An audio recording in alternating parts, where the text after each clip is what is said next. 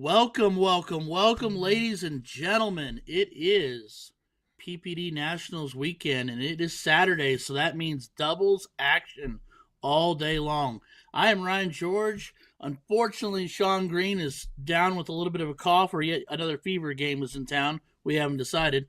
But I'm joined by the amazing Ryan Mooneyham, and we will be going by Ryan Squared all day long. So, just to confuse Nick. So how you doing today, Mr. Mooneyham? Pretty good. Getting ready to get under action. Kind of keeping an eye on the brackets. Family and friends are currently playing today, so I'm keeping an eye on them and sitting here going to commentate and give this live show some action. Sounds great, buddy. So we are going to jump into right away to Steve Hilger's match. They are in division number 7. Steve and Lynn, Brian and Nick. Today we are flighted into 42 different divisions. We are 42 divisions deep. Nick told us it is the most streaming locations they have ever had to date as far as the PPD setup is gone. So obviously that means more action for us to bring to you, hopefully into the late hours of the evening, so we can have ourselves a good old time. Yeah, one thing that's been kind of interesting is I've been speaking with the PPD and getting these streaming packages out. This is the first time in 10 years that Springfield, Missouri has a streaming situation. So we're seeing more and more bars at it, which gives us an opportunity to give more and more coverage. That is fantastic. I'm actually going to have to get with whomever required and see now that my local vendor picked up PPD if I can't get a streaming location set up in my neck of the woods, because I actually get to play in my first Nationals tomorrow. So it'd be fun to potentially be on stream. Well, I like to be on stream. I like to be on the calling side of stream because when I get to play on stream, I don't play very good sometimes. I don't know why it is. I guess I get nervous. That is fair, my friend. So kicking over to our match here, like I said, we've got Brian and Nick taking on Lynn and Steve. Steve, we got to watch yesterday toward the tail end of his adventure through singles, and then we watched him take a short nap in the corner. No, so right now it looks like Brian and Nick can control the leg. Yeah, some background. So Steve and Lynn playing for Red's Novelty. Steve's got the 5K on his name. Today's the bonus pool, guys. You know, doubles pays out that big bonus, and we'll be talking about that all day. And then we got Brian and Nick, All Music Games from Oklahoma. Nick's got the 6,000 by his name, so he's want to cash in today. Yeah, a lot of money being given out today. All in all, just over $70,000 in positional playouts.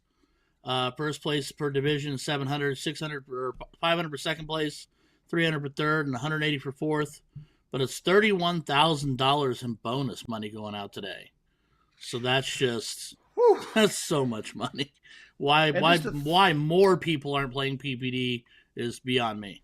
And just to think, it's from your local bar. I mean, I'm going to drive up to my local watering hole. I'm going to the board I like, and I'm going to be streamed, or I'm going to be playing, and I'm here to win some money. Yeah, you're there with your favorite bartender, your favorite board, drinking whatever you're drinking, and you're 5 minutes, 10 minutes from home. You don't have to hotel it. Yeah. You don't have to get on an airplane. Just go hang out with your buddies and have fun. It's almost like league night, right? Well, yeah, and then you got league night, and then this is a national level tournament. 42 divisions, national level. You win your division, that's a national level tournament. You're playing against people all across the states. Absolutely. It is all also right. You guys mentioned the playing from home bar aspect, but honestly, another benefit too, which I love playing from the home bar, and that's always going to be preferred. But my dad was traveling for work, and he's playing in a completely different town 3 hours away than where he normally plays at, and he can do that because the PPD, you can go travel anywhere. If I want to go travel and play at Night Owls or go play at the Foxhole or wherever, I can go play there and play on stream and play with anybody out there. That's one of the best parts about it too. It lets you try different partners, different locations, different ideas too. No, that's an amazing fact, and like you just said, yeah. So yeah, Frank the Tank traveling about can still get on and find a local place to play. So, well, here's some interesting facts. So we're looking at Division 7. This is a 6.934 team, bottom team, and the top team 7.023. I mean, that's 2.2%. That's 0.2. That's it. And that's all that separates you in your division. So you got to be on your game. You got to play. But I also like that. We talked about that yesterday, off and on, Will and I did, and we talked about how the fact that also, because you go to other tournaments and you'll have unbelievably wide, statistical margins, and people are like, well, I ran into this person, they were a buzzsaw. They average, a mark and a half more per dart than I do. Well, here, no, you're clustered up into your neighborhood. You got to be on it, but you can't say that it's not competitive and it's not well rounded, like you just said, 0.022 or whatnot. Yeah, it's extremely close, and that's the thing about it is they take all the entrants and they cut them out 16 at a time. So no one's picked anywhere. It's just where you fall statistically, what bracket you're in. 100%. Out of the gate, it looks like a little action from Brian and Nick. Up 380, got everything closed, working towards the bull. Steve and Lynn have got a little bit of work to do if they want to get back in this match. They're going to have to take leg 2 because we just see the first leg go. And Porky, of course, always the gentleman and sportsman. And that's Nick Olivia. We saw Nick Olivia yesterday in the singles action a little bit. Yeah, some of the background things for those who are just joining us or new to PPD. This is a race to 2, and they're playing for the king seat. So they want the opportunity to go play for the king seat, race to 2. This is a triple elimination tournament. So if they lose this match, or whoever loses this match will go to a loser's bracket to play on. If they lose there, then they go to a what we call last chance bracket. Neither one of these teams want that, so they're going to play hard to try to win this leg right here. Also, the loser of game 1 will start game 2.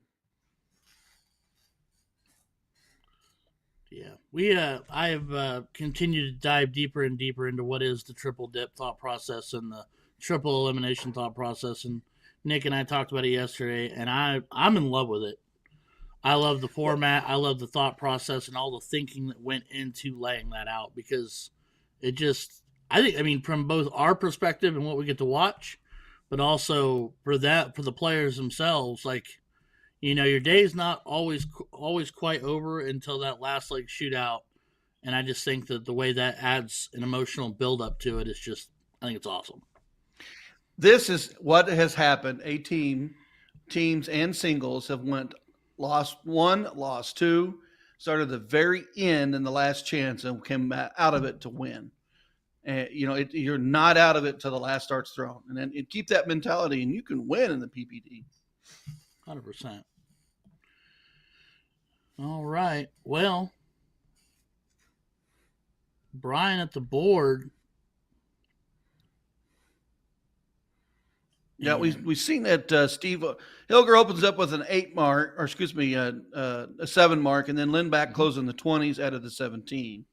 So leg 2 right now, control for Hilger and Samplin.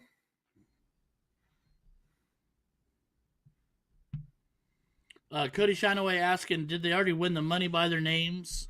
Or is that a bounty? It's not a bounty. That is the bonus pool that they are currently qualified for.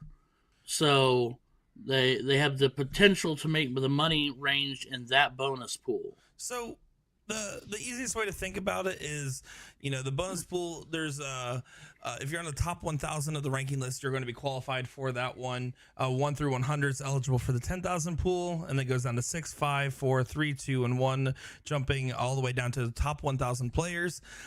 At the end of the day, out of all 42 brackets, whoever ends up winning with a 10K by their name gets a share of that. If only one person wins with that 10K by their name, they get all 10,000. If 10 people win, they all get 1,000 apiece, right? So you're fighting for your chance to get an extra share of money. And no matter what, if you win and you have that bonus pool, you're going to get some amount of money. You could get all the money too. Yeah, and just to reiterate that, this is only the doubles competition for the PPD Nationals. The singles and the triples don't have any play on that bonus pool. It's all built on the doubles Saturday competition. I don't know what I would do with myself if I went to my local bar, played in a tournament, did pretty well, and ended up cashing in $10,000. I just We have seen people that have had their moment, win their division, and turn around and find out they're the only one that won the 10K, and here comes 10 grand in their PayPal. holy cow. The most famous one was Chris Watson being in the 4K bonus pool, not knowing what the bonus pool even is, winning it, not knowing how much he's playing for, being a solo winner for 4K, then decided, you know what, I'm going to take this darts thing more seriously, went on to go win CSC Division 2 that next season. Incredible. Yeah, that's Speaking of incredible, Hilger and Lynn out in front, but Olivia comes banging back 7 mark. Sampson's got some thought processes here. Got to get that point lead. Do I close at 15 in the process? We'll see what she does. See, me personally, with 2 wedges, I'm putting the first dart just like that into the 15. Now it's 2 darts and no pressure to, do whatever I want from there. Look at there on dart 2. She grabbed the 15. I mean, like you just said, if you got the 15s, you're down 2 points. Let's say, Ryan, you tripped that 15. Now you gain the points. You can work the 16s. 100%. She singled it, got the close, and then singled it again to give her partner the point lead. 100%. And Brian working the 16s over, wants to push himself out as far as he can with Hilger following him. Unfortunately, kind of looks like Brian was backed in the corner on that one. Stuck on the 16s, only managed the 3, but Corky's definitely in command of this leg. Yeah. Uh-oh. Kind of intrigued there. I know he was going for the point lead, but with the 3 wedge established, I don't know. I might have popped a shot at that 16. I don't know. Would you pop that shot first dart? Yeah, I probably would have gone with that first dart.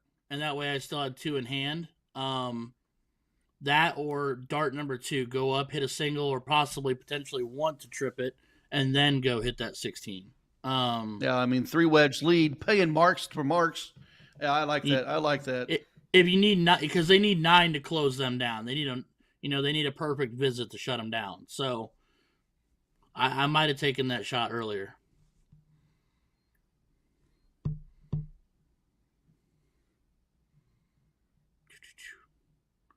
All right, Lynn needs a little bit of action here. She's just inside into the 3. What do you think Brian will do here? Do you take another round at the 16s, or are you going to start looking at a wedge to close? I throw my first one. I would throw my first one at the 20. If I love it or like it, I'd stay on it for close. But if I miss, like he just did, it's right back to he went 8 16s. But I'd have thrown my first for a close. If I missed or don't like it, run back to the wedge to get farther ahead of Hilger following me. Yeah, because cricket's all about the strategy. Right. They may be down 3 wedges, but they do got the point lead and an open number. Right, 100%. So, even in this spot here, I think Hilger should look at the 16 early. I would do it. I'd do it first dart and maybe even force the issue. Now, they are down 1 leg, but now he definitely should look at it. Or he can do whatever he wants because he's Porky. I said that's a massive 7 right there. You can't argue with a 7. The only time you can argue is if they miss, right? You're always right if you hit it. Yeah, how we always, Mike? Yeah, we always talk about that. That wasn't the shot unless they hit it. Yeah, they hit it. Oh, great shot. Fantastic. So now, all right, Lynn. What you gonna do here, Lynn? She's obviously proven that she's a little more comfortable bottom of the board, I think. She's looked at the 17s instead of the 20s when she's been up. But I'd maybe take a shot at that 16. And she did. Now, if you don't like it, go point. Okay, respect. Hey, all right. Porky's got a 1-shot close now. Still got their 3 beds. 9 darts to close plus points. Yeah. So now here for Brian, I'm thinking all 3 of them. He wants the 9 mark, but he wants it in the 16s, not the closes. So, because they're hanging on. The only advantage for them right now is the fact that they're up 1-0 on the leg count. And you can't have a window like that with Porky coming behind you. Yeah. I would think if Porky has his way, this leg might be over if he can get the double for single on the bull. There it is. Yep, does just that. Knots And it like all I up said- at 1 apiece. Like I said, this is a race to 2, so now they will cork. And, of course, those that are joining us that are new to this, the cork is best 3 darts in 501, but the bull is split for this 501. Indeed. Porky will go at it first. Paul Rogers, how you doing, my friend? See you here in the chat joining us today.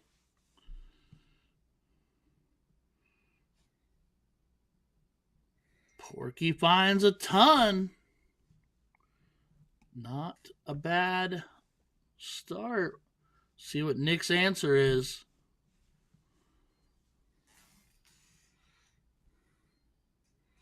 Oh, missed that triple. Yep.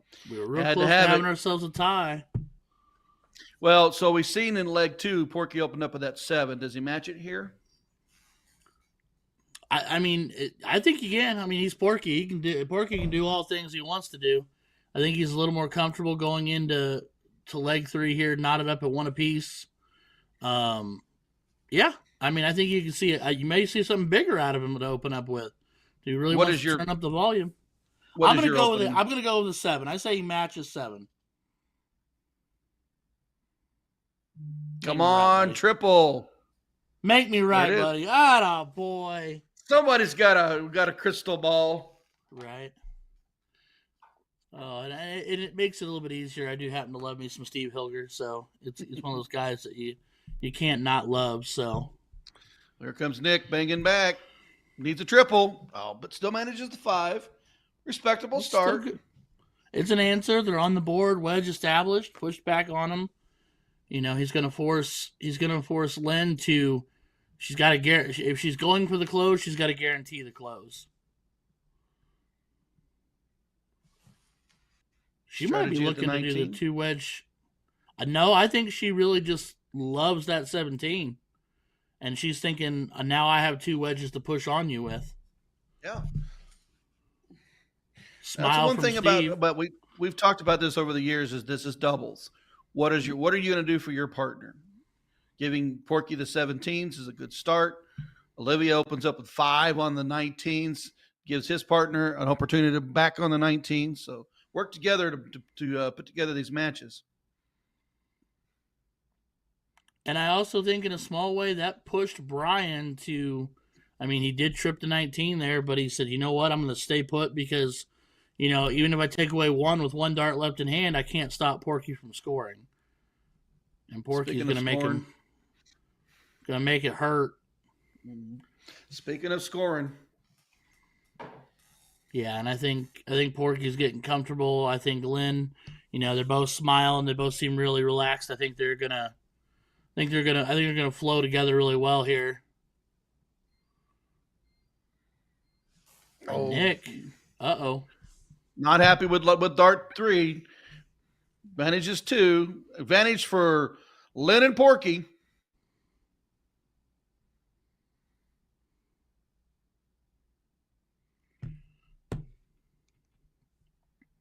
Still at the 17s? Yeah, I think that's where she's staying. Unless she can't make up her mind between the 17 and the 15, and she's torn on the ground in between. How many times have you been in that situation? I'm going to go up to 15. You grab a 2. All right, I'm going to score the 17. You grab a 2. Yeah. No, 100%. I've done that, or I've got my opponent's got the 20s. I've got the 18s. I'm throwing at the 18, but I want to think to close the 20, and I'm drilling the 1. You know, and it's just that can't make up your mind in the middle. So, a little bit of an opportunity here for Brian. He's got to capitalize on it, though. The 2 marks aren't going to do it. They're not going to do it when you got Hilger coming up behind you. Right. Game time streaming. Hope to see Brian and Alicia Henry. There it comes back. Every once in a while, a little bit of internet connection. We do see this when you play online, and the little old dart bounces back and forth. 100%. Does he look at the 18? Nope, not needed yet. I think he's thinking for his partner right now, where you and I might have been a little more aggressive there, or but I think he's thinking of Lynn, and he's like, okay, what can we do here? What can I do to try to make her life as easy as possible, especially considering this? Do we say it? Do we say it? I'm never gonna. Oh, we'll have to say it. Boom goes the dynamite. Oh my. That's fantastic. But the good news is 2 wedges still. And now you're grateful for Porky deciding to stay on that 20, because they are now just trailing 3 points, still up 2 wedges. So I think that's going to force, if I'm Brian, it's got to be trip dart 1 first. Yeah, he's kind of been struggling with a few on the window side on the opening dart.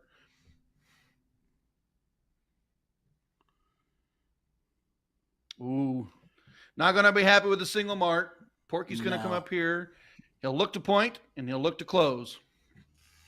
And I think if you see a trip out of him dart 1, I think you'll see him shift. And I think now you'll see him absolutely stay put. And he just keeps making a fool out of me. So we're all right. Hey, when you're sitting by here and we're like, okay, this is what I'm going to do, and you see your players do that, and you're like, oh, okay, well, I mean, cool. He is the far more superior talent player of the 2 of us. You could probably beat me with 2 darts. Isn't that right, Nick? Ryan Mooneyham's way better than me in darts normally.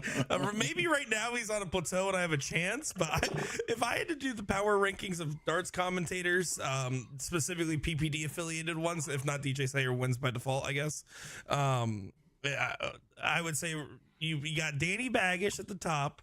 Then after that, you got probably, it's a toss-up for me between Mooney and Will, and then everyone else is in the same garbage tier. I don't know. Right now, I don't know. I mean, from where I used to be, where I'm at today, no. And then, but speaking of that, speaking of that, I am trying to get back. All right, we like to hear that. Mooney and I will play a live streamed Race to 9 CSC format for you guys for a charity match. Let's go. And I will talk about it. Let's do it. Back to the match. Hilger looks to get rid of the 18. There it goes. The one good thing for that turn right there was the 6 marked by Lynn. We didn't mention that. We were jawing, but Lynn marked 16 in front. Give Porky the good look on the 18s. He gets rid of it, and then he grabs the trip 20. Good teamwork there, Jen. There.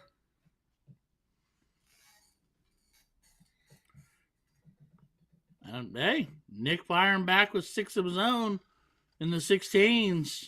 Nick is playing very, very well. He's trying to keep the balance of the game. Yeah, he just needs, I mean, you never want to really say it out loud, but he needs a little more out of Brian. Does that, and it can make this leg really interesting here. But right now, Lennon sticking to the strategy, and that looks like crossing swords right there. Which might make that 17 trouble. And I'd move to the 20, but I'm not Lynn. Right. I mean, the way we're seeing her point, I don't think she likes top of the board. Yeah, she hasn't. I don't think we've seen her throw a dart up yet. And and that's perfectly okay. There's more wedges on the bottom of the board to play with than there are up top. So, which I know is a dynamite drop in. But hey. All right.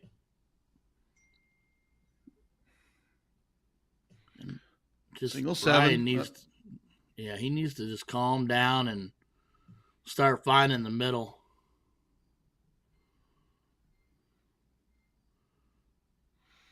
Big advantage, Porky. Okay, so Ryan, you're in the spot. You're Porky. You got the point lead. Firing at the 16s right here. What are you doing?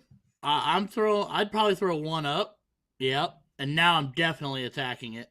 Yep. And then that 15's gone. Oh, George called it, folks. Hey, boom! I didn't say it, but I'll give you the boom. Yeah, I think with Lynn as his partner, I think the first thing he's thinking is, let's grab a few more points first, even if it was a single, and then go take a shot at that and clean up. And then now he's just, and I actually kind of anticipate Lynn here in this must-win leg. She's probably going to throw out that 17 to Spin her honey hole, just to expand the lead, anything she can, and to try to take the pressure off of Steve to hit bulls. And that's a lot of pressure taken off of him right there. That is a big, big shot on that triple. Yeah. Basically adding 3 bullseyes and 1 dart. You know. Porky's happy. That big old hand out for the slap. Mm-hmm.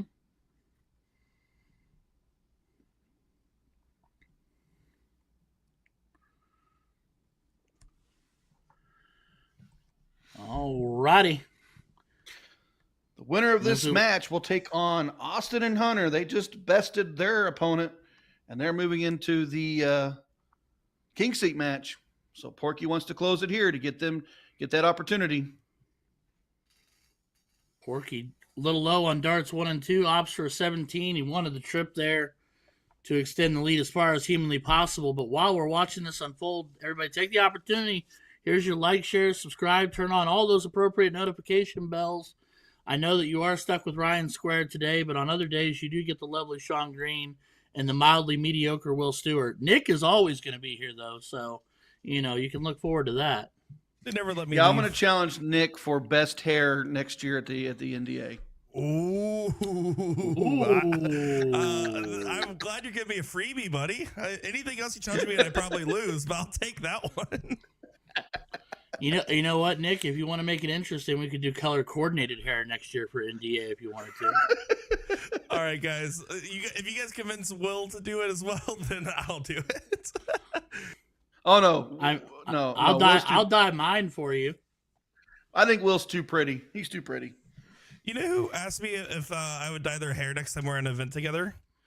Was Jules Van Dongen, actually. he said, I'll do it. I'll do it for an event. Only if it counts the beard. Speaking of counts, did you just see that massive turn on the bowl? Wow. Very, very interesting now, folks. Uh-oh.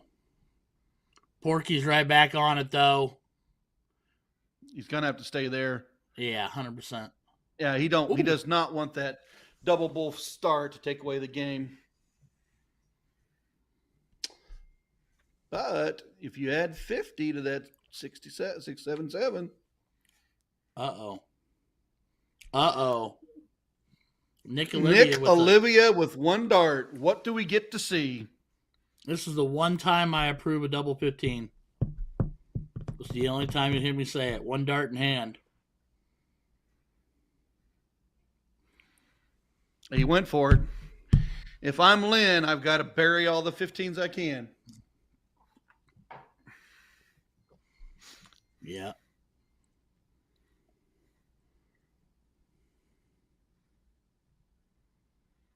Very interesting. Here we go.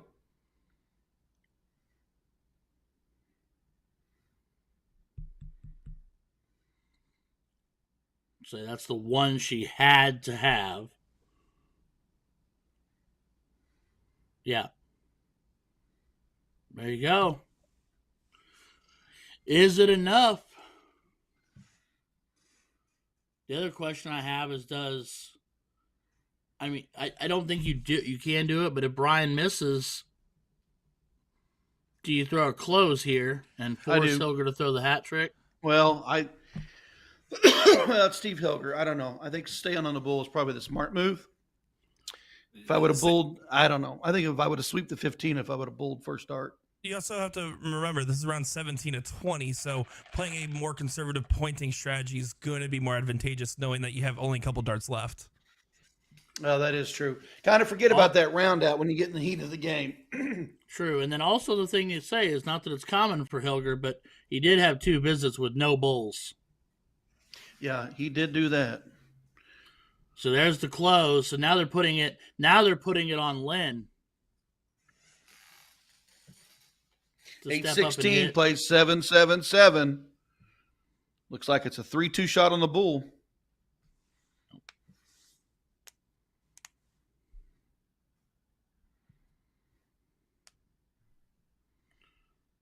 I'm not biased. I promise I'm not, but something about just the smile that I think we'd see, I'd really like to see her hit all three of these.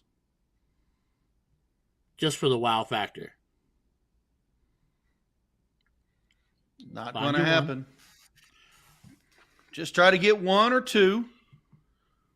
Yeah, take a little bit of the pressure off Steve, put a little more pressure on them.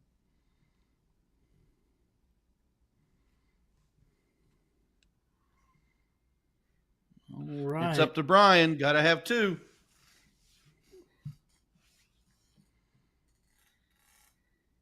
Brian has been the one that's been a little bit colder out of the two. But his opportunity to shine. Is you get nervous? Are you nervous at this part? Me, I mean, I'd like to say I wouldn't. I'd hope I wouldn't be, but I also couldn't sit there and say I'm not. You know what I mean? He finds one. I was going to say, he does manage one. This is a straight double bull, single bull, 3 straight bulls for Hilger. What do we see? Yeah. Stack right on top of that. Oh, no. It has to be the double. And it is! No! And a finish. When he had to have it and it didn't stick. Oh, my load. Wow. What a turn of events. What a final leg. One team way out in front. The other team battles back, closes down, smashes the bulls, gets within the dart. Wow. What a turn. Porky. What a last visit.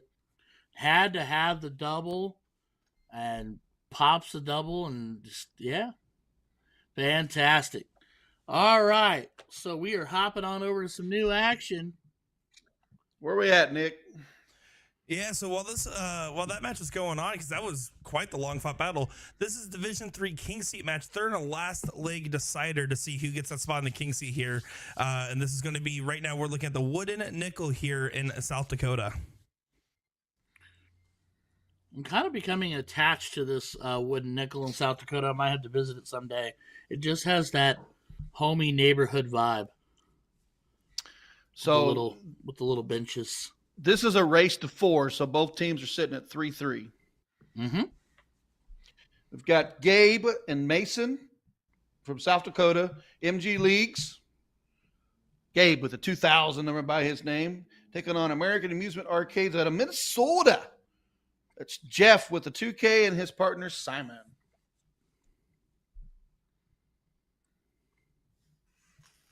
Very interesting. Last leg decider. Race to 4, and you're both sitting 3-3. But right out of the gate, we see a start. Jason and Gabe coming out swinging. Man.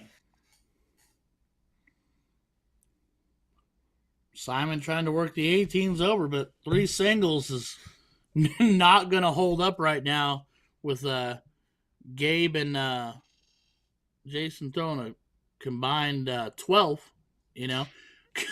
Holy and cow. Just like that. that last leg decider is kind of last leg decided. Well, I mean, look at it. In 9 darts, we have a 7 open, a 5 back, and then a 9 to back that. Shoo! All right, well, if you ever wanted to feel like you ran into a buzzsaw in the last leg decider, I think this is exactly what that's going to feel like. The only thing he's sad about right now is the simple fact that he only hit 1 bull on the visit. Simon Anderson, double bull, double bull, double bull, wanted here.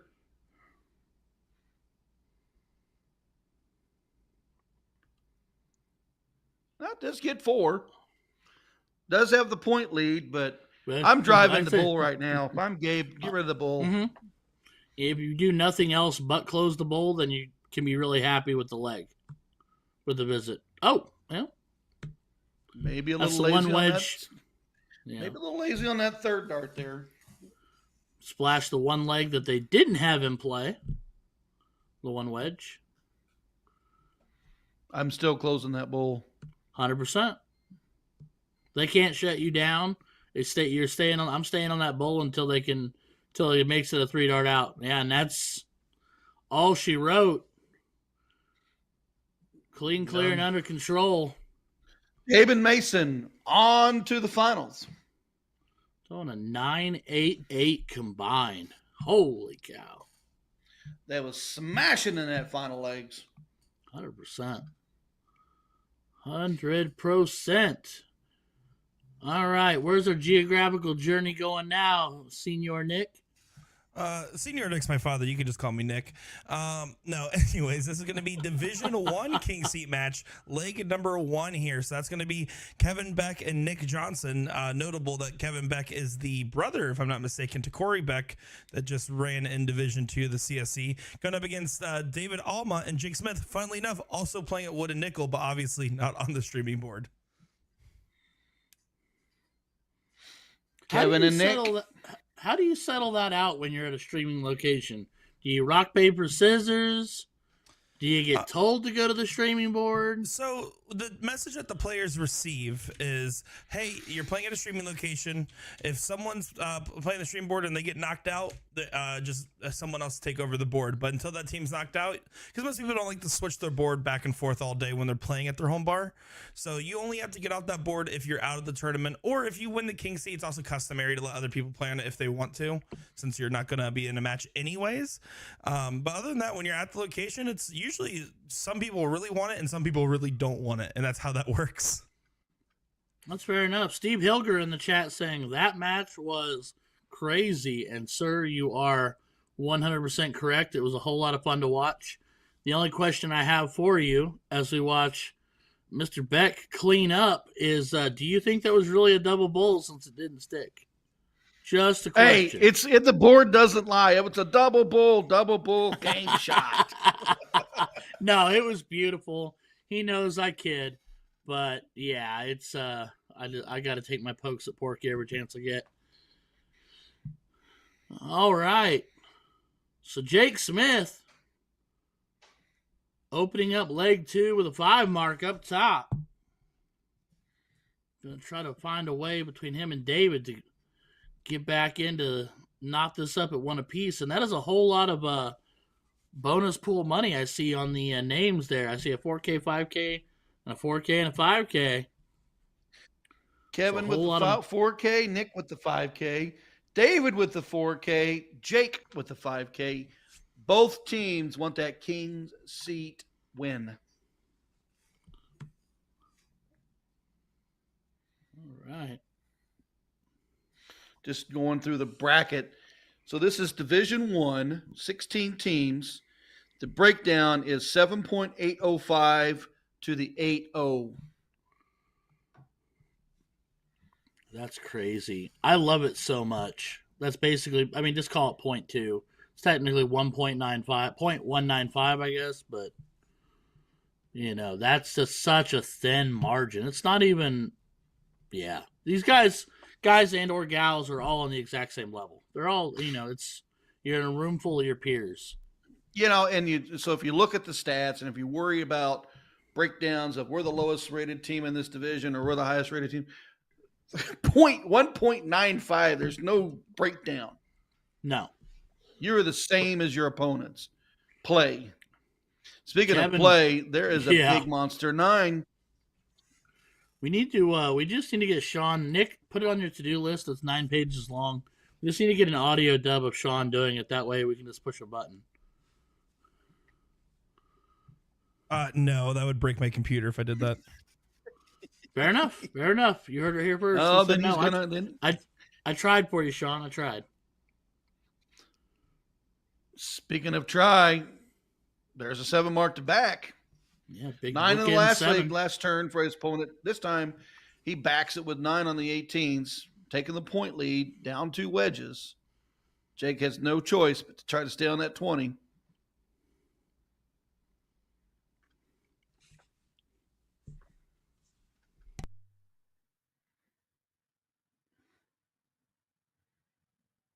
Kevin Beck. These boys are just firing. This is almost reminiscent of watching JC and Maloney play yesterday. It's just trip. 7 after 7. Come on, boys. Here we go again. Take the look. Nope. Another 7. So bottom of the scoreboard, we're reading 5, 6, 7, 6, 5, 3, 3, and a 5, 6, 7. Like, everybody's playing in the water right now. There's money at the end of my name. I need to be there for it. 100%. If you weren't inspired, you should be now. Speaking of expired, Jake inspires at 18 to go away. I'm a little shocked at that. I would have expected a trip on the visit first because of the way they've been throwing, but I'm not mad at him. Like we just said earlier, if you hit it, you're never wrong. Oh, Kevin, not going to be happy with only triple on that third or that middle dart. Big advantage.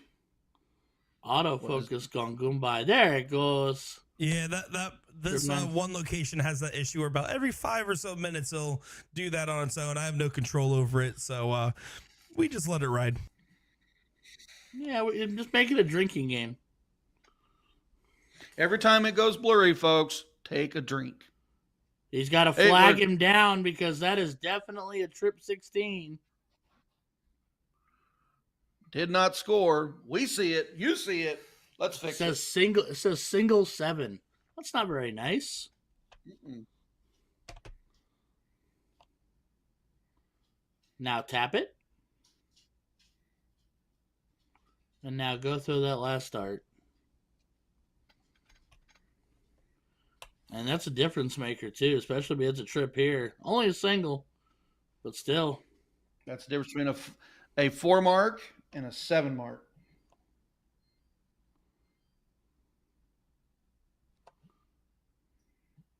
I think you see a single-digit close here. It's got to be, yeah. Showing frustration in the little bubble, but yet, I mean, mission accomplished, pushes them to the 15s. Needs at least 4. Another 7 mark. Crazy talented. Love this. Loving every minute of this. I'm throwing the 4.8, and I'm the one in last place and marking. Right? Ooh, not happy with dart 3. Steps back, frustrated.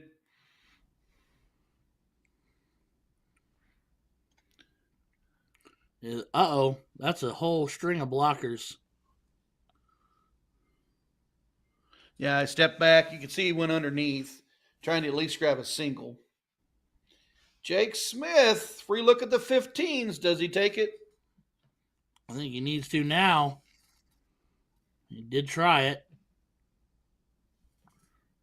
Only draws blood with a single.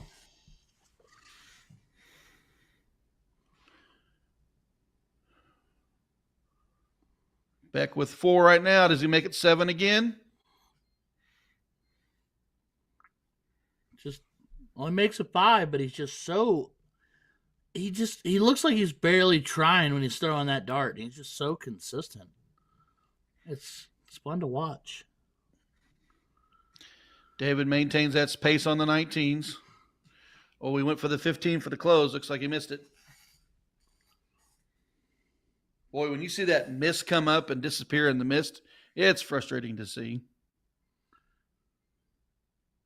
And you know how you solve that, Mr. Mooney, or how I have decided to solve that? I throw don't the ever triple. Throw it a double. Yeah, throw the triple. Throw it a double. The board can never tell you bonk bonk if you don't throw that outer edge. The only thing I've ever said, now granted we do see some higher level players who use that double. If you throw for the triple and you miss, a lot of times you're going to grab a single, which changes the close ratio on that number. If you throw for the double and you hit the miss, you've gained nothing. Correct. 100%. Not even a single mark. Not even a single mark. Thank you for justifying everything I've said that no one wants to agree with me with. Ryan Mooneyham, you have just climbed quite high in my likelihood here, sir. It's been my argument for a long time. And I agree 1,000%, but so many people tell me I'm crazy. And my simple answer is this. If your last name is not Maloney or Van Dongen or Gates or Baggish, your lifetime doubles percentage is probably about 12. So yeah. Well, the other thing of it is when you're playing cricket, remember cricket is a game of triples other than a single bull, double bull finish. So you're playing a game of triples. Why do you want to throw in the double? Stay on the triple. You're always throwing at it. Mm-hmm. Little split screen action there to change up the viewpoint. Speaking of viewpoint, there's a big one. Yeah, so that little Nick DeShare coming in clutch. There. Yeah, trying to get a camera angle of David and Jake there. It's fortunately the camera's on the best position to actually get a good look at him, but kind of take our little eagle eye look at him. Hey, we appreciate you with your hard work and dedication, sir. But yeah, I agree. Back to that. Yeah, you're 100% right, Mooney. You're throwing at trips all day long. Why change a thing? Meanwhile, David changes a thing, and that's the score line. And all knotted up at 1 apiece. 1 for Kevin and Nick, 1 for David and Jake. First one to win 4. This is a king seat match. They've got to race.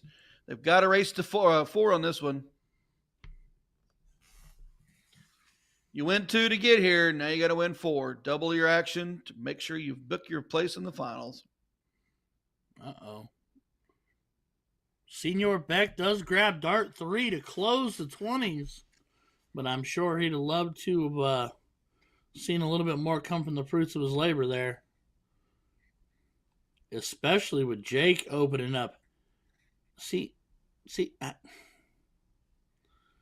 don't. If he hits the trip 20, it's a great shot. Before Correct. You say it.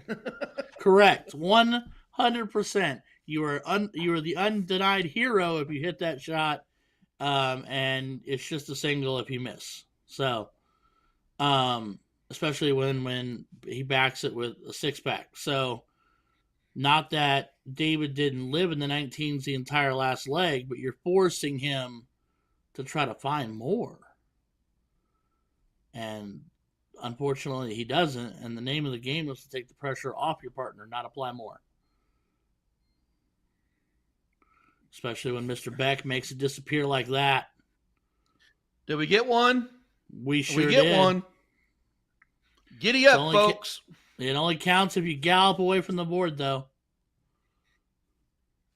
Nick, I bet you galloped away from the board once or twice in your life. I bet you Nick is galloping away from the board with his purple hair flowing in the wind. I wasn't sold on it until Mooney really put a spin on that there. So, yeah, you're right. I do gallivant around. I am so proud of you. Just remind everybody that's tuning in that this is a race to 4, and the loser will start. If we get to a 3-3 tie, then we will cork up for the start on the final leg.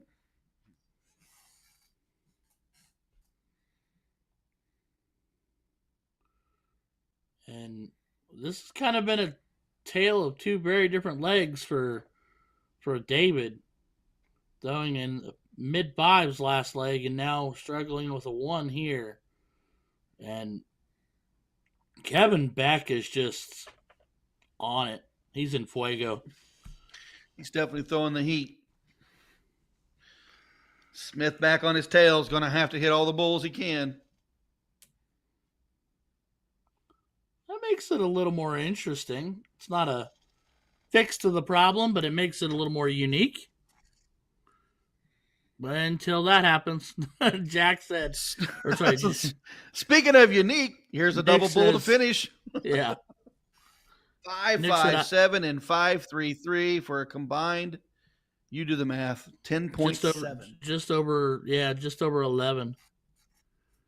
So, yeah, and Nick turns and looks and says, "You know what, Helger, mine's stuck."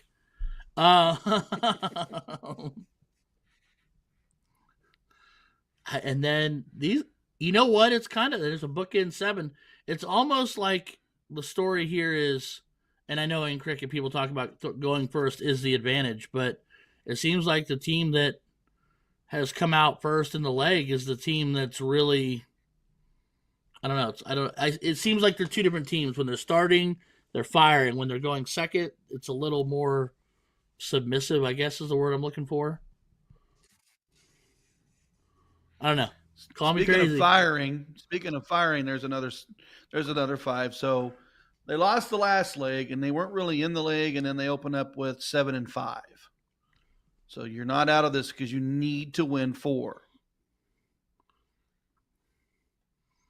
Nick firing right back, a 6 of his own. 8-point leg. Honestly, I might have thrown the first start down there just to make it go away. Unless you can think you can do it. I agree with you. I mean, granted, it's gone now, but it is a one-shot close with that triple. Mm-hmm. I do like to look for those one-shot closes if I can grab them. There's 2 marks on it, or there's a single mark on it. If I can get rid of it, then I can go point. I like doing it early. A lot of players want to go triple before they even take a look. That's because all those guys watch all that Maloney action, and that's what he does. But he always hits the third dart triple.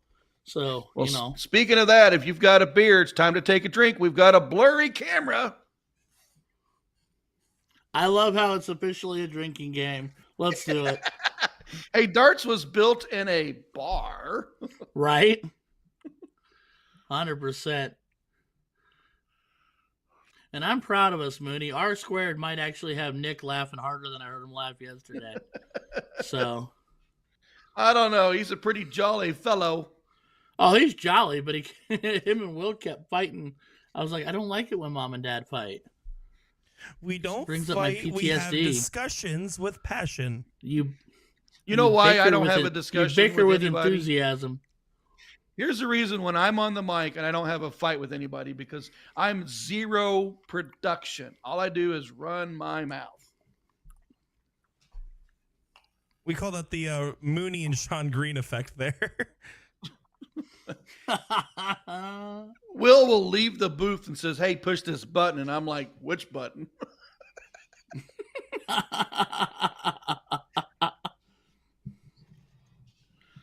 Yeah. See, the fun part about me is I'm the very young child that they've just had, and they don't even want to leave me in the car with the windows cracked. So I'm not even asked to push buttons. Oh no, they don't want me to push buttons either. But every once in a while, they'll be like, "Hey, last resort, Ryan, push this button," and then I'll still forget it. 100%. It's all right, buddy. You're not alone. And Jake Smith said the Bulls are all that's left, so they might feel a little bit alone. We got a 2-1 game count. Jake Smith and David takes this leg. They'll tie that bad boy up 2-2. What do we got? Ooh. Speaking of what do we got, there's 3 in the black. There's that crystal ball we talked about earlier. Mm-hmm. Saw a couple of those from JC and Maloney yesterday. See, I don't hate it because you want the win in the leg. But at the same time, after that first trip, you could have just as easily gone bowl. Yeah, but you can write your dart barrel in, though, right? I mean, he had to shoot 1, so they had 0 chance at a game shot. And then if you found it and you felt like the lie, I don't know. I don't hate it by any means. I mean, I don't hate it. I don't know. I'm a fan of the sprint thought process and not a marathon, to where I want to do everything I can to make sure I don't make this draw out to where they somehow find a chance. So the only thing of it is if my first start's triple 20, I'm going to want to at least mark 1 bull for my partner to come up and close out the game. I have no problem going back on the third dart for trip 20. Or if I go triple 20, I'm going to at least try to mark 1. So my partner only needs a single bull to win, a double bull to finish, or 2 single marks. There's always that fly off on the bull. We always see it. I completely agreed. But also, now I can say this knowing David and Jake both pretty well, is that David's definitely the supporting role character, and he kind of is more comfortable doing that. So he finds the first one. I think he stays there for 1 more. Now, I agree, though. The last start probably should always be bull, especially if you hit trip. And look at this, though. They're getting fired up over there as we get that's right. 9 mark. 9 mark. Yeah. Not doing. We're not doing it. Not Sean Green. Boom. That's all you get. I literally, here's to testify to this. I literally had somebody wave $100 bill in front of me, and I still said no.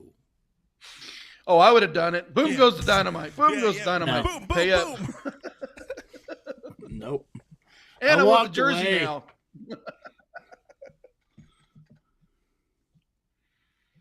Oh, you got to give a lot of testament. That is really grown. We see the jersey that say boom goes the Texan, boom goes the Wisconsinite. It's pretty cool. I just want to know if Sean gets a cut of any of those jersey sales. That's all I want to know. Nope. As his agent. Oh, wait. And I get 10% of whatever you get. Moving back to the match. We have 2 Ryans today. Does that mean we double up our fee? I guess. All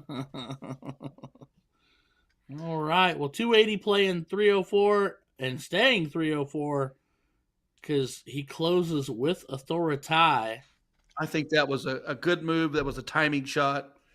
I mean, one more 19 or trip 19 still keeps the 20 wedge open for them to point. Third dart goes up, close the trip 20, puts a little pressure on them. Only 2 marks on the 17s. Advantage now swings back their way. And I'm the strange individual of the group probably, but I'm 18 first, and then I'm on to that 17. Technically, I'm going to go 18, 15, 17 in a perfect universe, but I'm not them, and 3 single 17s does the job. Well, so you like the high ground. You always want to keep the high ground. If you grab the 19s and then you grab the 18s and your opponent's only got the 17s, you're sitting 2 high grounds.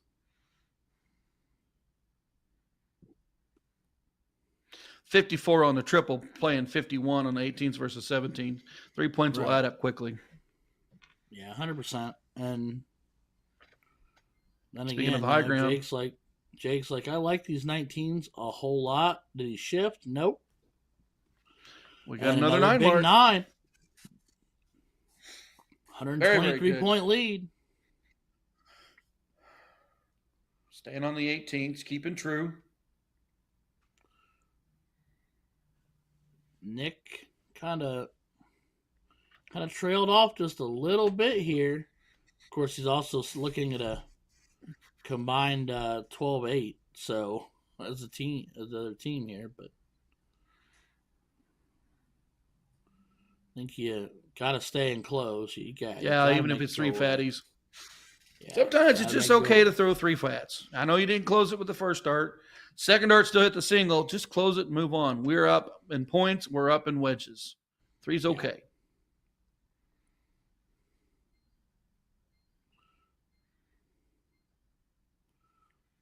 Not happy with the 5, but we'll take it. Yeah, I tell the joke all the time. I said, you're at a different level in darts when you throw 5, 6, 7, 8 marks, 9 marks relatively consistently, and you're still at times not happy. And I'm like, man, I don't know what that feels like. You get in that high pressure game where it's back and forth, and you're staying with your opponent, and then all of a sudden you drop a single 5 mark when you needed 7 to stay in it, and you needed 9 to take control, and you drop the 5. I did not need this. Was not the time for the 5. Right, and he needed one more there to make 5 to give him the point lead, but he fell underneath into the 7. So 2 single 16s is all it's going to take here from David to shut that down and push him to the 15. Opting for points first. And I don't, especially telling me he likes to play the support role a little bit more. I just think that two fat 16s there would have gone a lot further. Because even if they 9 mark the 15, you still have the higher wedges. You have the better position, and they have to hit a pretty dang good round there. I think 2 16s is worth quite a lot. Now, if you throw your first dart and it doesn't collect on the 16, I can understand pivoting off that. But instead, you're kind of handing over some control. In this case, though, Jake said, don't worry, I'll carry you, little fella. Jake took carrying control. Everybody. He's throwing a 7. Jake took control. He said, backpack. So, well, if you're reading that scoreline, it's 2 games to 2 games. But look at right here. Looks like David and Jake want to make it a 3-2 ball game.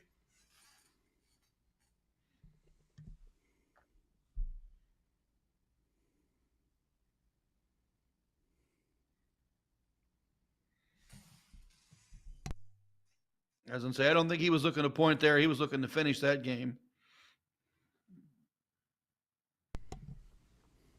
And this is a pretty inconsequential break of throw, assuming it goes through, just because it's going to be loser start in the next leg. So you'll see Kevin and Nick get a chance to go first. And if they win it, it will go to a tiebreaker here. So pretty inconsequential position. You have to remember, if you're Kevin and Nick, hey, don't stress about it too much. Obviously, you want to get it done here, but also Jake's not going to throw a 7-0 forever, because no one does.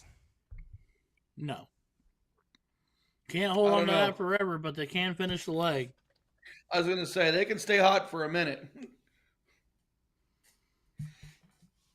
All and right. you want to stay hot in a situation like this. You want this minute to be your minute. Yeah, David and Jake don't want the last leg decider, so they're going to want to come out as hot as humanly possible here. Meanwhile, Kevin and Nick. Blurry camera time. Grab your beer and get you a drink. See, all right, so Nick's going to say I'm repeating myself, but I don't like an opening white horse. I don't. With no points on the board and the potential that the team can come behind you and match it, or go down there and go 3 trip 17s and put you in a disadvantage, I don't think it's. I think a defensive one later in the league is more important, or later in the leg is more important. But that's me. I do like the opening white horse in steel tip cricket. I do not like the opening white horse in soft tip. I would prefer triple 20, triple 20, triple 18, or triple 20, triple 20, triple 19 for my micro open, just because I get me 2 wedges and points above, high ground on anything they have to come back with. I mean, the one upside is I don't know. I just don't like it. I think it's, it looks cool and you think to yourself, man, this is fantastic. But right now it's not done them any good.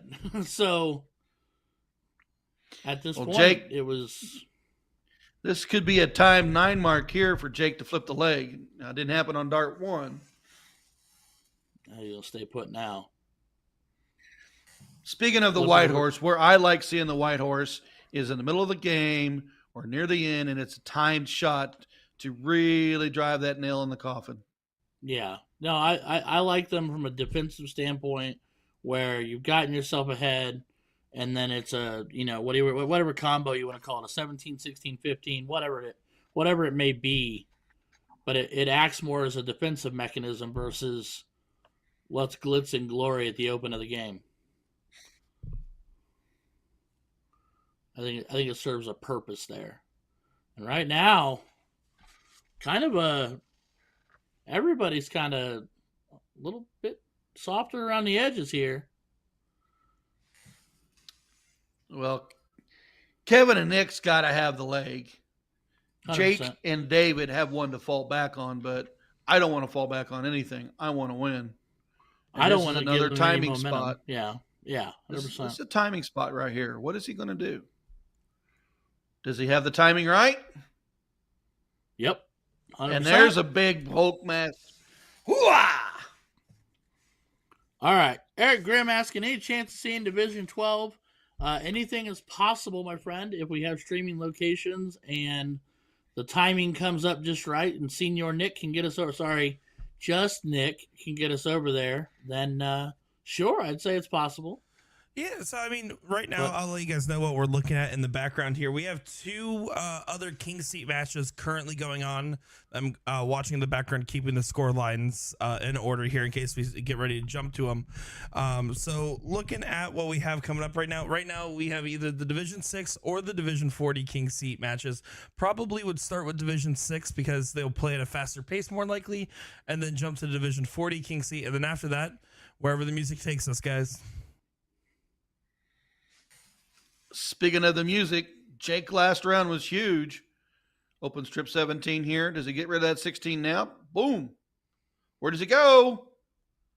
And Jake Smith, 7 last round, 9 this turn. Needs just 1 to win. Tell you what.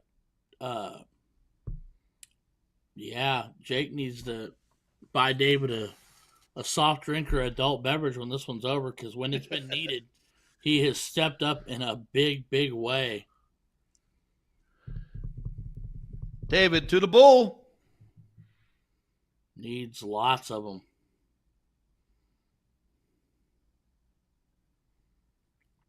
Icing on the cake. And I do believe that's a 4-2 score line. Your Sure King is. Seat Holder Division 1 now will be David and David and Jake Smith as they moved to try to cash in on that bonus money sitting next to their name.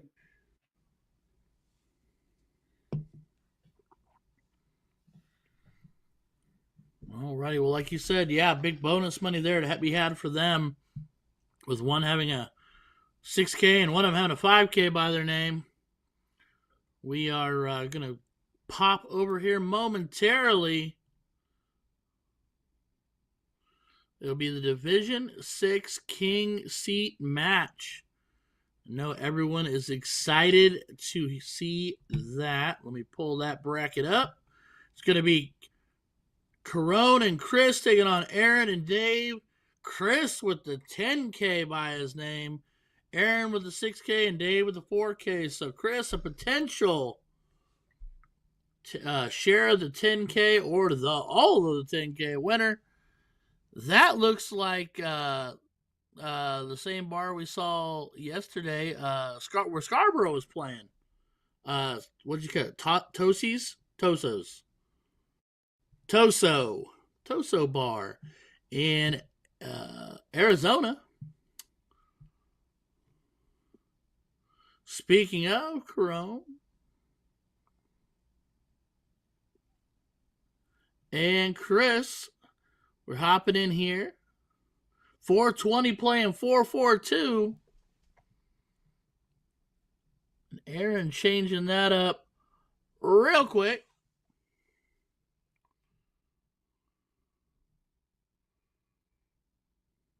All right, Chris Watson to the board.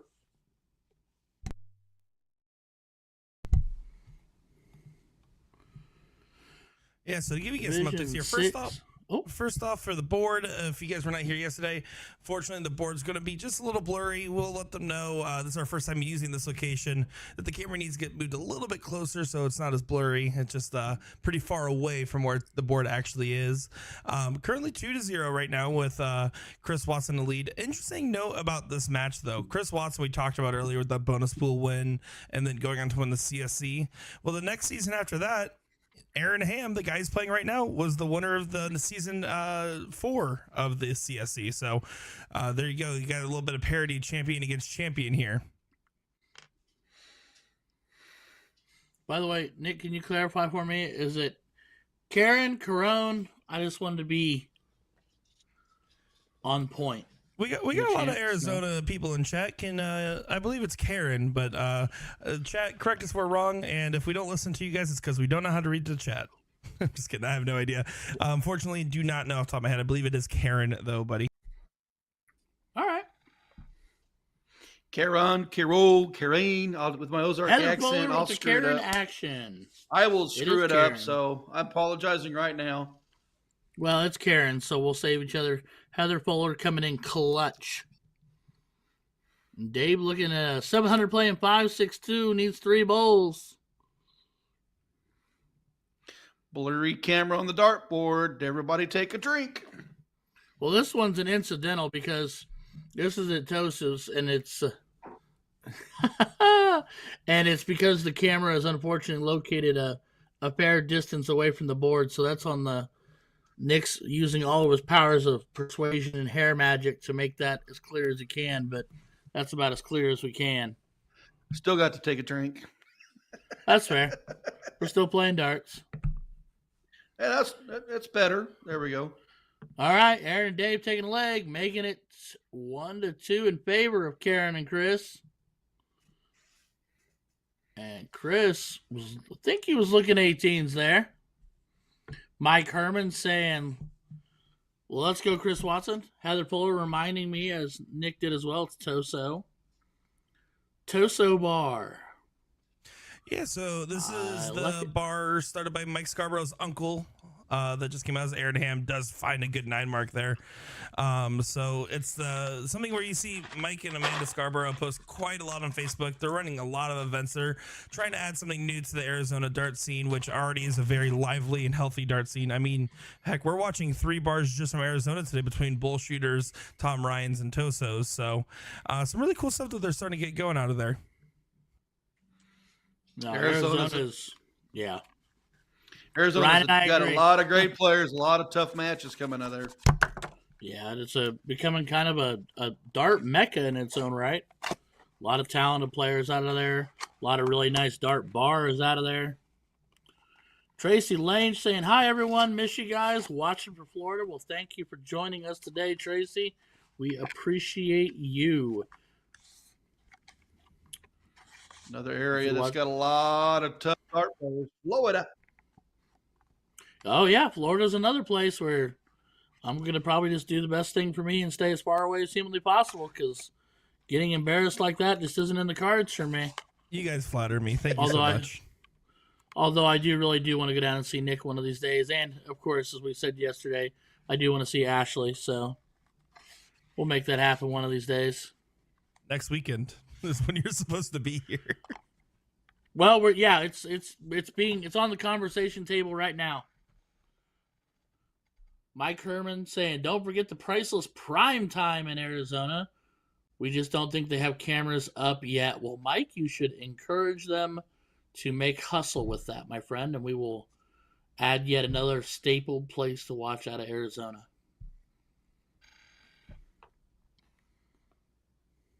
I just think we need to convince Chuck Pulio to play more soft tip, because that boy's a bad mamma jamma.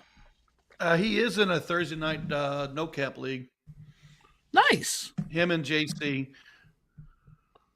I mean, I knew he played some. I just would love to see him in some stuff like this where I could actually see him more too. But that's just me being selfish. But I tend to do that. I like to watch good darters throw. I can't help it. I will tell you that the one time I dropped the S-bomb on the stream is whenever Chuck took that big crazy turn on the Steel Tip Nationals to beat Gates. Yeah? And surprised me on his route, and I went, oh, and then boom. Oh, no, I remember that. Scared me. I'm like, I do holy cow. That.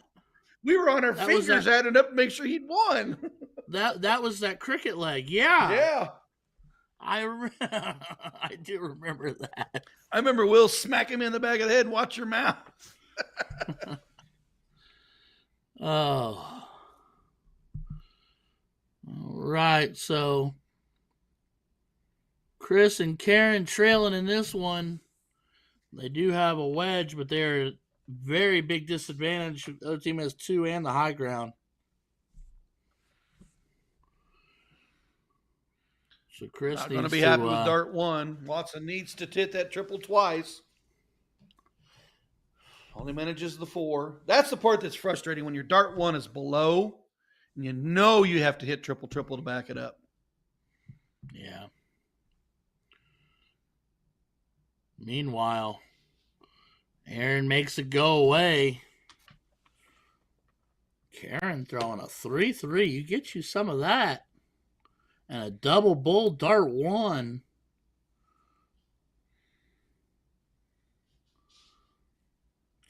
Just outside on dart 3. So now Dave. 3 bowls to make it 2-2. Yeah, I'm going bull dart 1. Single 19 or single 18 doesn't give me much of an advantage. No, and the double bull on dart 1 doesn't hurt either, but he fails to convert. Ruh-roh, Raggy. Well, Chris Watson has game shot in hand. Will it happen? No, they're talking it over. I mean, if you hit that, when you hit that bullseye, go for the win. 100%. You have to. It's not 2 darts for them. It's not 2 bowls for them. It's it's only one. So if you hit that bowl, you can still try it. He didn't get the bowl. All he gained was the fly off. Single bowl to finish it.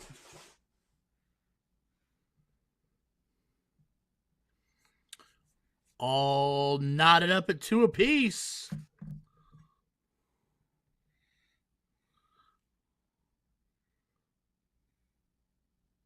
Karen and Chris raced out to a 2-0 lead. Now Aaron and Dave have fought back and make it 2-2.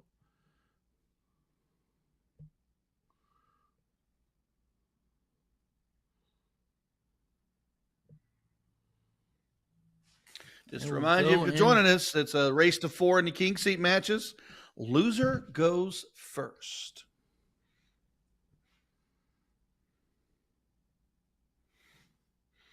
Chris is sitting with 10K by his name. Aaron and David, 6K and 4K. So when you see those up there, that's that bonus pool we've been talking about. Only comes into play for the doubles.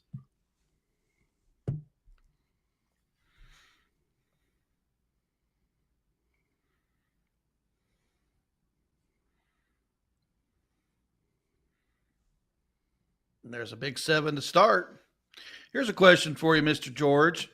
What's up, bud? Your opponent only opens 4 on the 20s, and you go trip 19, single 19. Do you try to pop that 20 early? No, I don't.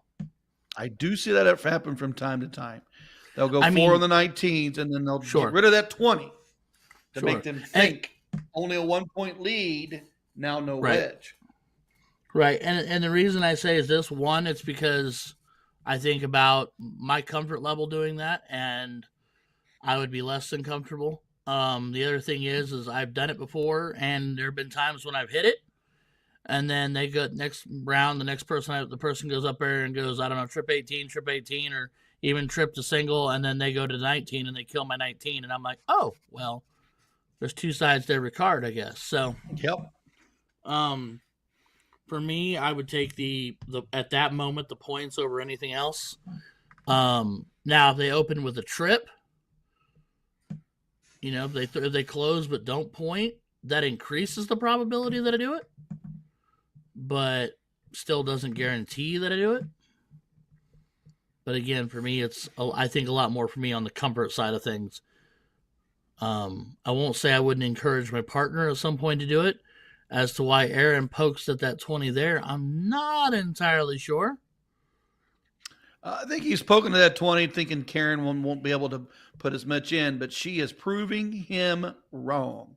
Yeah, she's out here to break. She's out here to break hearts, gentlemen. That's plain and simple. She is here to make it hurt for you.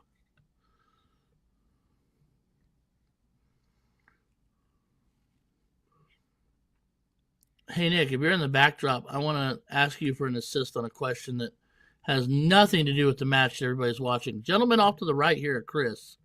He was in the trips we did last month or so, wasn't it? I would have to get closer. Look, I see right there. That's TJ Shoemaker in the white directly jersey. Behind in the white jersey next to him. Looks like that might be Mike Redman. It's hard to tell. Yeah, it's Mike Redman. Yeah.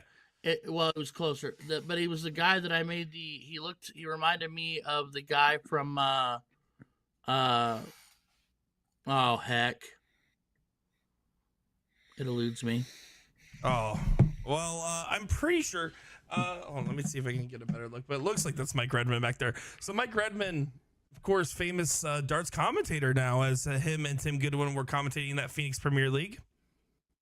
So, well, that's awesome. Cool stuff there. Yeah, he did. Him and Tim, I honestly was impressed. I thought I was gonna be able to get them and just replace you guys for good, but no, I'm just kidding. But no, they did some good stuff over there, and he's also been in the CSC before, and so it's always a pleasure to see him. And that Arizona community, they're all trying to support Scarborough's efforts right now, and just how many people are playing at a bar that's been open for maybe a month is pretty impressive. So, yeah, so you're absolutely right, and that's fantastic. And if you'd replaced me, I wouldn't have blamed you one bit.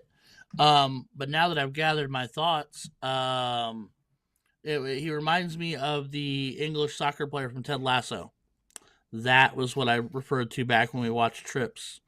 In back a true month Nick or so fashion, ago. I haven't seen it, so that's kind of still the reoccurring joke. That's not a joke. Oh, man. Richard Ott saying it has been confirmed the board camera is actually a potato. Heather Fuller says Revenge of the Nerds, and that it is Mike Redmond. Thank you. But someone in the chat, please agree with me that he, and I can't remember his name in the show, but he looks like the English soccer player that becomes the coach from Ted Lasso. And Mooney back Hammond, to the you seen match. Here Lasso? comes Karen. Here comes Karen. Trip 15 needed. Cracking me up. Like, shut up, Ryan. No, this Ryan, not that Ryan. Well, Mooney's you know, good. I mean, they replace me every time I turn around, so I'm used to being replaced. Hey, I'm second to last on the scoreboard for the phone call, so it's okay. That's fine. I was last. And it's Roy Kent. He looks like Roy Kent. Anyway. All right. So now Watson out in front needs to make the 15s go away. And I would say do it dart 1, not dart 3. Thank you. Except you for the double. gotta hit it. I think you go for the triple, single on the inside or on the top of it, single finish. Going for the double, wasted dart 2. Get it done in dart 2 darts, throw it the bull.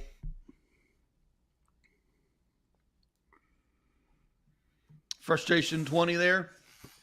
Yeah, I think that's 100%.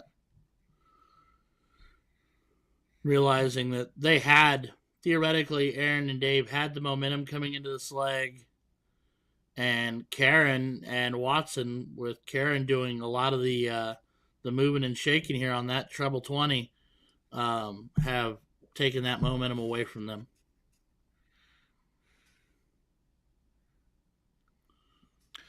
Working the bulls best they can. Still down a lot. Only manages a single. So this is Division 6? Yes, Division 6 king seat. Listen to this breakdown of the teams. 7.035 plays 7.178. Not even a point.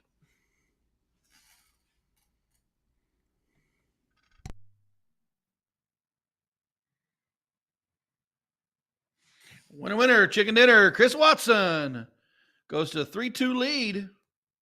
Just needs one to take the king seat. Aaron and Dave got to make this leg happen to force the decider. What do we got coming up next? They will show us.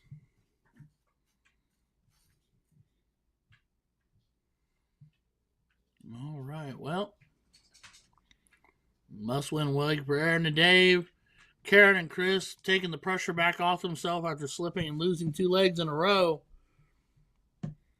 Aaron has got to come out hot, and he does just that. Nice 7 marked open. Pressure push back on Chris. Needs to match with at least 7. 9 would push him into the lead. Heather Fuller is saying in the chat that if y'all need to look up Karen McGee's son if you like the UFC, his name is Marcus McGuire, and he is a beast. I will put that on my to-do list, Heather.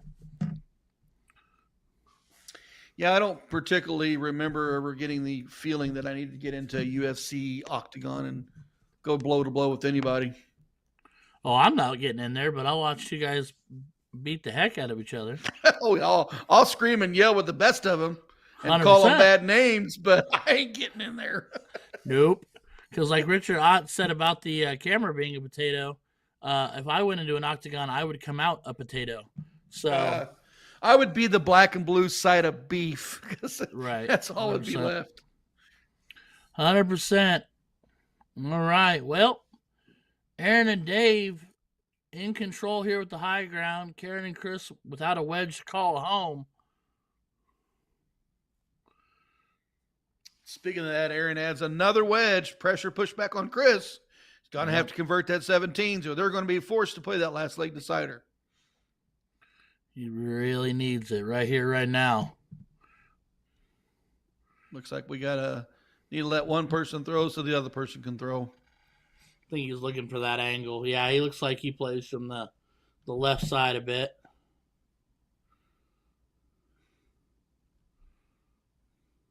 Uh-oh. Not timing on the third shot. Third shot just to get in the game. Mike Cronin, how's everybody doing? They're doing good, Mike. Having ourselves a good old time. Anthony Rubio, what is up, my friend? How are you doing today? What's up, brother? Yeah.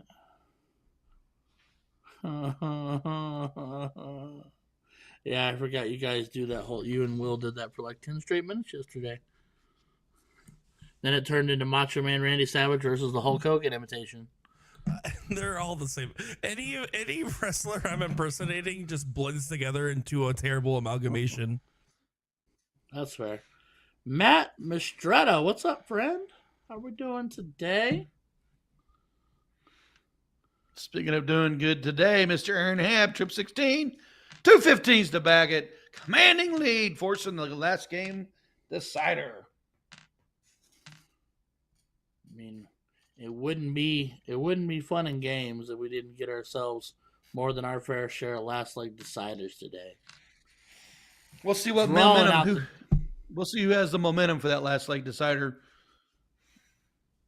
I mean, I'd have thought that Karen and Chris coming into this leg had swiped the momentum very much back in their favor, taking away the 2-leg skid prior to that. But honestly, in my opinion, it's Aaron and Dave that have the upper hand. Now, of course, the cork or the count will make a difference on who goes first, but I think the momentum kind of sits with Aaron and Dave right now, especially with him just practicing the stroke, putting in 9 on the 15s just because he can.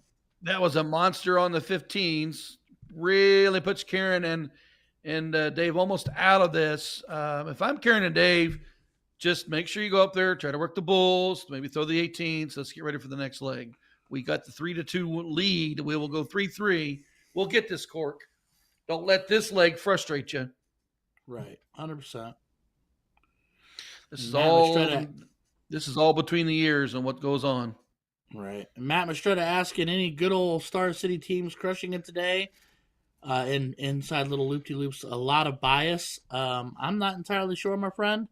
The ever-seasoned veteran on production, that is the Nick DeShera, could probably give us an answer on that at one point or another. I do know so far as we are getting that last leg decider you guys alluded to there. I know Lee Shields and partner Tony, so they're currently sitting in the seat for Division 27. So I know at least one Star City team is in a seat position, although I'm sure there is probably more knowing how good Texas is. Speaking of how good, so if you're just joining us, 3-3 scoreline. Winner of the next leg will take the king seat, but to get the start, you got to have the count up. Best 3 darts.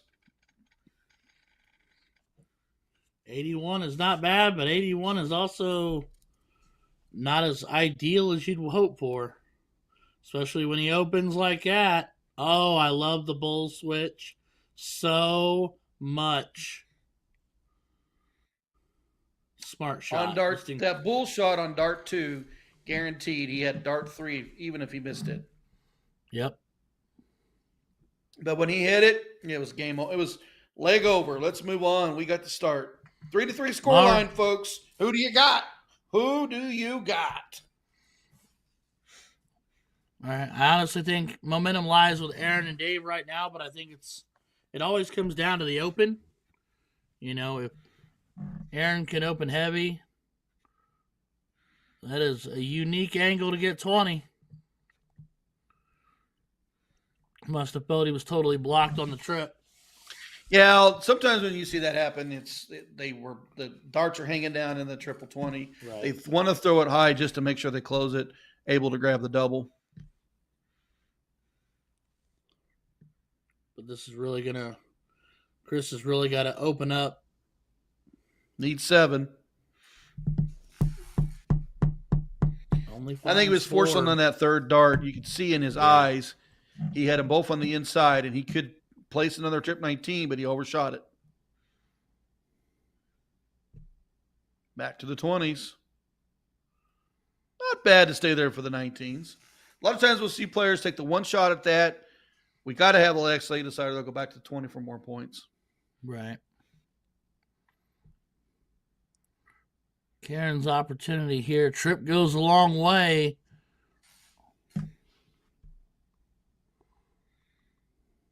Aaron Ham, we've seen him red hot in the last leg.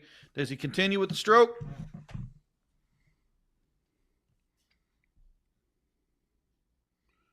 Continues to just take things away little at a time.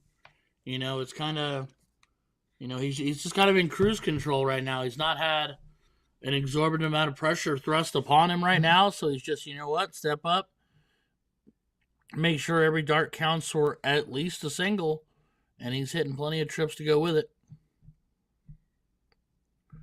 Chris needs to change the momentum of this leg right here, or it's going to be match over in the last leg decider.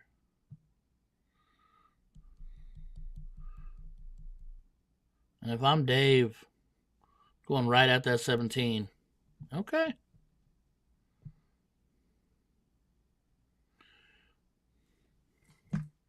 Kid's looking good. I was going to say, just when you think they'd show you something different. Kid is looking clean.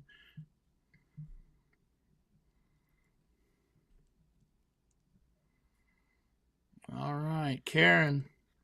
Kind of big answer can we get?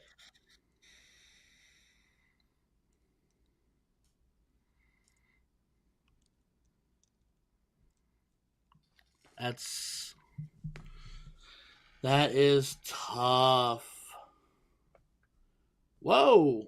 And apparently, with a little bit of lag and a bump and a skip there, just in time to watch Aaron do what he's just continued to do. Yeah, he's been Mr. Consistent in this last two legs, and he's proven it as why he's been Mr. Consistent again.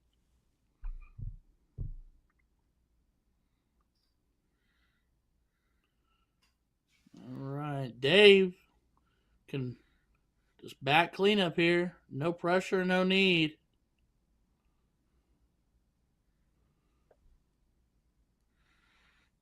Do you think that first one was a fly off, so he just stayed there? I genuinely do. I just don't see. There's literally not a reason in this world I can think of for him to thought he was going to go fat 16s there. Karen finding herself 4 bowls. Unfortunately, not near enough, but still pretty to watch. And Aaron does what Aaron does.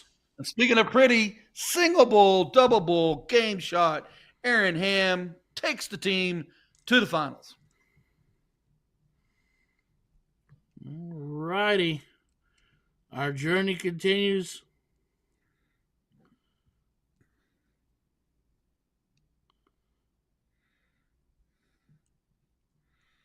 Jersey Todorovich.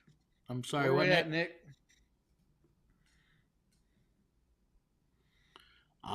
Division 40 King seat. Scott's currently tied up at 2 apiece. This is over in Mooney's neck of the woods here. This is Bill's Pub over in St. Joseph, Missouri. So a neck of the woods relative to the grand state of the United States. But yeah, these leagues, let me tell you, all of them have been battled out between these teams pretty heavily. As we have 42 divisions, so this is a pretty tight-knit match here.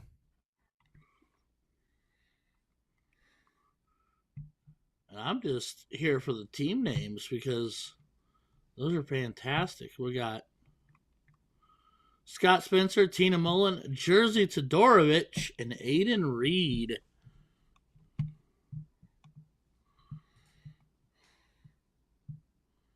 All knotted up. 1 bowl wins the leg. 1 dart in hand for Tina Mullen. Not going to make it happen. Opportunities right here. Single bull. Is that Scarborough? I don't either. And Jersey hits the bull to win the leg. Jersey and Aiden going up 3-2.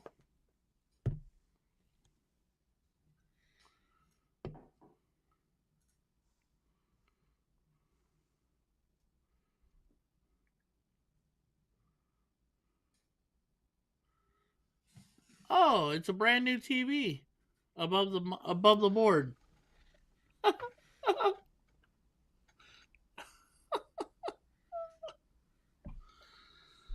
That's fantastic.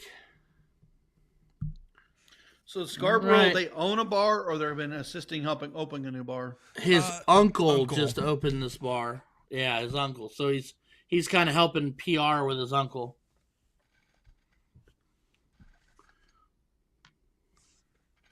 And that is now the chord heard around the world.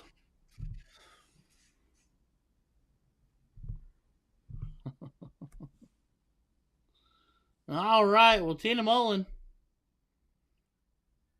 looking for at least 220s. Finds a trip. Finds another one. Big turn. Come on, girl. Say big turn. Some of that.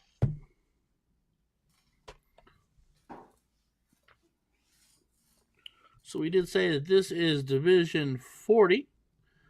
So the 16 teams in here, the spread on that is 4.083, playing 4.244. So basically a 1.5. Yeah, there's just not much spread at all. I mean, we're looking at, you're playing in your division, and it's so close. You're here 100%. To win. You're here to play hard.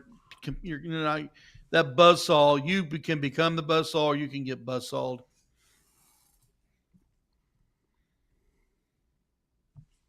We always talk about that. I mean, I know that the averages and stuff are all base and whatever, and teams can get hot. Players can get hot, and they can put above their averages. But then we do see those same players not throw as well the next couple legs.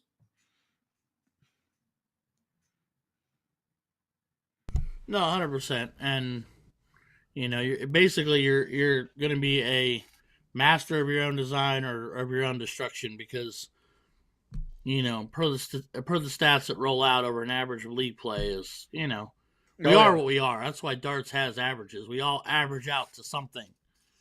So yeah, it just seems like there's a lot of players. This is always the debate. Some of those players can do really well in tournaments. They don't play as well in leagues. There are those players that play really well in leagues that just never compete well in the tournaments. Then there's your folks that are the same average in league, same average in tournament.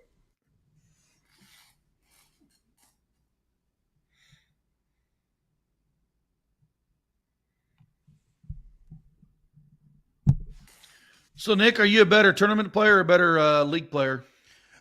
Funnily enough, awesome. I will say this. If I'm playing in any doubles tournament, triples tournament, quads, whatever it is, I'm a great tournament player. I struggle in singles because I will psych myself up, and I'll either be the best player in the room or the worst. And when I'm playing with partners, I don't know why, something about the onus of trying to perform for a teammate really brings out my best stuff. It makes me hyper conscientious of what I should be doing to be setting up my partners and whatnot, and it's probably my preferred way to play. What about you, Mr. George? Honestly, I'm going to throw myself under the bus a little bit. I am probably sad as it is, I'm probably more of a league player. And I think that really comes down to me for comfort, which is why I'm very intrigued to play in setups like this with PPD, because I get to play where I play. I have had some success in tournaments, but yeah, I think I'm a player that overall values comfort. Now, I can find a lot of comfort when I play dubs or trips or team with the people I'm playing with, but if I'm not comfortable, I find that that's where I falter the heaviest in one way, shape, or form. I tend to play a better tournament level play for steel tip, and I typically don't perform as well in a tournament for soft tip. And I don't know, it's my wife has always said it's between your ears when it comes to soft tip. I don't know. I think my biggest problems with tournament play is the inability to travel to all the tournaments that I want to play at. So I tend to play much more at home. Freaking Scarborough. Sorry. You watch him climb up and down that ladder. He climbed up the ladder to fix the cord. Of guys in the background, they can see the bars I'm about to switch to and the bars that we're currently looking at. And Scarborough actually got something in front of the camera and he just blew us a kiss. So thank you, Mike Scarborough. Funny stuff. Funny stuff there. Not funny stuff. Looky here. Got the point lead, or got the points closed. Need the point lead.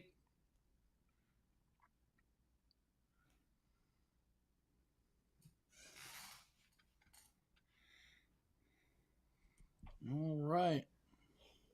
Aiden Reed to the board. Needs 16s. It needs to get back in front here. Oh, he's looking to close that 20.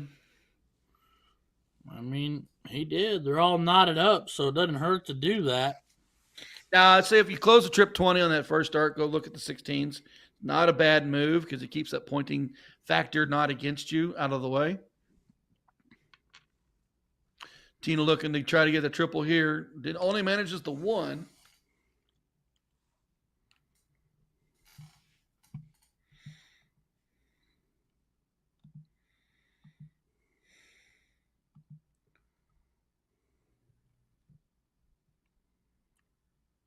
All right. Jersey not drawing any blood.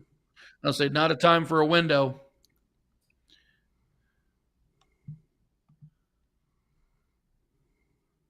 Just another single needed. Stay there.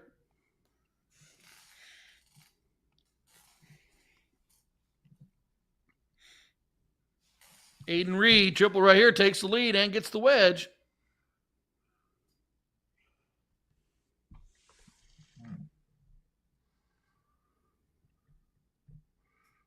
He's right on it. I was going to say, banging the neighbors. There it is. He was banging the neighbors on that first start.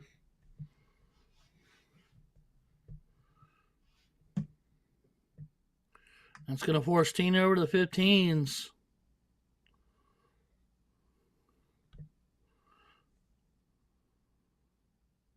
Oh, didn't give her anything. No, we don't know if it hit the white spider or the back of her dart, but did not give her the money. All right. So 3 15s will do, triple do. And that's what he dials up dart 3. That's why they give you 3, folks. So Aiden in Jersey, 3 bowls away from taking the win in the king seat. Looking to close it up, make it a bull race. Shop. Yeah, closing it up to make it a bull race. 32 points down. I mean, 5 playing 3, but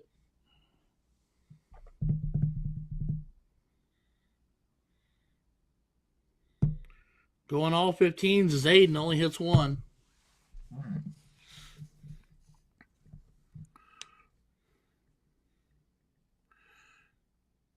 I don't know if I'm Tina. I might consider getting that close over there. Did grab that bull. I'm with you on that one. But got 2 bulls. Does opt to 2 bulls. Yep. Yep. Now it's going to see what Jersey can pop that single 15 and add a bull. Right. It looks like that's what's going on. 100%. Yeah. Then opts over into a bull for dart 3. Could have done that all along there, but I was going to say, take your shots at that bull if you're not going to use that 15. 100%. Don't waste darts now. All right, now we're on the bull race. He's right there.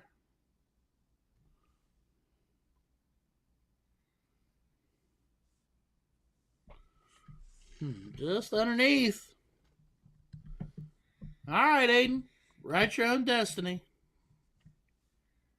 Need 2.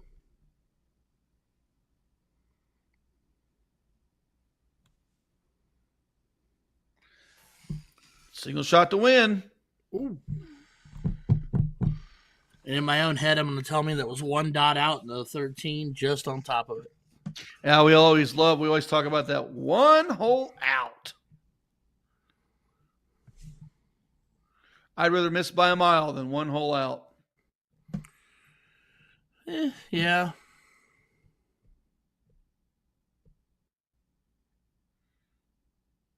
Not going to happen for Tina. Jersey, just need a bull. I guess the one thing would be the argument with 1 bowl out, 1 hole out is if you're 1 hole out, you don't really need to make an adjustment. You just need to keep throwing. If you're missing by a country mile, it might be time to reevaluate. Yeah, that is true.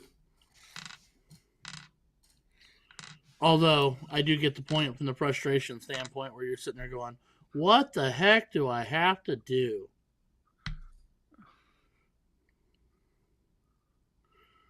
I tell people all the time, if my darts had learned to hop that fence into the bowl, I might actually look like a decent dart player. The bull's not as... Well, there's the bull. And Aiden brings it home. And just like that, your king seat holders are Aiden and Jersey. Finals, they'll be in the finals of the level 42. Okay. All right, everybody, we're going to take ourselves a quick break. You're going to be entertained by the lovely Jen Mounts for just a few minutes. While Nick gets all the other stuff behind the scenes dialed up, we'll be back just in a few minutes. Don't go anywhere. Let me tell you about A to Z Darts. We're a specialty dart store with over 10,000 different products. We create in-depth videos and blogs to help improve your game and showcase our products. We give helpful advice on how to practice darts, the fundamentals of form and mechanics, and how to make better decisions when purchasing your darting equipment. Whether you're brand new or a seasoned player, we try to provide fun and informative content. I'm Jen, the creative director for A to Z Darts. I've been playing for over 10 years, and I've traveled the world competing in and promoting the sport. This is Will. He runs our live streaming company, USA Darts, and travels the globe as well to broadcast major darting events and interview PDC players alike. You'll find over 2,000 different sets of darts on our website. Guessing right now you're pretty interested in our resources? Learn about form, throwing mechanics, practice routines, scoring and grouping, checkout methods, cricket strategy, and much more. Visit a-zdarts.com to take advantage of our blog or follow us on social media at azdarts today.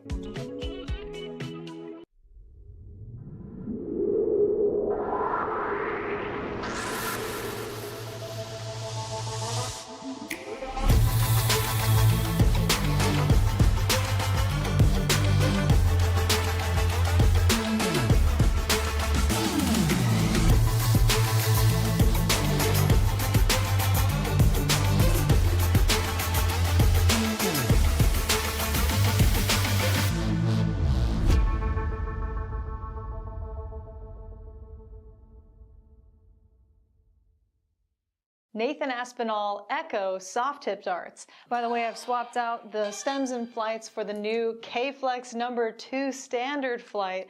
Originally only number 6 was available. Now we have number 2 in all colors and lengths. All right, 146 remaining.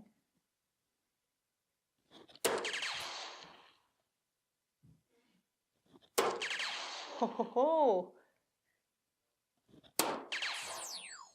Damn, that felt good.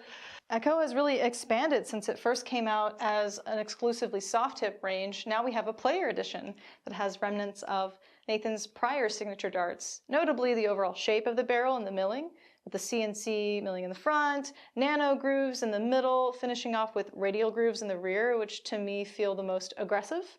So if you have a widespread grip or a 5-finger hold like Nathan himself, I would recommend taking a look at this barrel. It's certainly a more affordable option than your typical PDC Superstar signature dart. Take a look.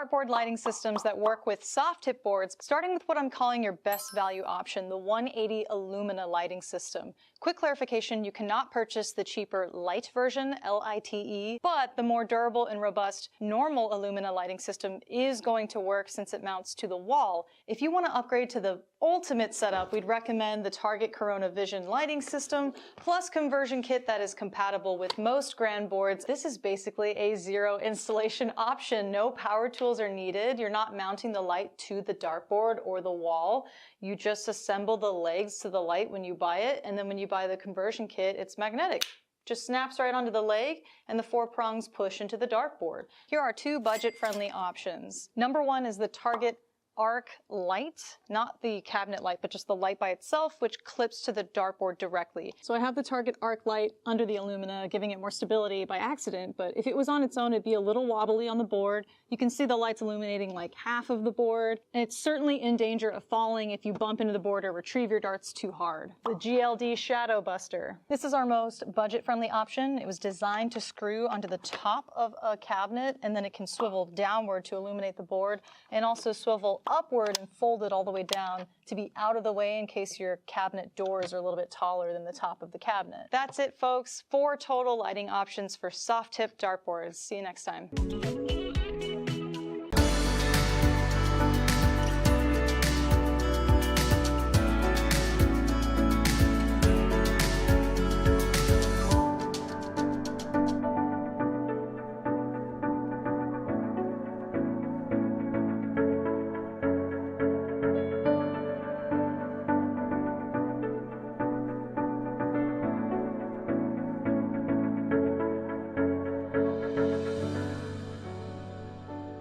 Hollywood Action 20-gram soft tip darts made for Chris Dobie by Target. Can we take a second to appreciate how sleek and sexy these barrels look? It's getting hot in here. We're playing 301 split bowl double out on the Grand Board 3S. Let's see how we fare.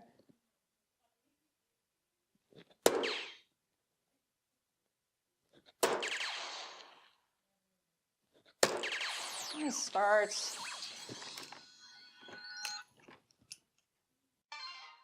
By the way, I've swapped out the stems and flights for the new Target K-Flex number 2 flight. Now let's fail this attempt.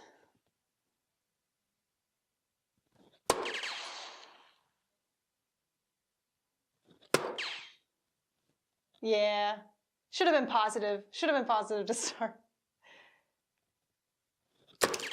Whew, good leave though.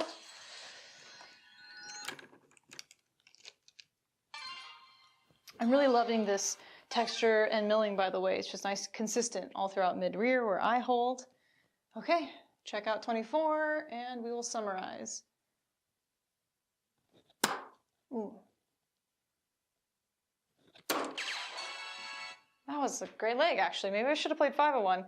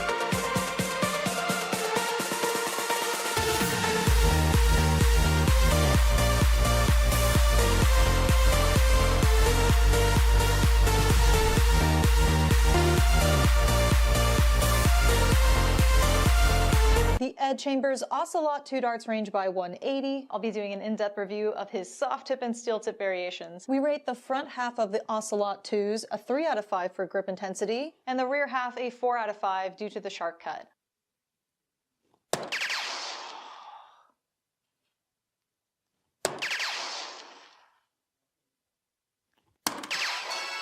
Well, how about that? We could have never predicted it, but we actually found our way to a 99 checkout. Throwing 22-gram Ed Chambers Ocelot 2 barrels by 180. His favorite checkout is 76, but he specifically requested treble 12 for tops, and if you hit a single 12, double 16, double 16. Mic drop, cool walk away.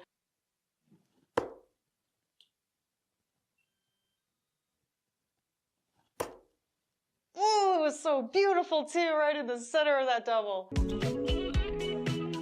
Can you tell me why I keep throwing to the right?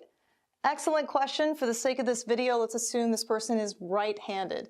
So when he's aiming for the treble 20, he's missing into the 1, over to the right. The most common reason why this happens to people is because in their setup, their elbow's kicking out. So in their take back, the flight's kind of towards the left side of my face, and then look, the tip is literally pointed to the right. So the dart's gonna go where the tip is pointing. So real simple, tell yourself to tuck the elbow in, and then in the take back, the dart falls straight back, bang. It's gonna go forward.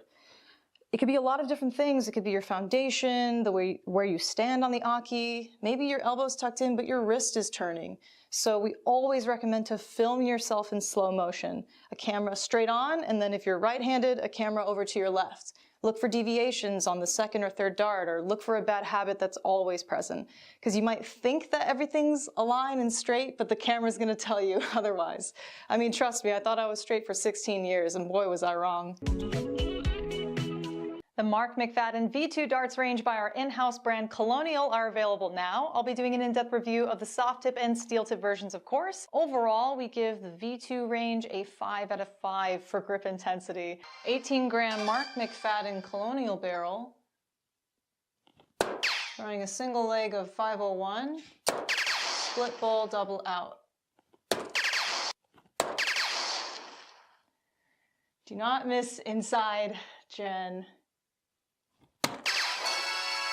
For you, Mark, shooting the 22-gram Mark McFadden Colonial barrel, and Mark's favorite steel tip checkout is 126, of course. He's got to pick a big hitter, so we're gonna go 19s all the way. First attempt here. Ooh.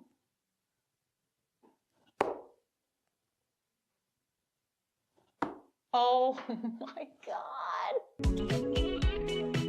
Let me tell you about A to Z Darts. We're a specialty dart store with over 10,000 different products. We create in-depth videos and blogs to help improve your game and showcase our products. We give helpful advice on how to practice darts, the fundamentals of form and mechanics, and how to make better decisions when purchasing your darting equipment. Whether you're brand new or a seasoned player, we try to provide fun and informative content. I'm Jen, the creative director for A to Z Darts. I've been playing for over 10 years, and I've traveled the world competing in and promoting the sport. This is Will. He runs our live streaming company, USA Darts, and travels the globe as well to broadcast major darting events and interview PDC players alike. You'll find over 2,000 different sets of darts on our website. Guessing right now you're pretty interested in our resources? Learn about form, throwing mechanics, practice routines, scoring and grouping, checkout methods, cricket strategy, and much more. Visit a-zdarts.com to take advantage of our blog or follow us on social media at AZDarts today.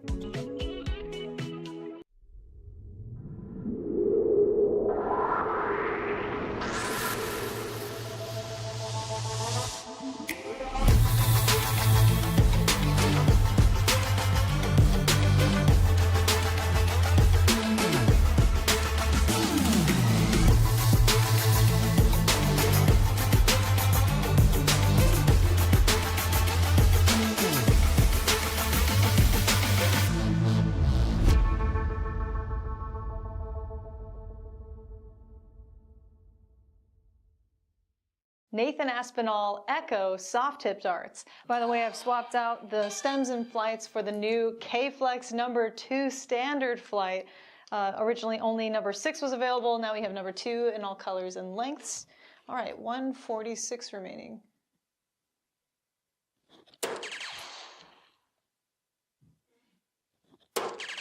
Ho ho ho. Damn, that felt good.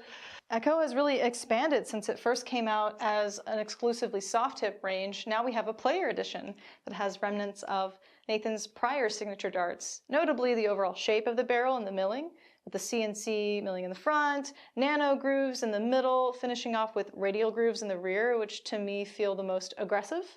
So if you have a widespread grip or a 5-finger hold like Nathan himself, I would recommend taking a look at this barrel. It's certainly a more affordable option than your typical PDC Superstar signature dart. Take a look.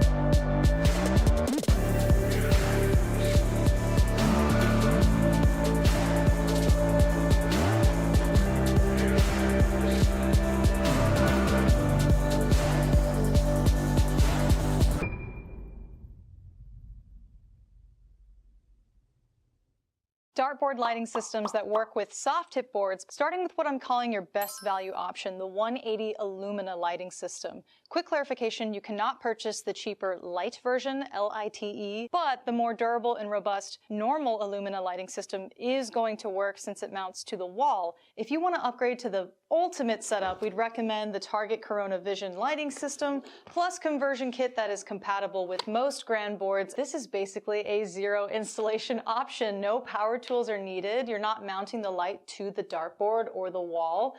You just assemble the legs to the light when you buy it, and then when you buy the conversion kit, it's magnetic. Just snaps right onto the leg, and the 4 prongs push into the dartboard. Here are 2 budget-friendly options. Number 1 is the Target Arc light, not the cabinet light, but just the light by itself, which clips to the dartboard directly. So I have the Target Arc light under the Illumina, giving it more stability by accident, but if it was on its own, it'd be a little wobbly on the board. You can see the lights illuminating like half of the board, and it's certainly in danger of falling if you bump into the board or retrieve your darts too hard. The GLD Shadow Buster. This is our most budget-friendly option. It was designed to screw onto the top of a cabinet, and then it can swivel downward to illuminate the board, and also swivel upward and fold it all the way down.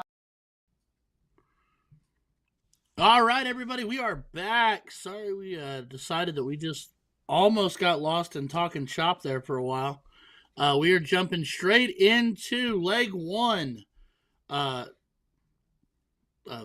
Kevin Beck and company, Donnie and Jason, Kevin and Nick. This is our level 1 match. And I was getting ready to say something really intelligent and smart, and I lost it. Uh-oh, why did you lose it? Well, because I was never that smart to begin with. That's the short answer. All right, well, here, let me give you the match details for those folks that are catching up here. Looks like we've got Donnie and Jason from Black Rhino Vending, Minnesota, taking on Kevin and Nick, which you've already seen earlier, for Midwest Concepts, Wisconsin. Yep. Donnie carrying the 4K next to his name, and we'll mention that in just a minute. Kevin 4K, Nick 5K. So what that numbers mean by their name is they're in a bonus pool, and they're going to have to get to the finals and win it to cash in on a portion of those bonus pools. So here we go. This is the losers bracket finale is what it is. The winner will go to the 3rd place match, and the loser will go to the 4th place match.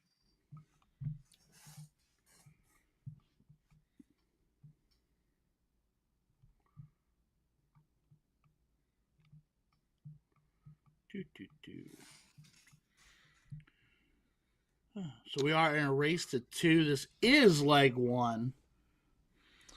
And if you're seeing what Mr. George and I are seeing, that is a 919 playing a 916. And seeing the connection. I was going to say, come on, we got a storm going on or what? It's Florida. Hold up. Here we go. We have a storm going on here. It's Minnesota. They probably don't have a storm going on, actually. They're probably fine. No, I mean, they're probably frozen because it's Minnesota. I say you do it better than I do with that Ozark. I got that Ozarkian accent. Minnesota.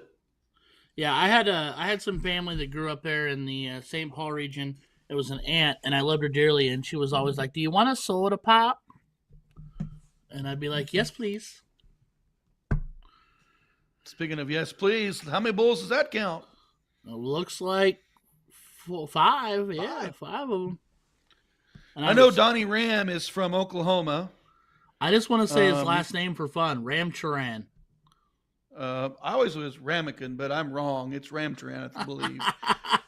Donnie Ram. We've always known him as Donnie Ram. Donnie Ram. Ram Sharam. If you can't dodge it, ram it.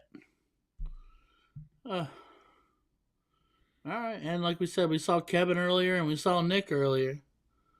Kevin is gives me the old school chill vibe as he finds himself running points and trying to shut down that board. Got ourselves our first 1,000-point leg.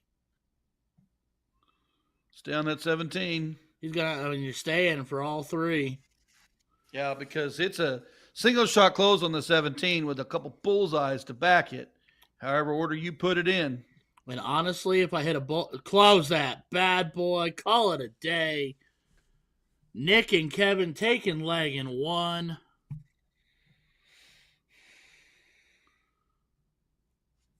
And that will mean Donnie and Jason will start leg 2.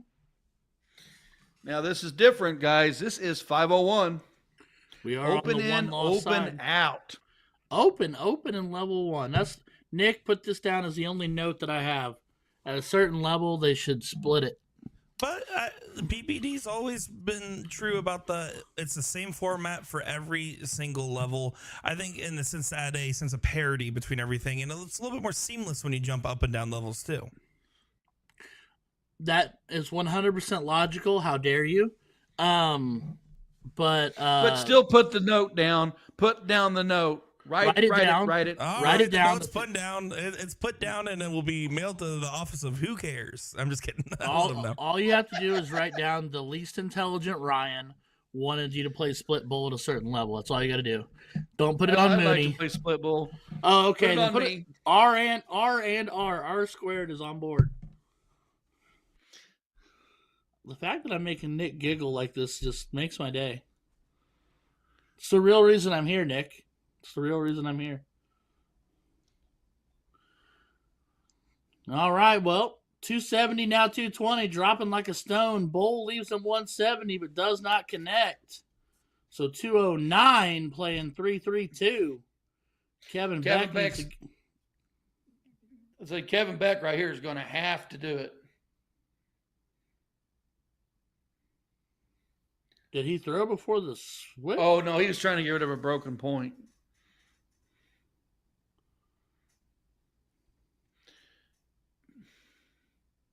Oh, looks like they took a picture of it. It was a bull for Donnie Ram.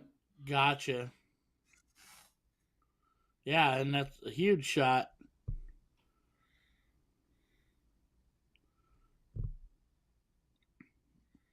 Kevin Beck. I appreciate driving on the bull, but I almost think after bull number 1, do you start trying to find a way to get yourself to an out and not leave yourself at 182 because now they've got 6 darts from here, and that just doesn't work. He can set it up right here. Yeah, he just teed it up. Yeah, I was to say, it doesn't put any, like you said, you got 6 darts. Doesn't put any pressure on that 170. No, and that basically, you basically gave the leg away. I mean, without trying to sound, I'm not trying to sound like a jerk about it, but, you know, if you don't even try, then you can't ever say you were there. And this is, Donnie Ram, 1 dart. Yeah. Game shot, winner. We're going to the final leg. And I didn't realize it was that Donnie Ram. So that tells you how great I am with names, Nick. I told you. See, that's what I'm talking about. So it's Donnie Ram and Jason Spidey McCoy. I play those guys quite a bit. Yeah, I know exactly who Donnie Ram is now that we're talking about it. Yeah, there we are. Welcome to the show, Ryan. Least intelligent Ryan. That's me. I will say, and by the way, I wholeheartedly agree with what you guys are saying, but you need to try to leave it out to put pressure on it. The only argument I could see for their logic on their shot setup there would have had to have been, hey, we're going second. We're probably statistically not favored to win this, especially in Division 1 in the 501 game. Play conservative and hope for an error. But even then, they didn't leave themselves an opportunity to take a shot on the error. So it's also like low risk, high reward to take that shot to set up. I'm not sure why Kevin and Nick opted not to. Well, yeah, because I mean, here's the deal. If you're saying that they're hoping for error, then you got to put yourself on the out so that you can hope for that error and do it. Well, the way they played it, they said in 6 darts, maybe we hope for another error, and then we get a shot at it. And when you're playing Donnie Ram and his partner, you're playing Donnie and Jason, you just can't do that. You can't. That'll bite you 100% of the time. And with that logic of thinking, I'm not going to worry about an out right now, that's like saying 60% of the time it works all the time. So. Speaking of this, Donnie Ram only opens up 41, does not win the court, so the start will be Kevin and Nick's. I'm also going to back that argument with, like we talked about cricket earlier, you've been throwing at trips all day long. So hit that first bowl and throw at your favorite trip a couple times to set the numbers up. You know, yeah, I do. I was sitting there thinking, dart 1 on that turn, hit the bowl, and then triple. Mm-hmm. Trip 19, trip 19 adds 114. Yes, of course, trip 20 gives a 170 on the turn. Maybe trip 19, trip 18, whatever you want to do to set that out. But so then Spidey goes up and leaves Donnie Ram 50, only turns 120. They would have had 3 darts at an out. They did not. Correct. 100%. Could not agree more. Unless Nick told me not to. All right. Ram doing Ram things. Finds himself a 6-pack.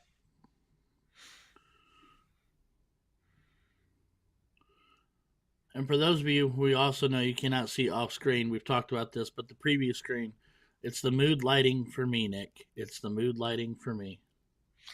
Speaking of mood lighting, big 9 mark. We'll 100%. say boom. We'll say boom. Boom. Boom. Spidey gonna have to hit the 19s. Needs to pile it in. Kevin Beck, we have seen this turn on in the past where he goes triple, triple, triple. What does he do?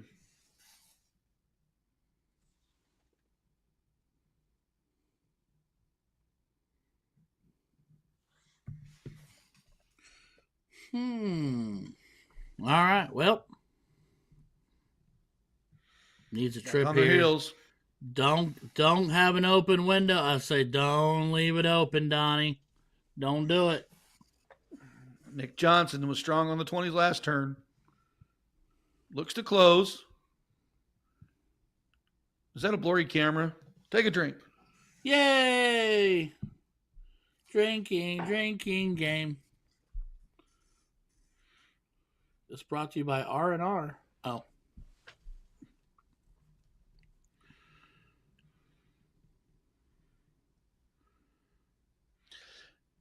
Need just a little more gusto in that 17. Leaves the door wide open for Kevin. He'll go back to the 17 now. Good move. Didn't like the angle of the first start.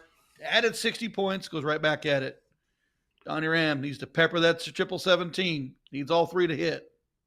It's weird for me because in that moment when he had that weird angle on that first start on the 17, in the back of my mind, I was thinking to myself, expand to the 16 and take a second wedge. But, I mean, the 60 points up top is more beneficial. Except for right now with Nick shutting the door. Yeah, so Kevin and Nick both have been able to hammer that trip 20 at will. Mm-hmm. And Spidey and Donnie Ram both have not had that triple start on the 17s to even take a look. So the advantage was still there to stay on that trip 20 instead of opening another wedge. I mean, right here, they still got an advantage. Can take a look, but they can just hammer that 20 again. I'm just thinking to myself, first start. Thank you, sir. How about the 15s? Thank you, sir. How about the double bull? Oh, he stays. Oh, you didn't want me to.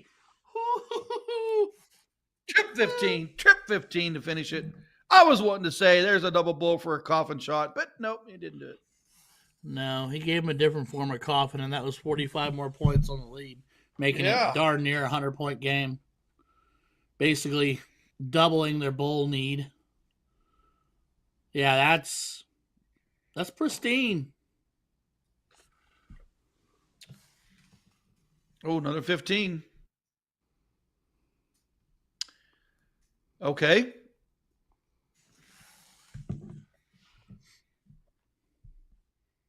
Color me intrigued. On to the bullseye. You said they call Jason Spidey? Spidey. Jason Spidey McCoy is his nickname. Gotcha. I've known him always as Spidey. So when I seen his name on a bracket, I go, who's this guy? And it's Spidey walking to the board. And Mr. Beck, bull for double bull. Casual 493. They win it 2-1 over Donnie Ram and Jason Spidey McCoy. So that puts Donnie Ram taking on and Jason taking on Dylan and Josh for the 4th place match. Mr. Kevin and Nick will now be sitting in the 3rd place match. And then the king seat waiting on this bracket, David and Jake Smith. I'm going to say this out loud right now. I feel bad for whoever has to play Donnie and Spidey next. I do too. It'd be a very interesting match. They're going to come out with a head of steam loaded for bear. Plain and simple. And just remember that format for Donnie and Jason changes to 1 game shootout. Yeah, be a 1 game of cricket. Kevin and Scott, they're still 2 out of 3. So they're still playing the losers bracket. So they have to be double dipped to not make the finals. So right. All right, and it looks like we're headed back to, what was that division? 40? If I do remember correctly, and the sweet sultry whisper in my ear does tell me I am correct. But are we looking at Tina and company again? Yep. Scott and Tina taking on Brittany and Margaret. Brittany with the 2K by her name, so she's a part of that 2K pool. So she desperately wants to win this one. We are on the loser side, race to 2 in Division 40. Winner of this will be in the guaranteed, 3rd place match? Guaranteed 4th. So and then the loser of this is guaranteed 4th if they lose the next match after that. The winner of this is guaranteed at least 3rd. We'll have advantage going into that 3rd place match to get back to the finals as well. And speaking of, I just want to say, obviously, this is the most cameras we've ever featured in total that we're watching in the background for this Nationals, which you guys mentioned earlier. We have 10 teams that are currently playing at streaming locations sitting in the king seat or queen seat respectively for their individual brackets. So we have at least 10 different potential finals. Now, of course, most of them are going to run subsequently at the same time. Yesterday, I think we had 6 finals going on at the same time and was only able to grab 1.5. But just so you guys know, there is more coverage than ever coming your way today. And you got R squared at the forefront of it all. So I think that's saying something. Anywho, Scott Homer in the chat saying, why do some boards show NPR at the bottom and some don't? I think that's it all in board setup, right? Nick, am I correct with that? Like NDA mode versus... It's vendor specific, so each vendor has the choice to turn it on or off. And you'll notice in the CSC we actually require all the vendors to usually turn that on most of the time. There, it's not, I shouldn't say require, but we strongly encourage them to turn it on for the streaming boards. But for events like this, especially something that's averaged and capped, you'll typically see a lot of vendors prefer not to have averages at the bottom. Some do. It is purely a you gotta go case by case basis there. Fair enough.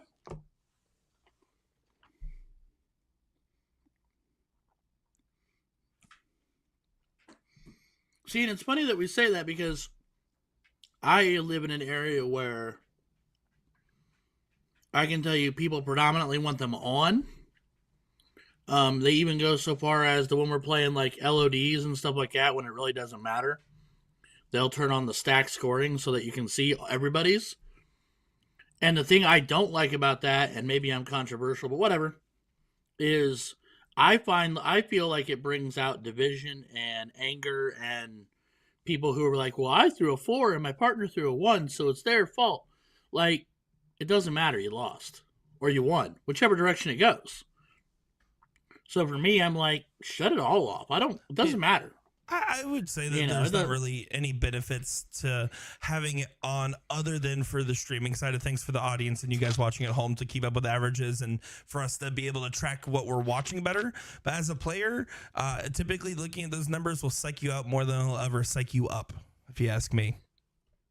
No, 100%, because like Mooney said several times, darts comes down to a lot of what's between the ears. And if you're just giving yourself one more thing to either get stressed out about or get too excited about, then it's just one more thing that could screw you up.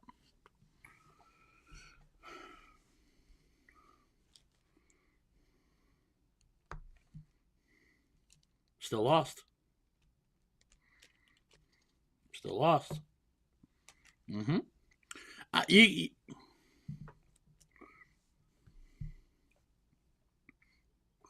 Right. I'm taking that W every time. And I don't, and then, and then like I have literally seen partners implode on each other over averages. And I'm like, it doesn't matter. Just throw the dart.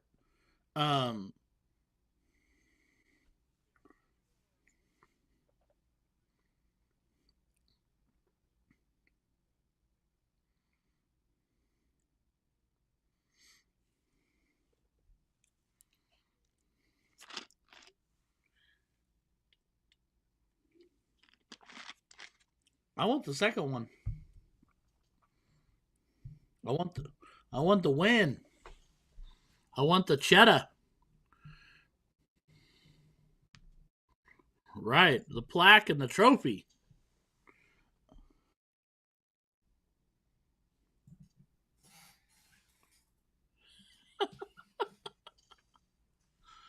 Love this game. Love this game. I just wanted to say, everybody, Ryan George was not just talking to himself that whole time. I realized what happened a little too late there. My bad. Ryan was talking to Ryan. The technically challenged Ryan Mooneyham forgetting to unmute his screen. That's all right. That doesn't top yesterday. But we had a great conversation. Folks, we had a great conversation. 100%. And it was an awesome conversation. Nobody got to hear it. That's all right. Yesterday you had me going, did Nick shut me off? Did Nick shut me off? Anyway. Back to the match. Back to the match. I just realized we wandered off to the land where Will forgot. Scott Spencer up 9 points, up a little more. They just simply need bulls to close out leg one. But Brittany and company holding on tight, hitting all kinds of bulls and splashing ones they didn't need. I have a 1 point lead. And honestly, if I'm Tina and you like the bull, I'd throw at the bull. I was gonna say, get rid of the bull now. If you grab a splash, you'll just point up. Or go grab the bull now anyway. Go grab the bull now anyway. Please? What round are they on? It looks like, it's not rotated over. Hold on, it says 2 out of 5 per game at the moment. Circling around, usually after the first dart. There's another bull.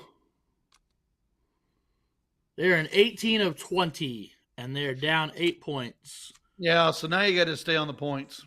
Yeah. We have 9 darts left. Just go all points. Play the round out. I know that it's not something you want to hear from commentary, but that's how you win the leg. You also have to imagine, like, if you're looking at the bottom, 5 to 10 divisions, where your combined averages are around a 3 to a 3.5. I mean, you're looking at players that are more likely both individually around a 1.5 or a 1.0 with a 2.0 type of deal. You probably are more advantageous when you're past round 12 to start saying, you know what, let's go ahead and play for the round out here, because it just wins you more games more often than not at that level. Yeah, because it's a little bit easier. You got the 20 rounds. So the 20 rounds, It doesn't go to the marks. It goes to the highest score. And what a big last start that is. Needed to get at least a single there to prevent a draw. Margaret here needs one bowl to get the win, though. Needs the bull. Not going to happen. Not.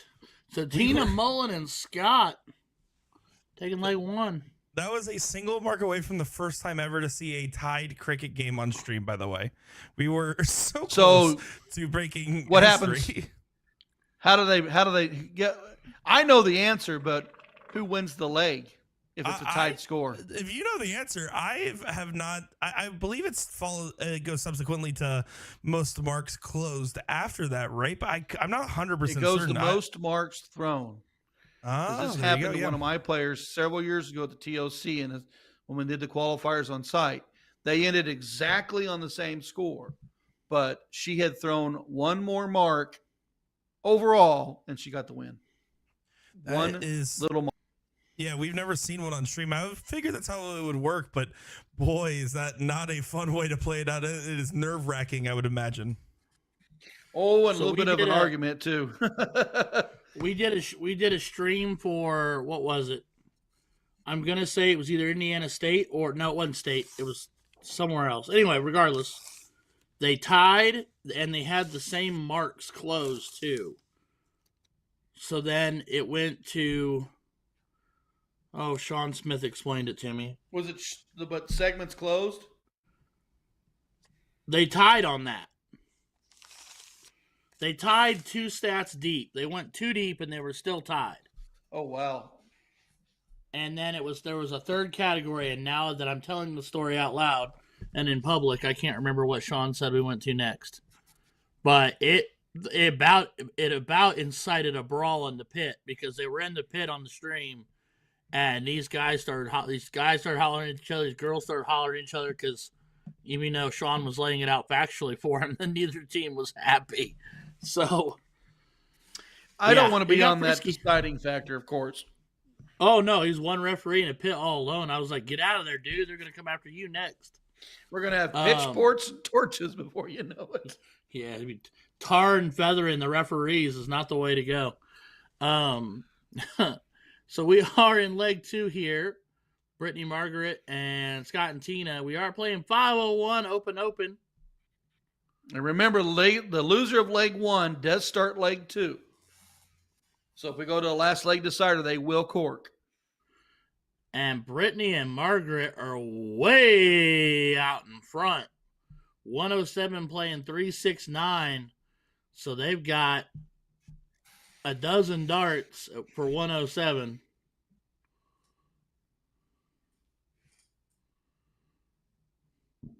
So she can walk this in any way, shape, or form she pleases. So I'm going to ask you, Mr. Mooneyham, because you asked me some stuff earlier. In that setup, do you go in 107? We'll say it's open out if you want. Play it however you want in your head. Do you go bull first? I always go bull first. Okay. I go bull first, and then I throw 7 for bull to finish. I don't disagree with that at all. Works out just fine. Now, if I grab the trip 19, game over. If I grab a single 19, I got a double 19 to finish. Right. If I grab the trip 7 by accident, I'm kind of screwed. But if I pull to the 19, I still have a double 19 to finish. But I want that 50 off first. Fair enough. And Brittany and I are going to have a conversation later today, and I don't mean that actually, but going open out, trying to force double, 2 darts left in your hand, just go fat. Fat 11, fat 11. There's no show and no glow in hitting 2 11s when you need a 22. Nope. But getting fancy with the double 4, if you're Margaret, looks great. So that will knot us up at 1 apiece, and they will cork up to see who gets to start leg 3, which will be cricket.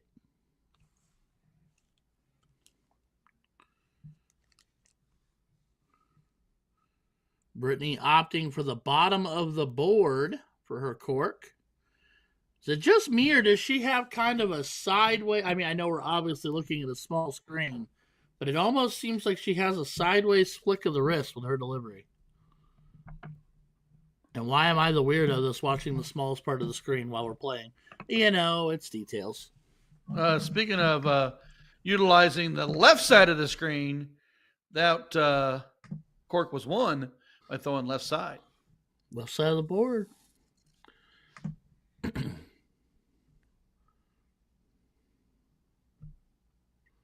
All right, so Scott and Tina will start it off. It is cricket. Winner guaranteed third place.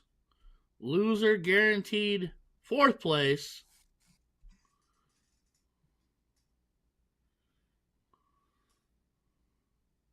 And our lovely triple elimination setup here goes upstairs with confidence with a double 20 to close it up. But this is the second time we've seen him do that. We've seen him do that earlier in a previous match. Went 20-20 and then at 20 and then the double 20 to finish it. Yep.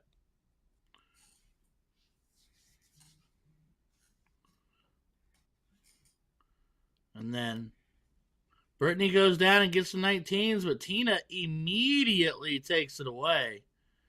And she hits the 20, so she's got a 20-point lead, but I'm both impressed with her, what's the word I'm looking for, her aggressive play to go with no points at the 19 first.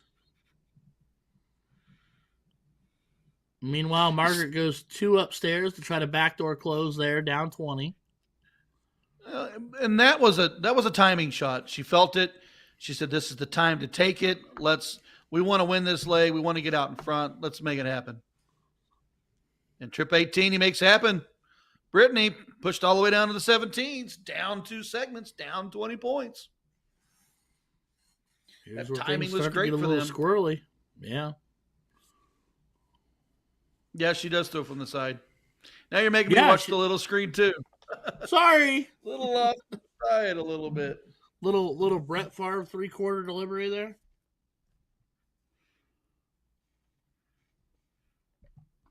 It's gotten really, really quiet. I feel like Nick might have fallen asleep. I'm not sure. He hasn't whispered in our ears in a while. He's out at the pool. He's hanging out by the pool. It is joining Sean at the Fever going game on outside. There is no pool to be had. Actually, everywhere's a pool right now. You're right. It is raining cats and dogs over here in Florida. No, I am getting ready to start our attack. I saw a comment here from Carter saying Division 2 Championship is going to be streamed, but unfortunately, we don't have the ability to see that final in particular today. But what we are looking at is a good run of a bunch of different finals about to start here in just a little bit. Those top couple divisions are getting cleaned up here, so you guys better strap in. We're about to have a lot of fun. Sir, we've already been having a lot of fun. Don't know what you've been watching. All right, guys. Where you been, Nick? Amount of fun. You dyeing your hair purple again? Are you forgetting to unmute over there? Or if we're just going to be saying stuff? Oh! Shots fired. But yeah, currently it's blue. It's going to probably stay this color until my next in-person event, besides Cherry Bomb, which is next weekend. So you know what? We'll let the Ryans decide the color, even though I already picked out what color I'm doing. You're doing red. Then we're not Fire deciding. Engine red.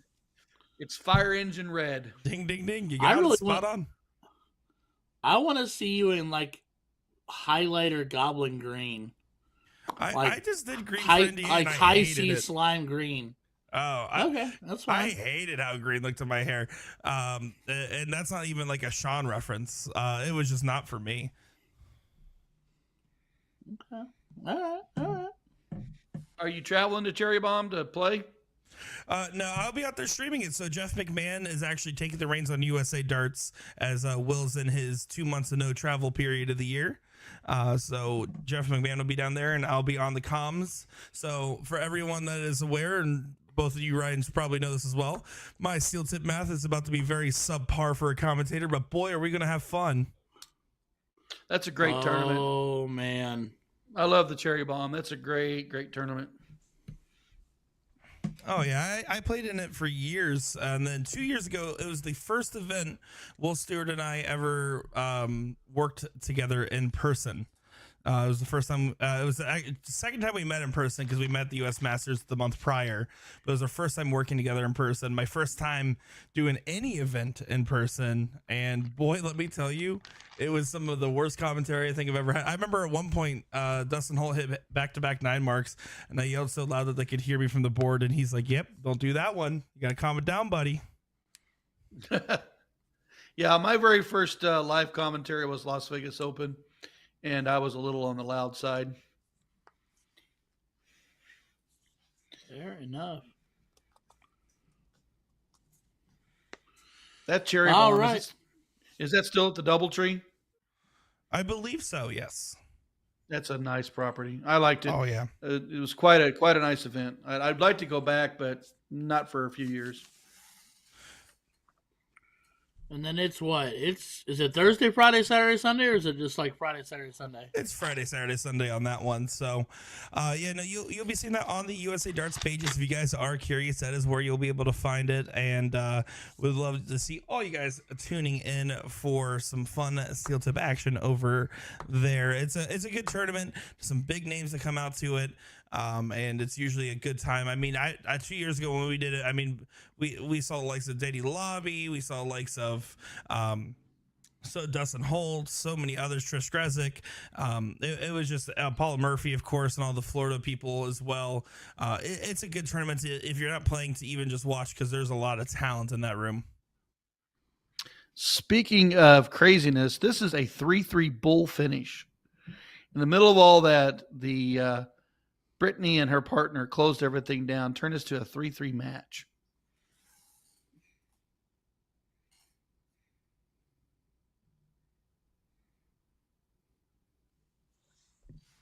Who's got it in them? You got it?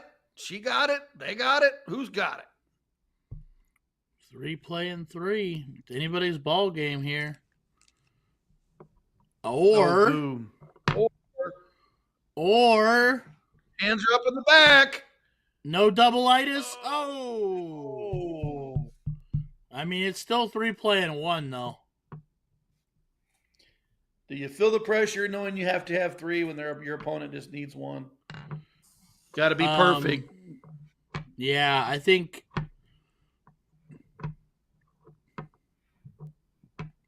So Scott Spencer, can you be her hero, baby? The bull is saying, hit me, baby, one more time. No? Oh, back at it. Brittany, 3 to win. Thought I'd get a chuckle out of Nick with that one. Not going to happen for Brittany. She does grab 1 race. Miss Tina last time double bull. Does she got a single bull in her? She better hope. For all the marbles. To get that might be trouble. I was going to say, it looks like it blocked her. Oh, flight ski, slide ski, no dice. Margaret, you need a 2, my dear. 2 bulls. There's 1. Pressure's on. Pressure is on. We are 1v1, ladies and gentlemen. 1v1.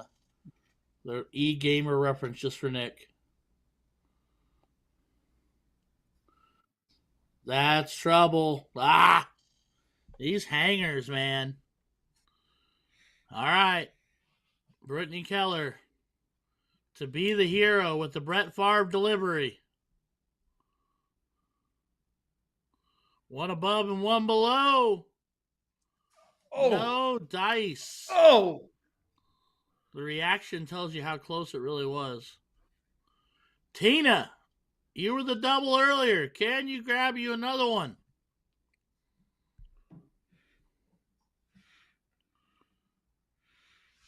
Not going to do it there. Got 2 more in your hand. Just a bit outside.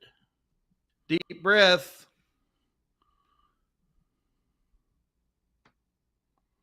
Shoo! Play off that one. Oh! Where'd that dart even go? I don't know. I didn't see it hit. It That like thing hit was- directly on the back of the flight and immediately slapped, it looks like. Oh, unfortunate. All right, Margaret.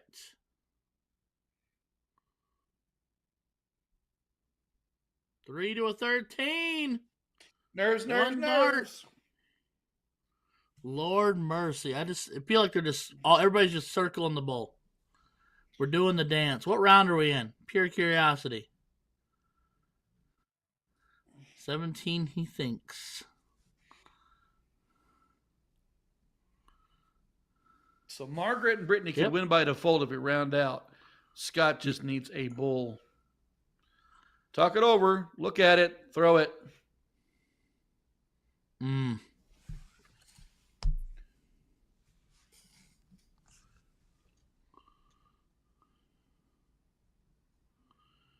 All right.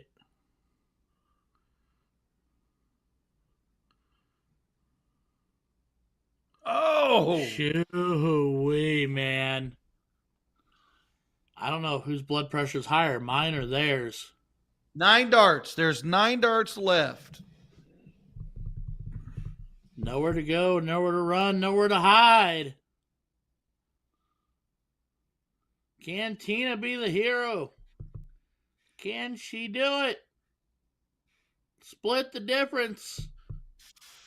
You've got us nervous, Tina. Throw the bull.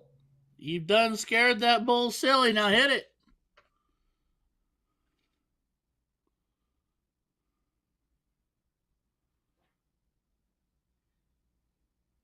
Margaret Minor Start needs 3. Oof.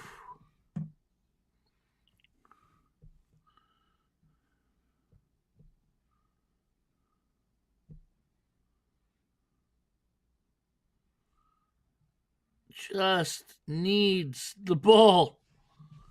Scott Spencer running out of darts. Tim Goodwin saying, what we've been playing and both teams getting into a struggle would be a good way to settle in your eyes. For me, it's always about taking an extra minute, stepping off the line to step back and take just that extra deep breath.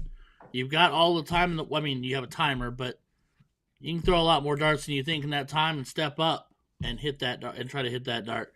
But Scott and Tina getting it done. Yep. Moving on. Moving on up to the east side. They found themselves a slice of that third place pie. All right. Kicked over. Oh, we're back at we're back in South Dakota. This is the finals, game 1. Mason Jandro. Catch up, computer. Thank you.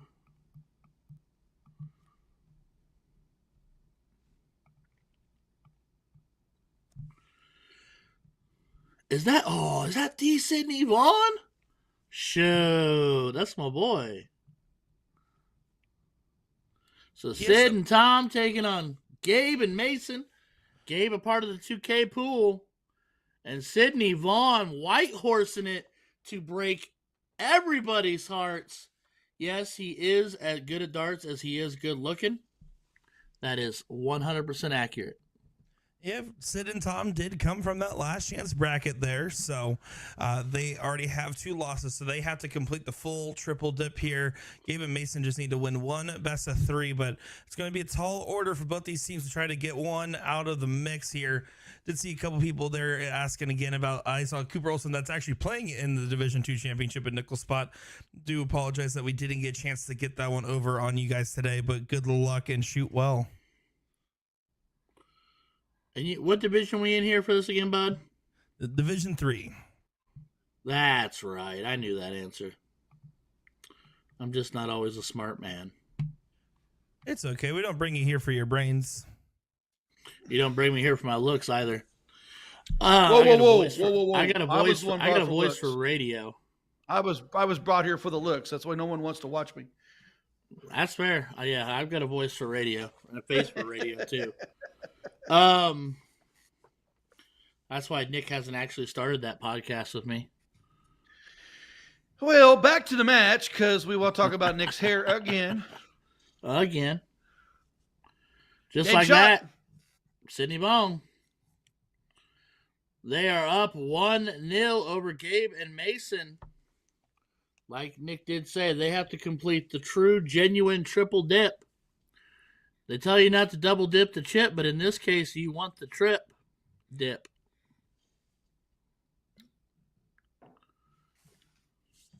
Gabe and Mason had a bit of a storybook run.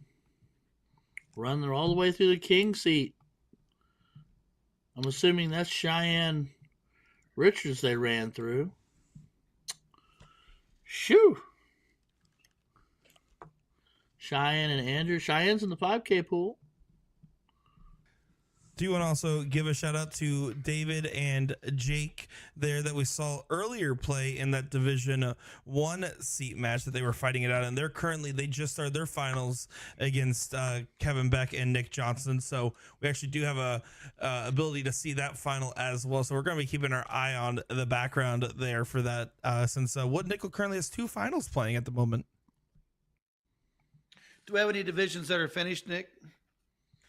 Not yet. Our first couple finals are just now starting, so we'll start getting them rolling in here soon. And then also just to note, Steve Hilger, Porky, and Lynn have made their way back into existence here and are going to be playing in their finals against Brad and Chad. So the Porky is still alive. Are you sure he didn't take a nap somewhere? Oh, I'm sure he took a nap somewhere. That goes beyond it. I don't have a single doubt in my mind that he took a nap somewhere. I've talked to that man 1,000 times on the map or on the mic. We've talked about 3 things: darts, sleeping, and food. I was going to say, is it the Whataburger versus In-N-Out debacle? Oh, yeah. When we talk about, Bojangles and different places he likes to go to and he loves barbecue. Back to the match.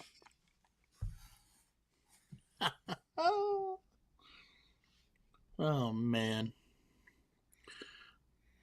All right. Mr. Tom. If you're Sydney and Tom, you're going to have to keep this going because if you let this leg slot, you have to win the next one to stay in the match. Gabe and Mason well out in front, and this leg here just got to win 2.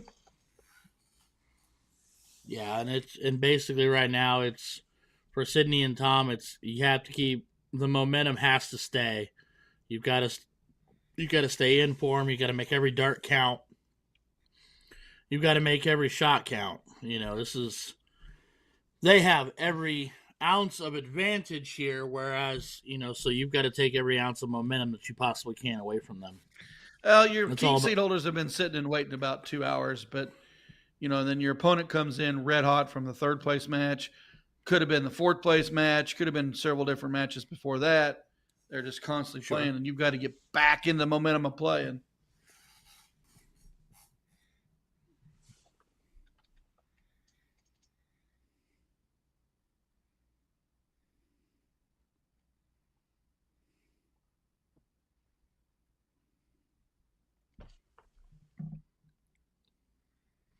Closes 15, adds 17.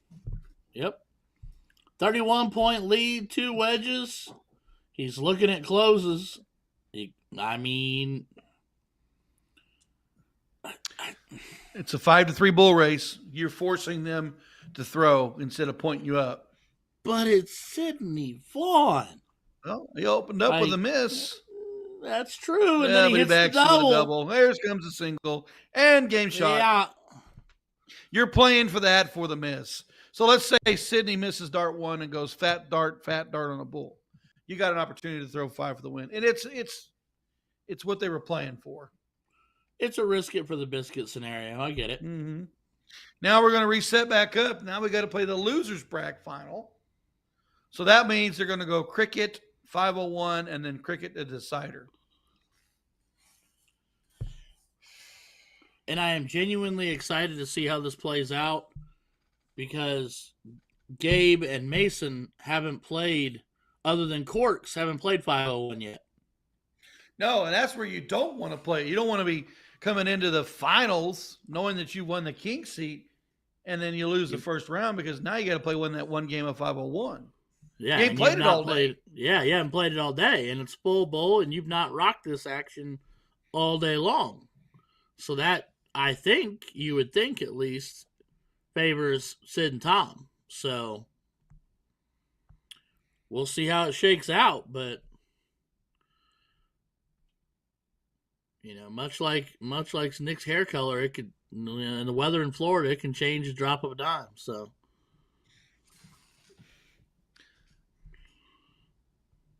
I'm sure he gets lots of snow and lots of ice too in Florida. I visit my family in Ohio whenever I want to see that stuff. Randomly enough, Nick, when you were just up here, I saw you post that you were going to be at Cushion's, and it didn't quite line up, but I was a few moments away from trying to hop in the car and drive over to see you. Well, I appreciate that. Yeah, unfortunately, I picked a weekend that they also happen to be hosting the APA 9-ball Worlds over there, apparently, at that bar, or a qualification for it. In either case, that venue is huge, and I drove by the parking lot still, and there was hundreds of cars there. Like, yeah, normally we do both at the same time. There's no chance with that APA 9-ball going on, so I had to go to a different bar that night. But whenever I go up to Columbus, everyone's always so hospitable to me, and that's because, I'm a big... No, I'm just kidding. It's not because I'm a big deal. It's because everyone's super nice in Ohio. That has to be it. That is not it at all, and you are a big deal, sir. Don't you dare sell yourself short. No, sell yourself short. Do it. It's fun to listen. Do it. All right, we're getting ready to get underway, folks, here to this Division III Finals. I mean, they're only taking forever. Been doing this all day, boys. Hello. Elevator go down the hole. In the meantime, I guess while they're setting up the board here, this is the Division I final, also currently playing out at Legends in Minnesota, but also Wood and Nickel in South Dakota. David Almont over there throwing currently with Jake Smith. So we'll still do full coverage of Division III because that's where we started, but we'll be hopping back and forth between Division I and Division III finals for now. And I promise you guys, looking at our list, we got plenty more finals after that as well. Also, real quickly, two things I have to... I have one thing I must confess, and another thing that I have a question, Nick, that you can answer, or maybe even Mooney can. Mooney, full confession, for some odd reason, I did not realize you were from Missouri, and for some reason, I thought in my mind you were from the Pacific Northwest. Don't know why I thought that. Nope, Springfield, Missouri. 100% wrong there. I love Springfield. Love the Bass Pro Shop. And then two, Nick... Who do we contact if anybody's inquiring? Because I am actually inquiring with the Foggy Camera drinking game. Hold on, I gotta get a drink. To get streaming setups in our local PPD bars, if we so desire. Yeah, it's easy enough. If you want, as long as to get a PPD streaming setup, of course, your vendor does have to be a part of the PPD, which is easy enough. Check. It doesn't cost anything to be a part of PPD to join as a vendor if you are watching this and aren't a part of it currently. That being said, after that, all you got to do, you have the player helpline there with the phone number. If you go to the dartstoc.com, contact us. That's also where you can find that phone number if you're not sure. Just text there saying, hey, we're interested in having a camera package installed. I represent X, Y, or Z vendor, and I want it at this location. And they'll talk logistics with you and handle it from there. Well done, sir. Well done. Thank you very much. All right. Nick doing what Nick does not grab the lead back, though. So David, 2:15s away from shutting down shop, pushing them to the bowl, and he has all the high ground in the world of having the 19s and 18s to fall back on. I do appreciate that he went 2:15s to close. And then I did firmly expect him to go back and fire at the 19 because he's proven watching him today that is his bed of choice. Now, that trip 19 created 3 bullseyes. They were already up a bull, but they hit 57 points, created 2 more bulls.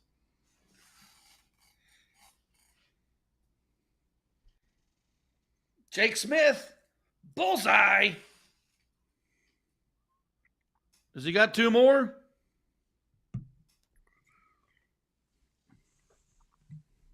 And he does. He's got the double.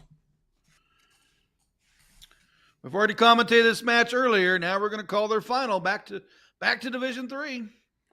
And it looked like Sid and Tom just took out the 0-1 game, which plays in correctly with what we were talking about, Gabe and Mason not having played 0-1 at all today. And it looks like Sid averaged up 42 there, which, let's be 42 completely... is basically 2 hats and 1 high ton, or 1 low ton, excuse me. Shoo! Pretty much perfect.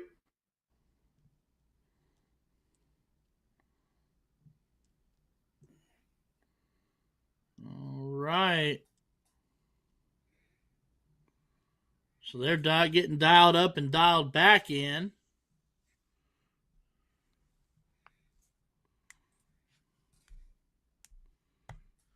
So I will say there's currently the most finals that are currently being played or are about to play.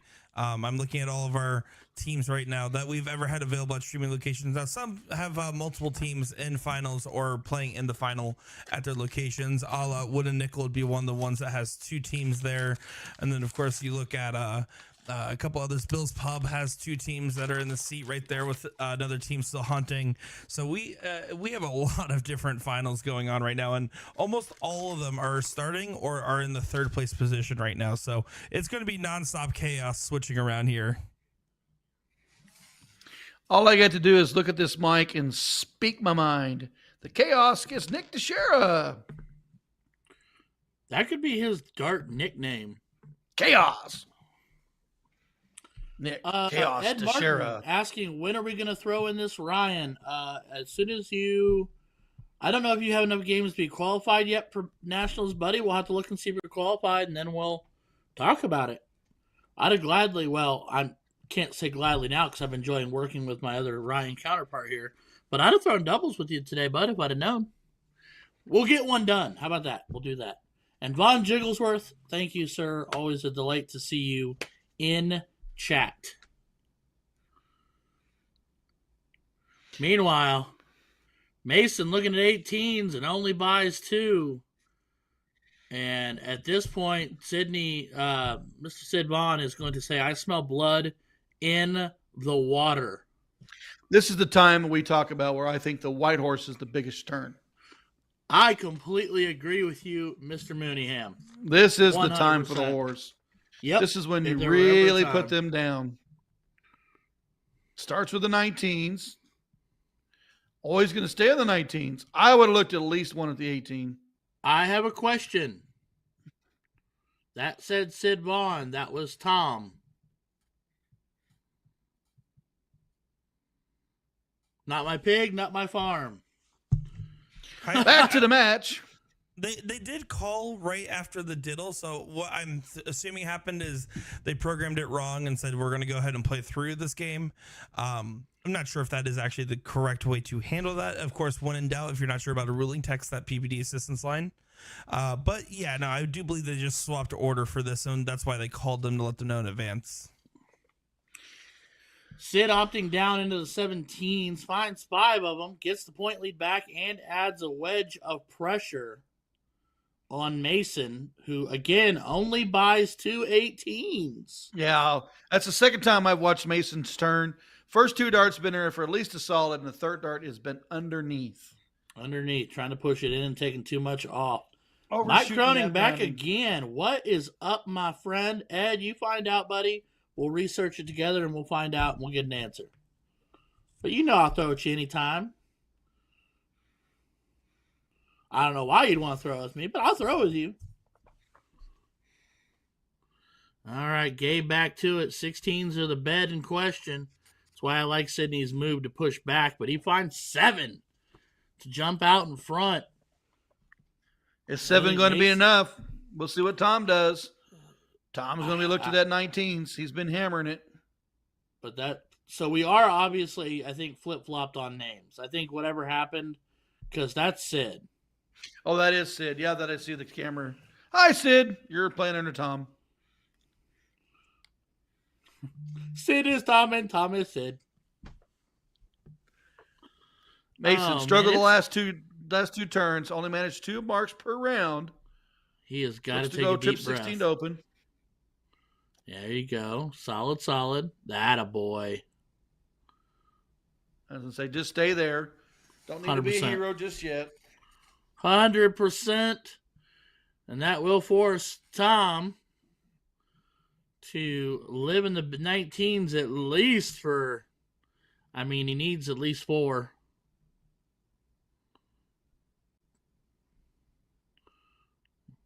We are now playing double-in cricket. And that is a 5 of the most unique variety. But a 5 nonetheless. Can't drop the second one. Definitely didn't. But did undershot inside, it. Yeah. Yep. Inside corner. Now that could prove painful right here with Sid.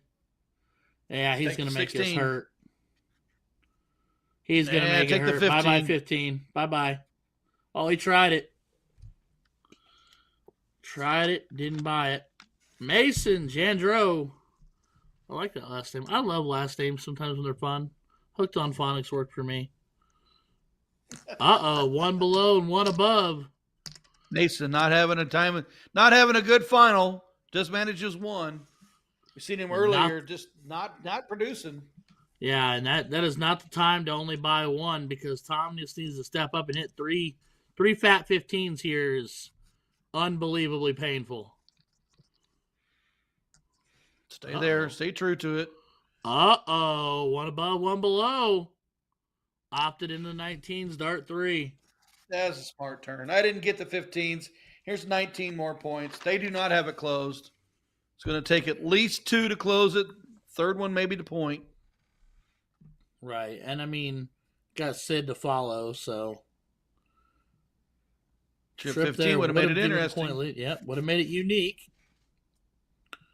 But Sid now can go up and work his magic. That could be a hanger. You see him change the angle. Oh, he's underneath.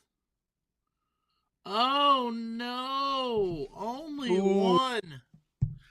Now. Maybe throw the 19 there on that last start. We'll see. Mason's trip 15. Mason's triple 15. Big 7. Ooh. Now you're back on your heels a little bit. You're going to have to get the point lead. That is a momentum swing if I've ever seen one. Tom is going to have to fill that 19 up. Needs a trip. Didn't get it. I mean, it keeps it close, but. Boom. Just need another. And you had been speaking about momentum, and folks, there's the shift. That's a huge shift. Do you close shop here? I would. Yep, he is as well. Bull or double bull. Doesn't get either. It's a 4-3 bull race. Accomplished. A bull would have been real nice. A double would have been ideal there. Ooh, Mason lost the hat. Finds 2. So Tom, he could do it. It's possible. Said what? We need 4 of them?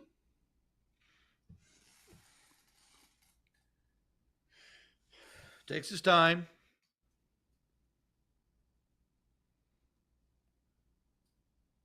Game shot. He got it. Game shot. Holy cow. Sid and Tom getting the W We will go to 501 open. Open. Full bull. And the momentum, the air. You know what? We're talking about momentum. That is a gut punch moment if you're Gabe and Mason. You've got to open like that, which is great, but that is a punch in the stomach. Talk about taking the wind out of your sails. I think they lost that first game. Correct me if I'm wrong. 2-0, correct? Yes. And then they lost that cricket leg. So yeah, they're into this final now. 0 for 3 in legs. Yeah, Tom and Sid have brought the fight to them. 100% brought the fight to them. No. Mason, be true to the bull. Get at least a low ton. Get to the point where you guys can get for the court. Oh, no.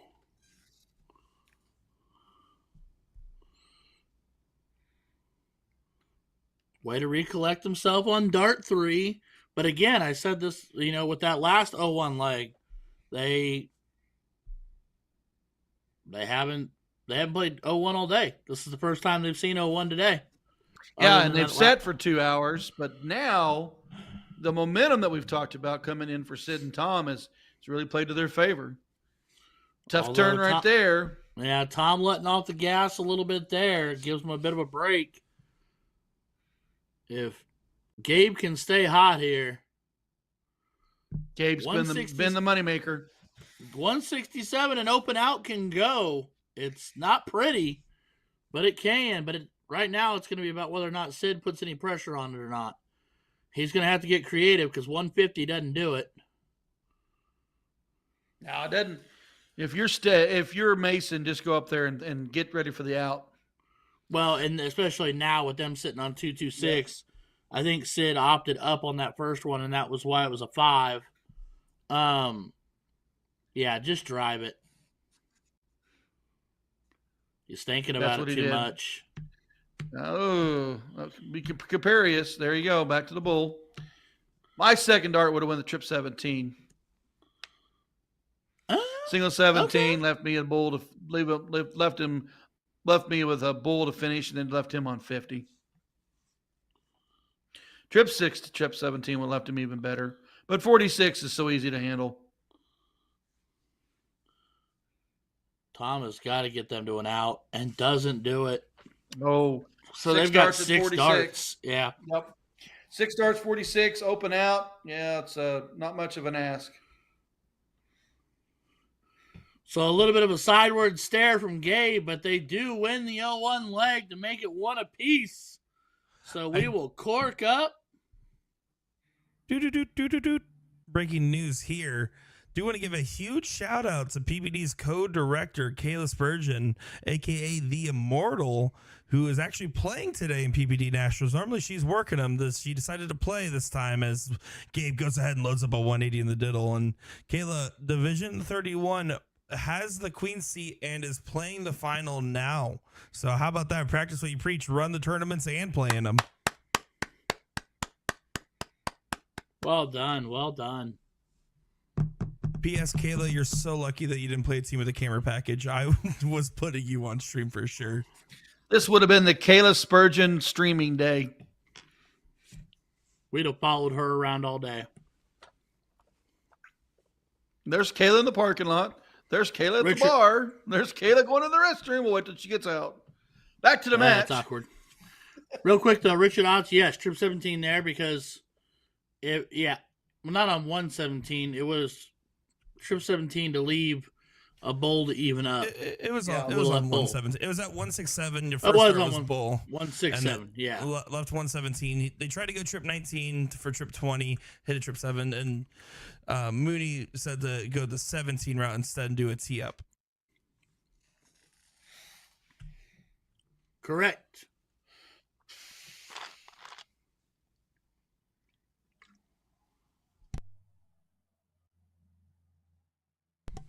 All right.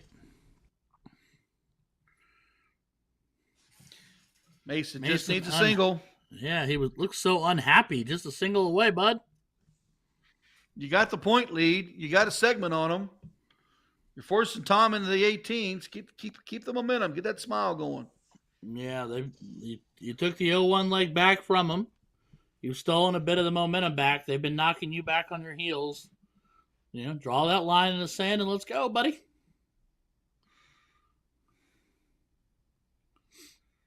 Ooh, not happy with dart 2.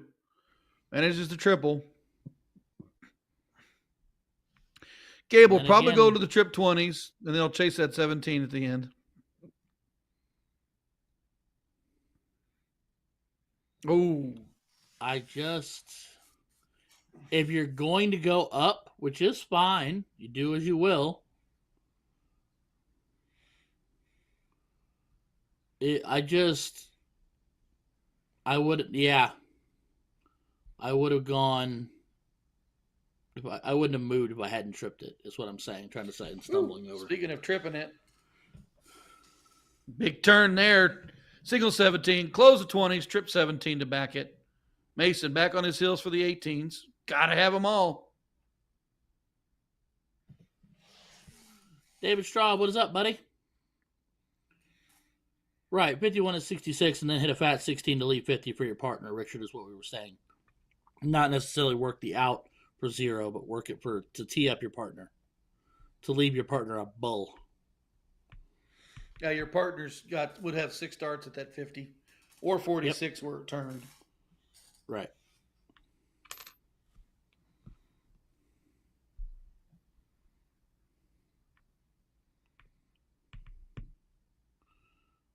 All right, Tom finding 5. 170 playing 60.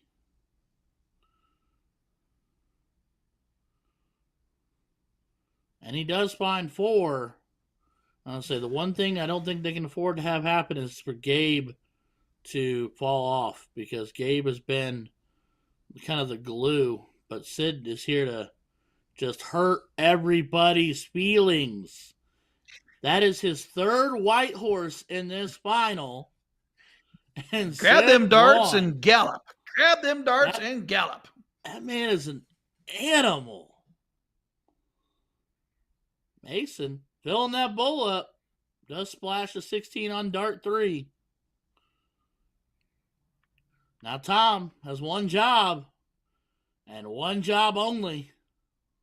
Well, theoretically he could run points, I guess, but I'd imagine he's throwing at the bowl. They've got 3 wedges. There's no reason to messing around with it. Nope, there's a single bowl. I play the bowl because I know the splashes will point me up. That's very well probably at the splash. Is the route I'm going to go, because if I grab a 17, 16, or 15, I'm just going to add to my point total. But I want as many pools off there, even if I only get 2 from my partner close.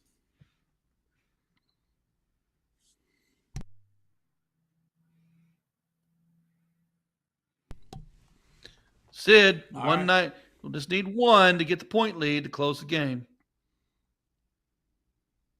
And that's a lot more than what he needed. And a double bowl to cut it down.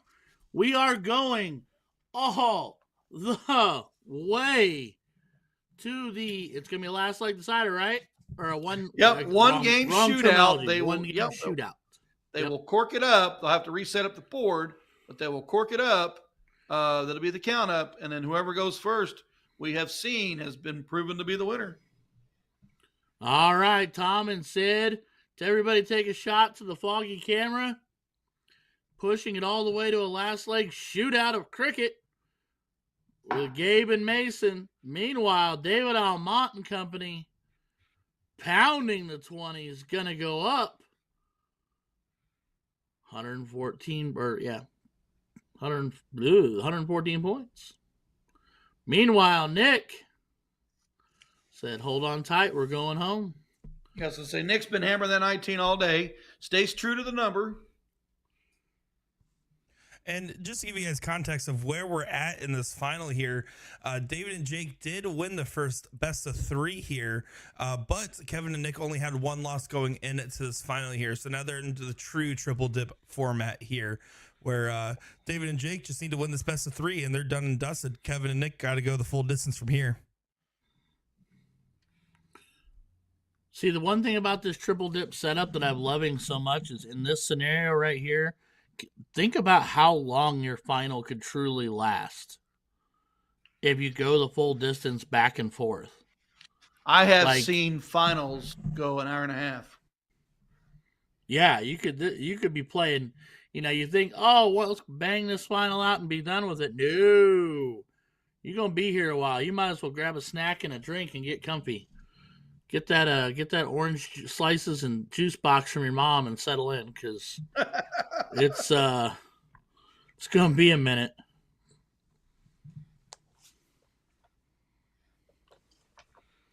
But Jake and company out in front. Kevin and Nick not owning any wedges right now, and Jake taking the one they thought they were going to grab a hold of in the 17 away from him. Jake staying true to the 17, closed it, and then fired more in for points. Kevin back on his hill, has to work the 18s.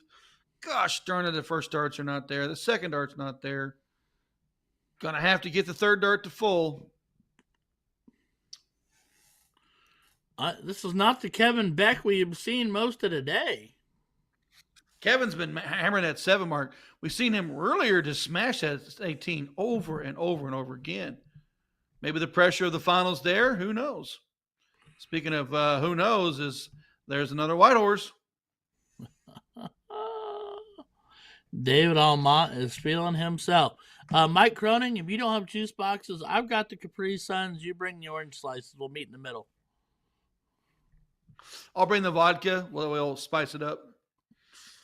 Back to the match. Mooney Ham's got the fun stuff. As Nick finds himself 4 bulls to make it at least interesting, but unfortunately, Jake, double bull dart 1. Does he have double-itis? The big shift. He does. Oh, missed it.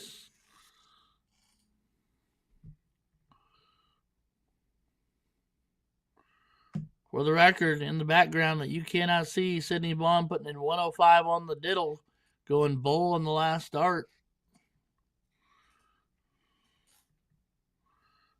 Oh, and Kevin Beck misses.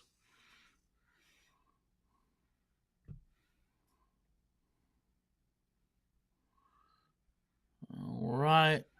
David Almont needing 1 as we kick over to Tom and Sid, Mason and Gabe. Mason and Gabe winning the diddle, which, like we said, characteristically gives them the advantage. They are in a 1-leg shootout for cricket here. Winner of this wins it all. No more darts to be had. Nowhere to go. Nothing to do but the crying. That was a tough flight with those crossing darts. Sidney Vaughn, we have seen, has been a monster. Here's his start. And here's his answer. This guy is just an animal. I got to give it to you for Sean's fate. Boom goes the dynamite. Sidney Vaughn 180 on the open. Oh, man. Sidney Vaughn just turns it on when he needs it most. And Mason, just small shake of the head, 1 of the trip, doesn't buy it. Tom's job here would be a close, I would imagine. No need to run points just yet. I would think even a time, I mean, if he wanted to go big right here, if you want to talk about white horses, now would be a great time. Yeah, this trip that 19 and then go for more holes. There you go. Just need 3. It's just an easy route. 1, 2, 3. Don't got to be fancy. Take all the pressure out of it and just throw the dart straight. Push Gabe back on the 18s, which we know Gabe can punish him, but you've got the big start. He also hits a lot of trip 4s there, and I don't know how I feel about that fly. It wasn't a flyaway, but that random cross shot in, because now that's pointless. Sid made that dart not matter at all. And I agree with you 100%, Tony. Tony Gisborne in the chat saying you leave the door open, Sid will kick it in. He will kick it in with authority. You're 100% correct.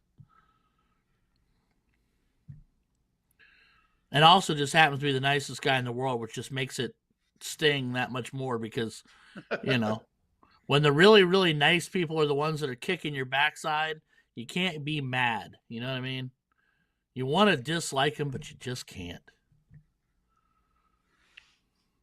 Tom just needs another single. So Tom doing the job he's got to do. He closed the 19 with 3 singles, gets rid of the 16, gives it right back to Sid. Yeah, pressure back on Gabe. Gonna have to hammer the 15.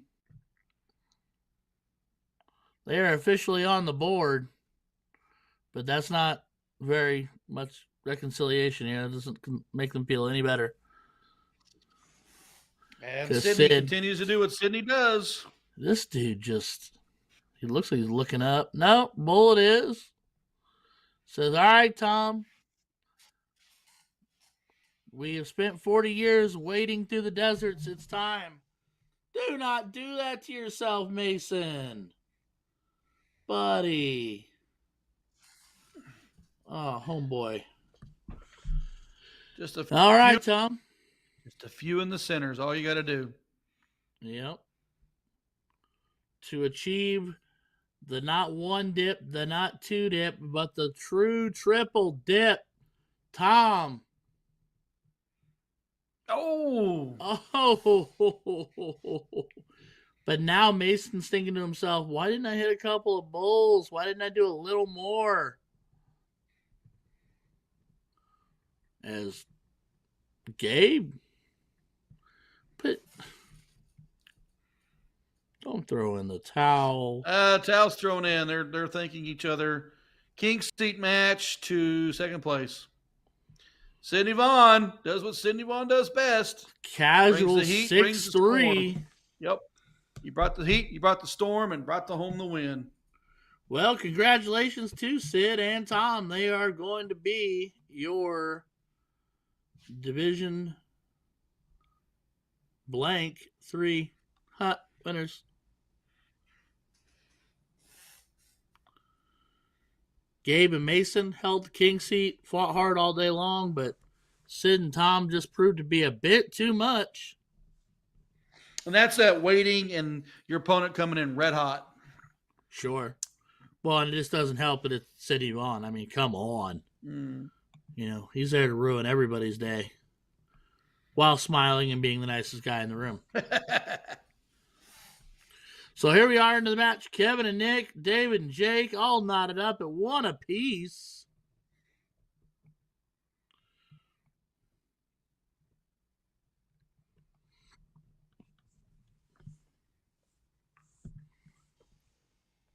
But Kevin is that looking more like the Kevin we got used to seeing, throwing casual 7s.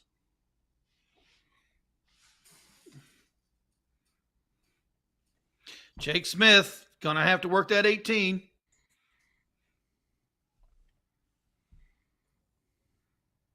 Not gonna get it done with the first start. Does he take the look or stay there? I think he stay. I felt like he should have stayed. He did take the look, but maybe another 54 points would be what I wanted done here. Yeah, I think. Well, and then we got trip 2 for trip 2, though. I was gonna say, but it didn't matter because my opponent didn't put up what I thought he would put up.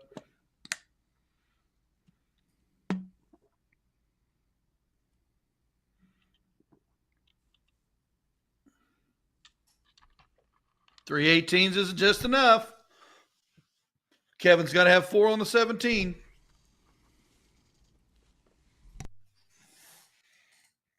Blurry camera, take a shot. Woo!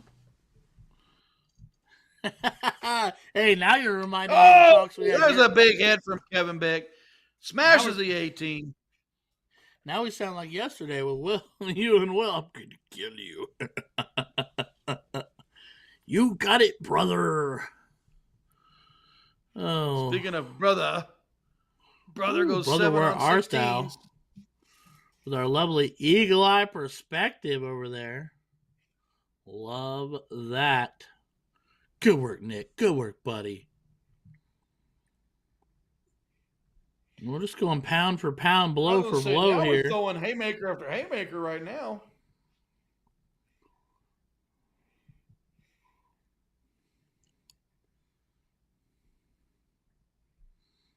Jake giving his partner some encouragement.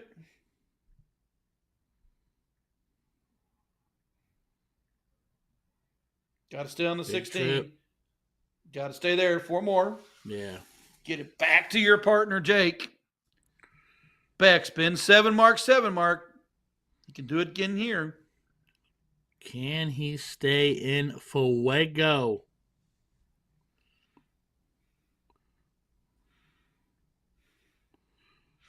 I'd 16 look at shot. it. No, he stays put for 5. I mean, what's it for? So force is 5? Triple 16, triple 16. Uh-oh.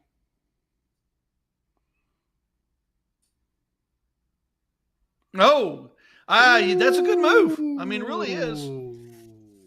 If Nick hits it first start, trip 16, and it was not the move maybe, but it forces him to the 15s. Now you put Nick with a 16s great playing 15s. answer. Not a huge lead, but a solid answer. The fight continues. David was heavy on the 16s last round. I looked him to stay on the 16s for all 3 darts to give Jake a good look at the 15s. Yeah, I think his role right here is to relieve pressure, get the point lead back. He needs a trip here, finds it, and that puts an ample amount of pressure onto to Kevin, but also hopefully relieves the pressure for Jake. So, but here comes Kevin.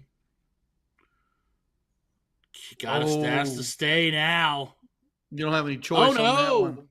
And see, he paused, look at the score, he thought about it, and he undershot the 3rd dart. Got to have that math in your head and ready. Because here comes Jake. Back to the 16s. Yeah, that's where I see it happen. Straight to the bull. I really thought he would go back to the 16s, which is great for the bull shot anyways, because it's going to add another 48 points, which would have been another bullseye. See, I'd have thought, man, I might have done that dart 1. Swept the 16s out, but it's a bull race. 5-2 is the count. David should step up and just butter this up and go. Yep. 1 more. That's it. And they're winners. Winner, chicken dinner. And David's friend or significant other half tackles him away from the board. About looked like took his. Huh? Oh, is it Hunter Smith? She about broke the poor boy's ankle spinning him around.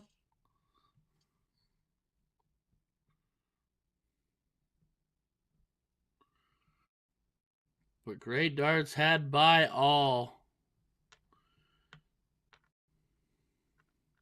All right, well then, yeah. So you're David Almont, and why is my computer freezing? Sorry, I was trying to be fun. Jake Smith are your level 1 final champs as they hug and jump with joy with Miss Hunter Smith. Kevin Beck and Nick Johnson fought like champs all day long. Kevin Beck showed us probably the most 7 marks I've ever seen consecutively thrown in a row. And we will be kicking over some action here just momentarily. I do believe we're going to get to see a big old dollop of Porky. I think that is the plan with him and Miss Lynn. And I do believe they were Division 7. That is correct. They are currently playing Brad and Chad. They couldn't have made that a better rhyme if they'd tried. Steve Hilger, Lynn Sampon versus Brad Marshik and Chad Erdman. Brad in the 5K pool, Porky in the 5K pool. And they are underway. Nick will get us a score line, I'm sure, here just momentarily. What you are currently seeing is Porky getting them back out in front on the 17s in this cricket leg. They're throwing second. So I think that means they won the previous leg. Yeah, unless this is leg number 1 in the... I will say I was getting an update here. You were spot on. Steve and Lynn there did have the seats, and I believe, if I'm not mistaken, they won the first set over Brad and Chad there. So now they're in true triple dip situation, which means that if Steve and Lynn win this leg, it is over, done, and dusted in their favor. Thank you, kind sir with the colorful hair. Well, somebody in this match is going to take home $5K. Will it be Steve for Steve and Lynn, or will it be Brad for Brad and Chad? A little bit more online for this match. Well, if Helger wins his share of 5K and it's significant enough, I think he should buy all three of us dinner. I'm just saying. I second that notion, and we'll let him know after it's over. Yeah, he's going to take us to the Golden Corral, boys. Be careful. I don't care. Hey, no. We're all going to meet LVO. He'll be out there, or Team Dart. Hey, there we go. Then we'll go to Hell's Kitchen or Caesar's Palace buffet. There you go. On Porky. Game. On Porky Herd. But full disclaimer, that does not mean we are openly cheering overly for Porky more than Brad and or Chad. We are unbiased. We just, want to make Porky feed us. Now, Porky was actually commentating 3 months ago this same event. So I think it is pretty cool to see. He was commentating 3 months ago, talking about bonus pools with me. And I believe Will actually had to leave early. So it's just Porky and I towards the end. So to go from commentating to trying to get a share of that 5K pool has to be quite the difference maker there. Makes me think I'm not going to get him back in the commentary room ever again, because he's getting a taste of the 5K potentially. Yeah, it was fun for me because I saw you add him to the Discord. I'm like, wow, he didn't call me. He never calls me either. Back to the match. I reached out to both of you for this. What are we going on here? Dad does have favorites, and right now it's neither of you. That's usually what happens. You know what? Welcome to my entire childhood. Oh,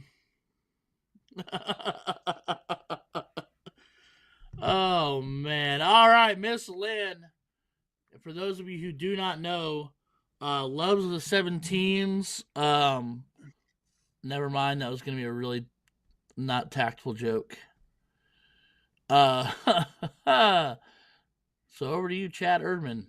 Looking at 19s, trailing 190, playing 281. That number is a changing. Needs another. Let's get the 6. Back to Porky. 17s is their honey hole. So here's the deal, and and Porky is far superior player and experienced player than I. But if I've tripped that 17 dart 1, I'm looking at the 18. I'm looking at the 19. That's fair. I want it gone, and because my partner Lynn likes the 17s. I want it gone because they may take my honey hole, push her into the 18s where she may not be comfortable. And he does that anyway. I mean, she has been hammering that silly double. It wasn't a double to close. Why throw the double there? The trip brought you points. Now Miss Lynn is going to try to find a way to take it away from you. She's got a hanger. She's there. It's awkward. Yeah. She's got to make reset. I enjoy her approach. She is slow and patient. She does get the double. That's a big shot right there. Makes it a 1 dart close in a worst case scenario for Steve.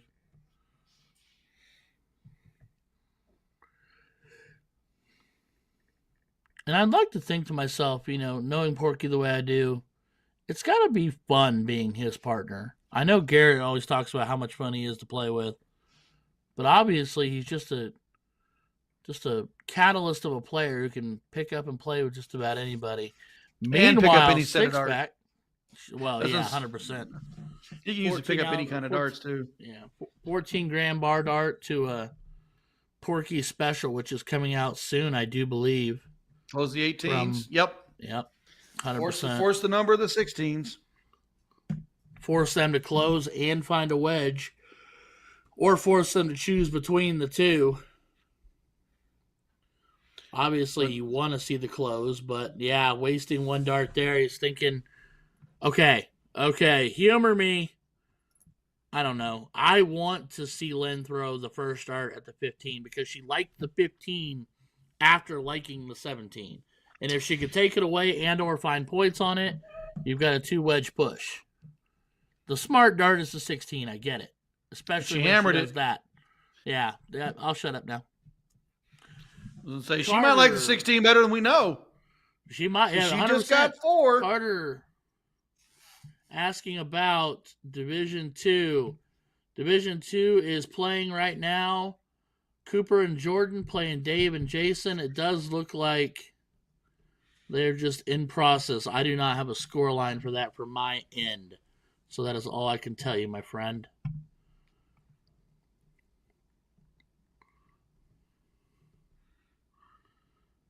Man, there's a trip 15 on the third dart. Big turn. Porky to the 16s.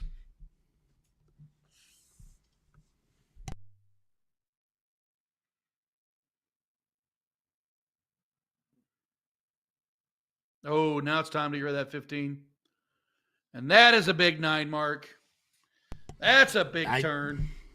It's huge. It's such a momentum swing. And this right here, I mean, this makes it 2-0. Instead of going the bull, they tried to close the 16. Did not work. Lynn can look at the bull. She can add more 16s for her partner.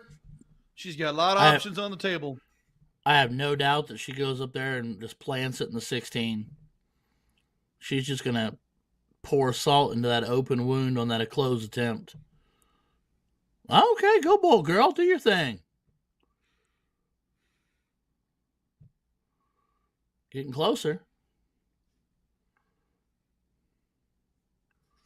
Steve told her to stay with it or break off of it. I think she's going 16 now. I think that's the reason why she reset. Yeah. She stayed right on it. Just over top. Just over top. Andy Douglas with the Let's Go Porky and Lynn.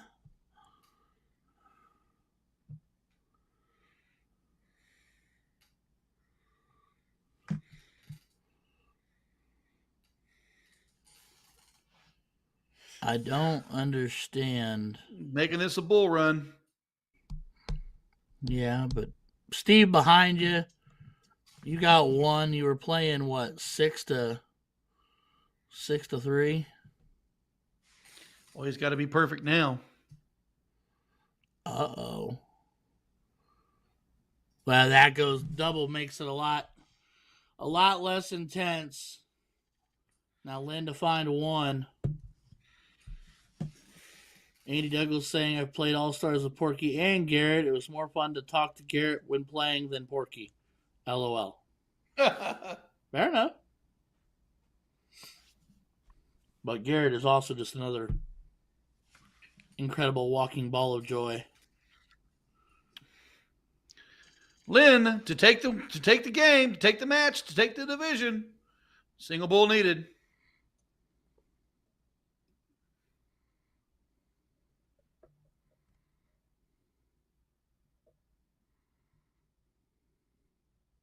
Ooh, close. Is it a hanger? I don't know. She looks like she's throwing with a slimmer flight. And our hard pitched angle makes that hard sometimes to see.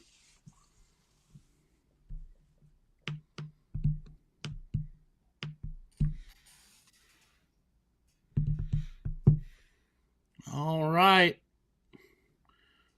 Not going to get it done with that one. That helps. For the win.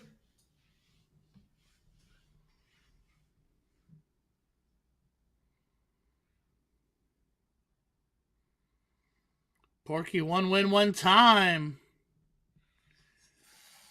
All right, and that will do it. Am I correct? Yeah. Yep, that's it. That's all she wrote. So Steve Hilger and Lynn Sampon are your Division 7 champions. taking down the Brad and the Chad. All right. Forcing that 5,000 bonus pool from Mr. Porky. On to this match. Who do we got here? Chris Watson taking on Aaron Ham and Dave. Yeah, Chris Watson and Karen taking on Dave and Aaron Ham. Dave Hefty and Aaron Ham. Yep. So that's division. We're in Division 6 now for this one, back at Toso's over here. And right now, going on this match, it's a last leg decider right now. First best of 3 went in favor of Karen and Chris as they came back from that third place position match. So currently got the first dip out of the way, trying to get the second one done here.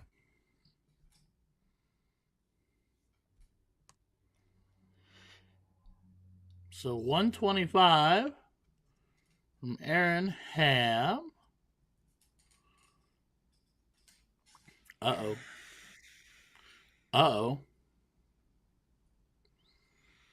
And a foregone third dart from Mr. Watson.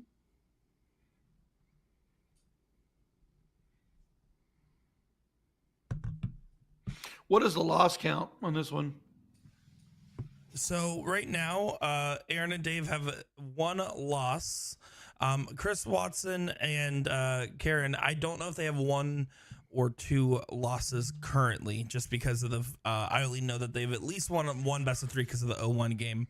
We'll know after this one's over if they but depending on what format they set up for, to know exactly where they're at. But no matter what, if Karen and Chris win this, that's going to be 2 losses for the seat holders.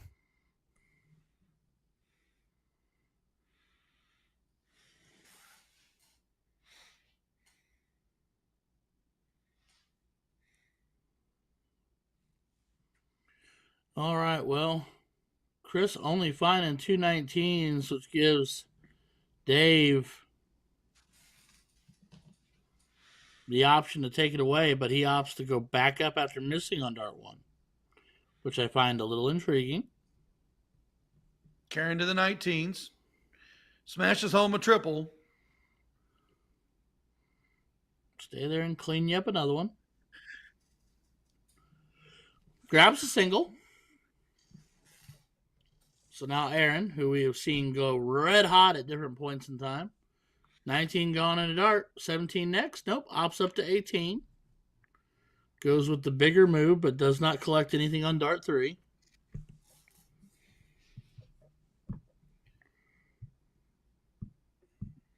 Watson opts for the 18.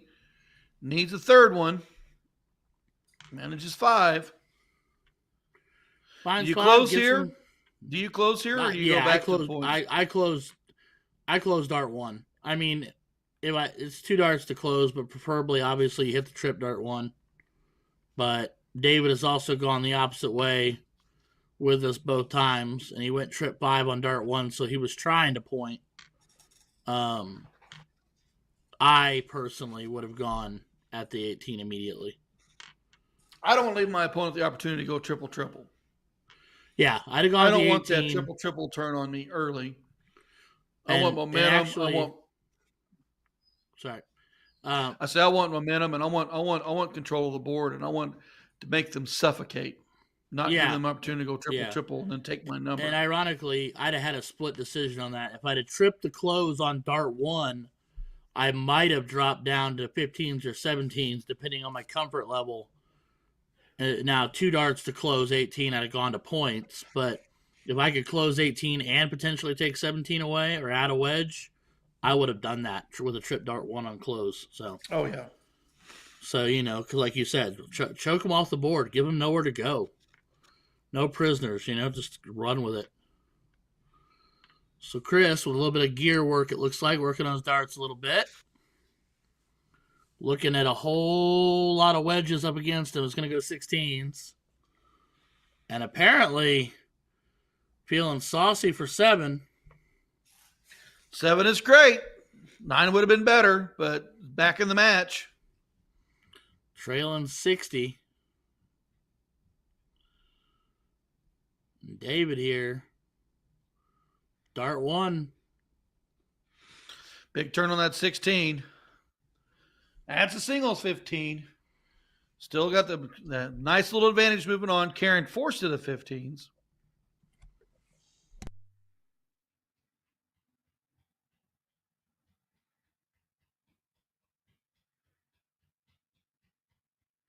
She got 4, but she wasn't happy.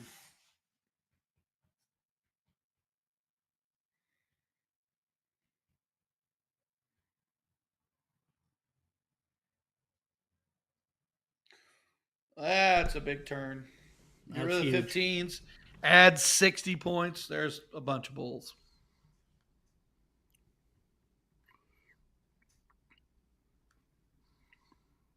So full disclosure, I get what he does. I get why they do it, and I understand it. But at the same time, my nature, it irks me with my competitive nature anyway, to ever give up on that bull ever,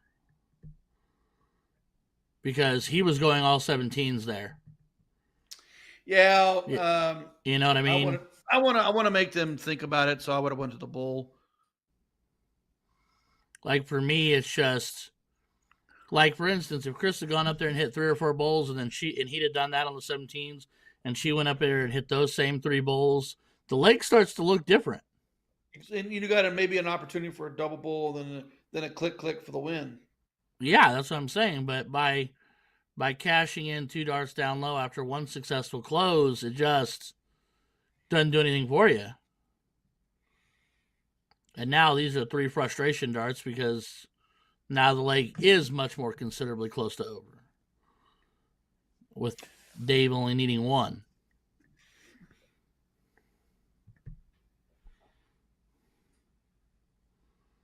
Yeah, there it is. 1 time.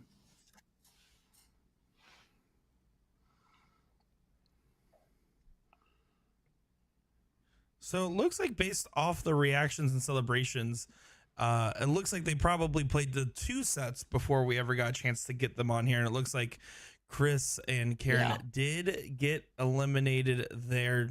Based off the reactions, we'll keep an eye in the background just in case. But yeah, no, that was a pretty hard fought battle there. We're going to get another final here in just a moment's time. How about we take a quick moment to hear from the lovely Jen Mounts at A to Z Darts there for sponsoring this show. What do you say, boys? Sounds fantastic, my friend. Let's make it happen.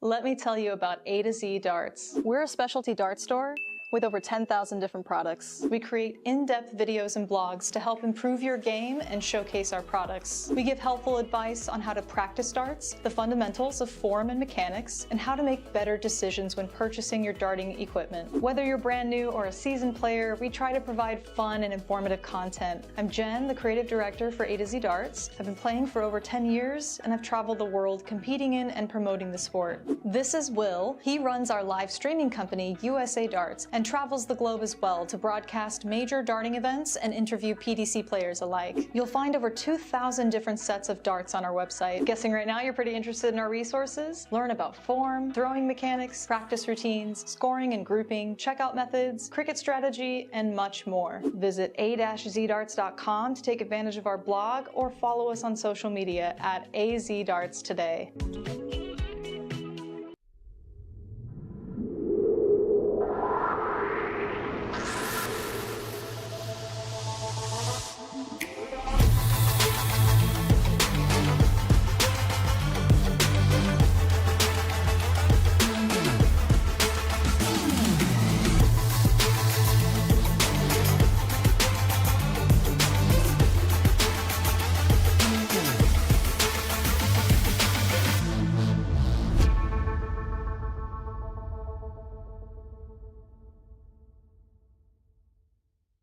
Nathan Aspinall Echo soft tip darts. By the way, I've swapped out the stems and flights for the new K-Flex number 2 standard flight.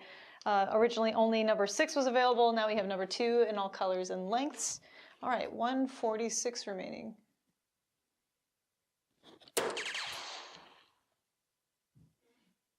Ho ho ho. Damn, that felt good. Echo has really expanded since it first came out as an exclusively soft tip range. Now we have a player edition that has remnants of Nathan's prior signature darts, notably the overall shape of the barrel and the milling, with the CNC milling in the front, nano grooves in the middle, finishing off with radial grooves in the rear, which to me feel the most aggressive. So if you have a widespread grip or a 5-finger hold like Nathan himself, I would recommend taking a look at this barrel. It's certainly a more affordable option than your typical PDC Superstar signature dart. Take a look.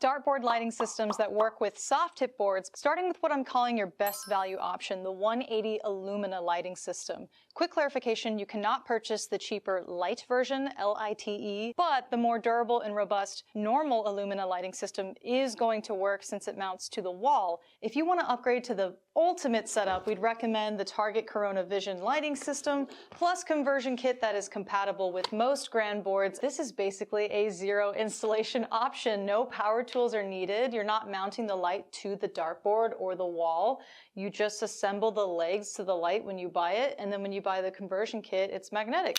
Just snaps right onto the leg, and the 4 prongs push into the dartboard. Here are 2 budget-friendly options. Number 1 is the Target Arc light, not the cabinet light, but just the light by itself, which clips to the dartboard directly. So I have the Target Arc light under the Illumina, giving it more stability by accident, but if it was on its own, it'd be a little wobbly on the board. You can see the lights illuminating like half of the board, and it's certainly in danger of falling if you bump into the board or retrieve your darts too hard. The GLD Shadow Buster. This is our most budget-friendly option. It was designed to screw onto the top of a cabinet, and then it can swivel downward to illuminate the board, and also swivel upward and fold it all the way down to be out of the way in case your cabinet doors are a little bit taller than the top of the cabinet. That's it, folks. 4 total lighting options for soft tip dartboards. See you next time.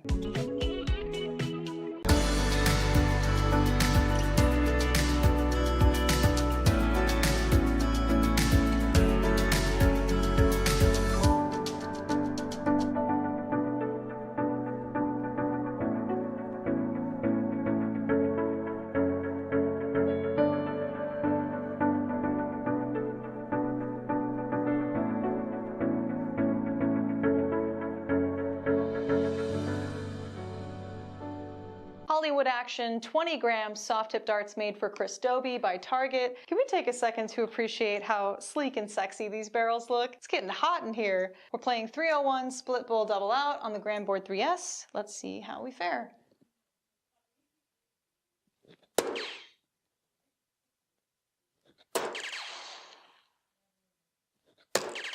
Nice starts. By the way, I've swapped out the stems and flights for the new Target K-Flex number 2 flight. Now let's fail this attempt.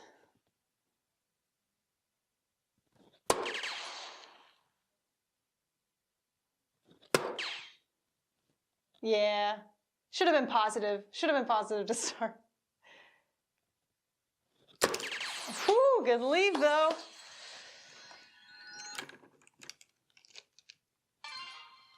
I'm really loving this texture and milling, by the way. It's just nice, consistent all throughout mid-rear where I hold.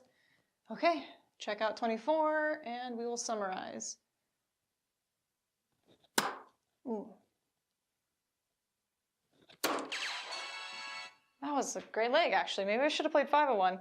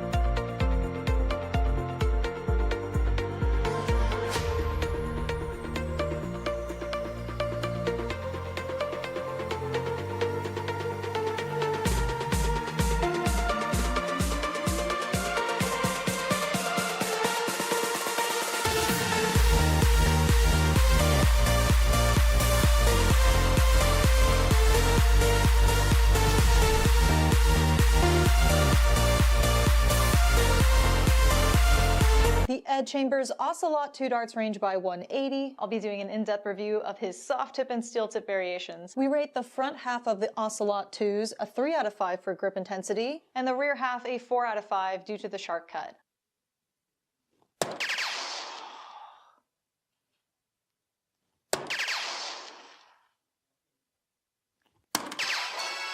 Well, how about that? We could have never predicted it, but we actually found our way to a 99 checkout. Throwing 22 gram Ed Chambers Ocelot 2 barrels by 180. His favorite checkout is 76, but he specifically requested treble 12 for tops, and if you hit a single 12, double 16, double 16. Mic drop, cool walk away.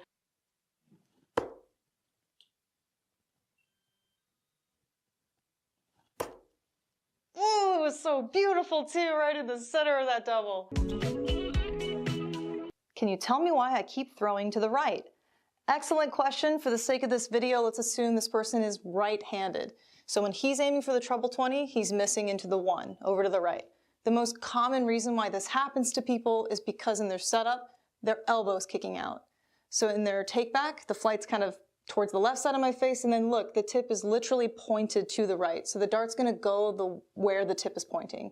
So real simple, tell yourself to tuck the elbow in, and then in the take back, the dart falls straight back, bang.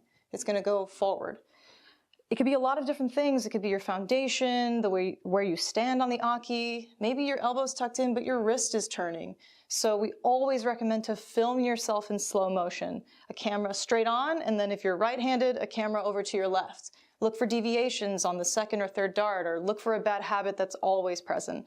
Because you might think that everything's aligned and straight, but the camera's gonna tell you otherwise. I mean, trust me, I thought I was straight for 16 years, and boy was I wrong. The Mark McFadden V2 darts range by our in-house brand Colonial are available now. I'll be doing an in-depth review of the soft tip and steel tip versions, of course. Overall, we give the V2 range a 5 out of 5 for grip intensity. 18 gram Mark McFadden Colonial barrel. Throwing a single leg of 501. Split bowl, double out. Do not miss inside, Jen. For you, Mark, shooting the 22 gram Mark McFadden Colonial barrel, and Mark's favorite steel tip checkout is 126, of course. He's got to pick a big hitter, so we're gonna go 19s all the way. First attempt here. Ooh.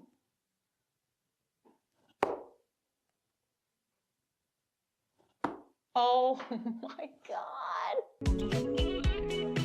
Let me tell you about A to Z Darts. We're a specialty dart store with over 10,000 different products. We create in-depth videos and blogs to help improve your game and showcase our products. We give helpful advice on how to practice darts, the fundamentals of form and mechanics, and how to make better decisions when purchasing your darting equipment. Whether you're brand new or a seasoned player, we try to provide fun and informative content. I'm Jen, the creative director for A to Z Darts. I've been playing for over 10 years, and I've traveled the world competing in and promoting the sport. This is Will. He runs our live streaming company, USA Darts, and travels the globe as well to broadcast major darting events and interview PDC players alike. You'll find over 2,000 different sets of darts on our website. Guessing right now you're pretty interested in our resources? Learn about form, throwing mechanics, practice routines, scoring and grouping, checkout methods, cricket strategy, and much more. Visit a-zdarts.com to take advantage of our blog or follow us on social media at AZDarts today.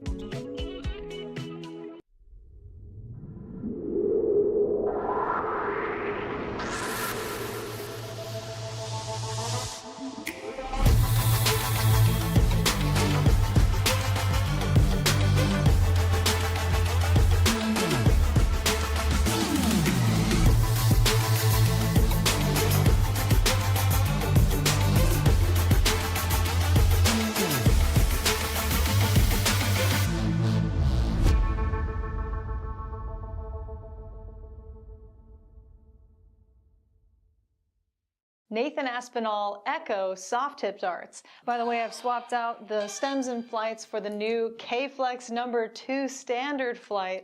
Originally only number 6 was available. Now we have number 2 in all colors and lengths. All right, 146 remaining.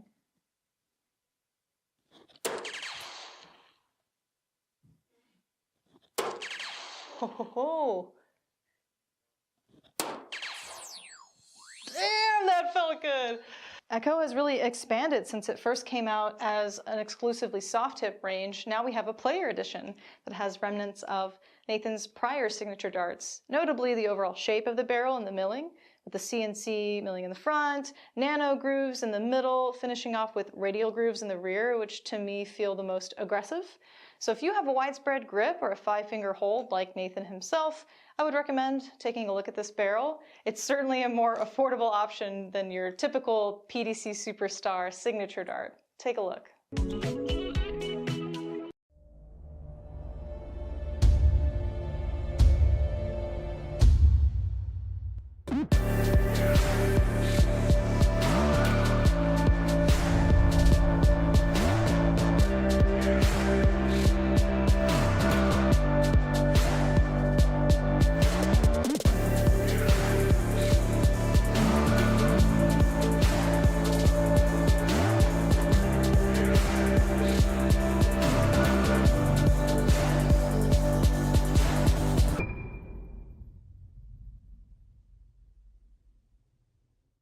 Dartboard lighting systems that work with soft tip boards, starting with what I'm calling your best value option, the 180 Illumina lighting system. Quick clarification, you cannot purchase the cheaper light version, LITE, but the more durable and robust normal Illumina lighting system is going to work since it mounts to the wall. If you want to upgrade to the ultimate setup, we'd recommend the Target Corona Vision lighting system, plus conversion kit that is compatible with most grand boards. This is basically a zero installation option. No power tools are needed. You're not mounting the light to the dartboard or the wall.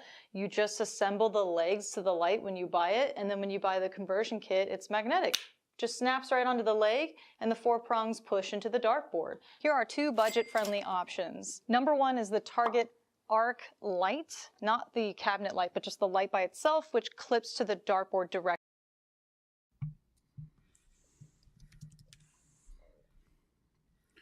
All right, everybody, we are kicking it back to you. Where are we? We are in doubles action on Nationals weekend for the PPD. Where are we stopping off at? This well-lit, just off the edge of a fireboard in level 38. It is Laura and Sergio taking on Jermaine and Melissa. They are in the finals for level 38. And everybody in this match right here is in the bonus pool of either 4K, 5K, or 3K. And as Nick made us known, it is an all Florida affair. So apparently he had something to do with it and probably helped him get there. I do like rigging this. No, this is at the King Seat Bar and Grill that we're watching over in Hollanday, Florida. That is the bar we're taking a look at now, which is actually where Caitlin Myers on Monday will be playing her WCS match. Will be at this bar over here.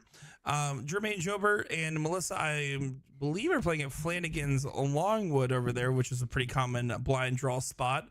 Jermaine Jobert goes by Meatball. And Melissa actually is on TikTok as Dart Diva 76, where she posts food hall reviews from Trader Joe's. Food hall. I do love Trader Joe's. That is the one thing I miss about not living in California anymore, is I don't have a Trader Joe's anywhere nearby. Sad faces. What's Trader Joe's? Right. It is a grocery store that has a lot of their own stuff. They do a lot of focus on organic and stuff like that. And I mean, they have a wealth of things, but they have their own food section and brand and everything else. And it's a little more expensive, but it's unbelievably delicious, the stuff that they make their own stuff. There's a Trader Joe's in Dayton, says Big Nos. So I'll have to start driving to Dayton for Trader Joe's.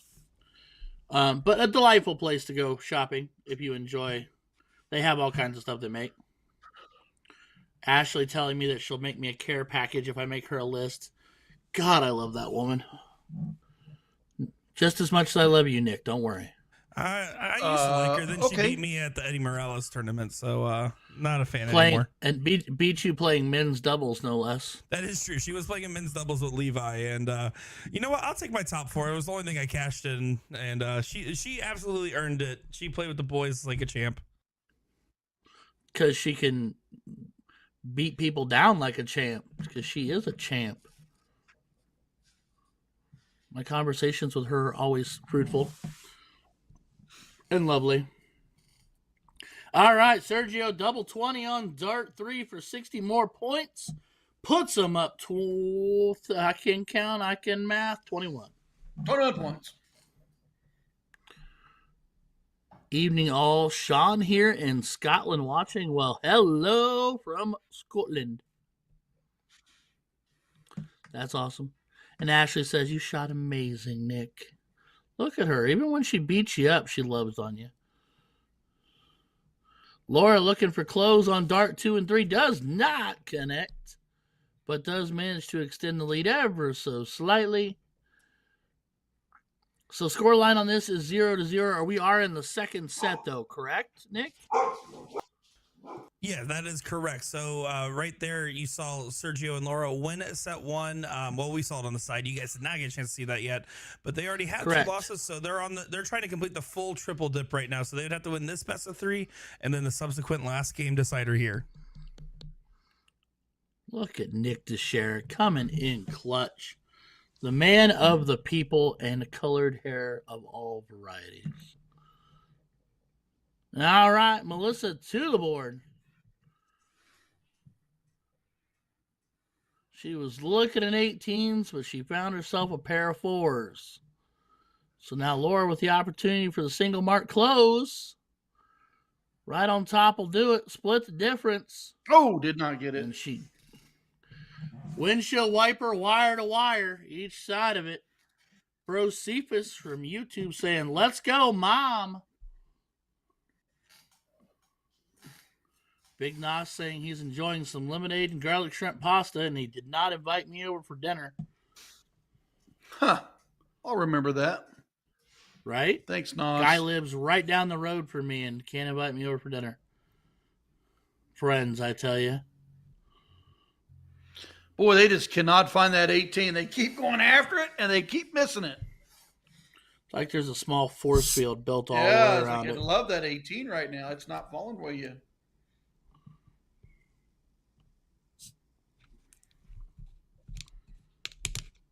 All right.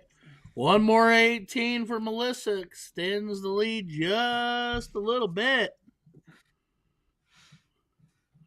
Laura still looks like she's thinking close. Trips the 20. And then she gets and then closes. And here's what I'm going to tell you. We've seen an array of talents today. We've seen level 1 all the way down to 40 and some in between. But I am here for that gallery of people that you can see behind them.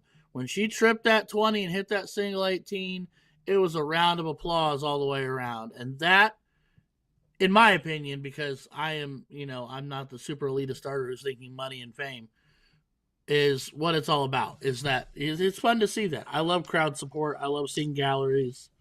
I think that's awesome, especially when it's not necessarily your level 1 players, for instance. That's my soapbox. your soapbox to remember is your dart players are also your dart fans. True. Absolutely. So, we've had success this year with Madison Square Garden and stuff like that. But most of our shows are dart players watching dart players. Most, we're not selling tickets to come in and watch us play. So your fans are your family and your friends and your fellow dart players. Yep, 100%. So here's your bonus pool update here. Looking at just the first 20 divisions, barring division 19, 10, 8, and 4, which are still currently playing their finals. So out of your first 16 of 20 divisions, there's only one person that's won the 10K so far, 4 people that have won the 6K, 3 people at the 5K, 4 people at the 4K, 2 people at the 3K, 2 people at the 2K, and 1% at the 1K. So far, only one person with a share of 10 grand. Now, of course, there's still 22 divisions plus the other couples that I haven't mentioned, that I did mention that haven't finished yet. But right now, it's really off to the races to see who's getting the shares of the pool. Right now, the 6K and 4K pool have a lot of hitters so far. How would that $10,000 payday feel? Oh, I don't. like I said yesterday when we started talking about potential payout stuff and bonus payouts and everything, I genuinely do not know what I would do if I got a phone call or an email or a PayPal notification that said, "Oh, BTW, here's your winnings from yesterday and the bonus $10,000." I don't know what I'd do.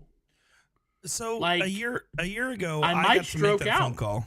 I got to make that phone call to Johnny Four when we caught his match, and we had the other final that would have split the 10K pool was playing at the same bar as him. So he was watching and was in a conflicted spot of trying to cheer for a friend, but also knowing that that friend lost, he would have get the whole 10K pool. And when that final finished, I called him and I said, I wanted to be the first one to tell you that you won $10,000. And let me tell you, the correct answer is most of the grown men just cry. And that is okay. I think if I won $10,000, especially based off mine and my partner's ability, would feel one of the most satisfying feelings you could probably ever feel. No, yeah, you're right. And I'd probably break down bawling. I'd probably start sobbing uncontrollably into the phone. And I don't know. I've never won that kind of money. Not playing darts. Oh, no, absolutely not. And, I don't know that I ever would or ever can or ever will. But, part of me would be like, and then, what do you, do you split it with your partner? Do you tip your waitress $1,000 at the bar that day? Well, I mean, it's like, I don't know. The only debate I will ever say this about that winning that big money is taxes, and you will get taxed. So you got to be very careful with that money. Well, that's true, 100%. And I'd be like, you know what? All right, because you will get a 1099 from the PPD at the end of the year for that bonus win. Well, 100%, 100%. So I'd say if you get 10 grand, I'd say take what, 4,000 to 5,000 of it and shove it off to the side for taxes later. Oh, most definitely. Richard Otts, the King Seat Bar and Grill owner and PPD player Odie Cohealy, outbid everyone for the Jules autographed jersey for charity. They're always there supporting their players. Amazing. That is fantastic information, Mr. Richard Otts. Sergio needs 3 bowls. That's a hanger. That's a deflective hanger. Proof's in the pudding. 19 more points down low. Now, the previous turn before that, Sergio hit a monster 8 to give them for the driving force to win this leg.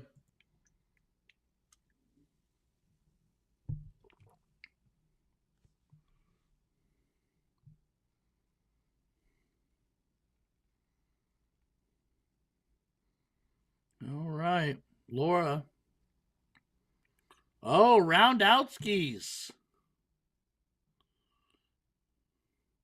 All right, so Laura and Sergio round out win on leg 1.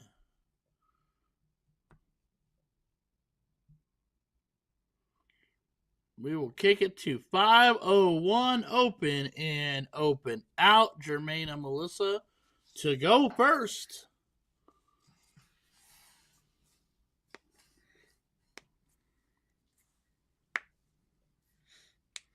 John 37 Fold Gaming says, woo!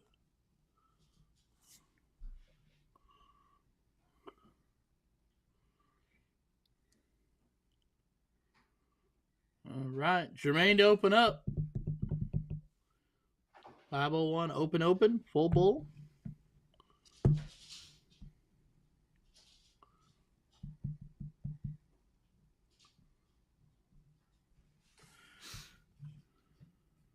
Looks to go a lot ton or better. Doesn't manage the first 2 darts. Doesn't get a bull. Flip that right back to Sergio, who was red hot that last leg. Low ton or better here to start. Gets them the lead.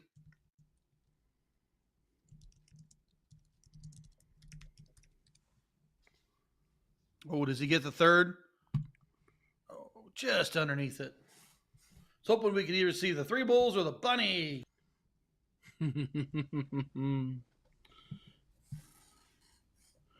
Justin Monahan, Nick DeShera, wait until you see what we have for Monday's WCS match. I want to be honest, Justin. Whatever you have planned is terrifying. So, if you are ever asking yourself, would Nick approve of this or not? The answer is no, but you should do it anyways. Fair enough. The jovial and delightful Meredith McGee Hale with the Go Jermaine and Melissa heart emoji. Heart emoji. All right. 417 trimming down to play with 342. Jermaine working on some catch up here. Last turn, Sergio Lotan. Does he do it again? I mean, if he's feeling it, he's feeling it. Got to work his way in. It looks like his dart hangs in the most awkward manner. Does find one bowl. Well, it looked like they hang way down. I'd hate to be on top of that triple or on top of that bull that hanging all the way down in the way. Change those tips. Get you a stiffer tip. Or that, or it looks like his dart barrels isn't the entirety of the dart is in the barrel, and he plays a short shaft in flight. Maybe a look at it looks forever long. 60 millimeter barrels are a thing, apparently. Laura trying to keep him out in front. That's a huge trip 19. Big turn on the third dart. Jermaine back on his heels. Hasn't managed to bull yet.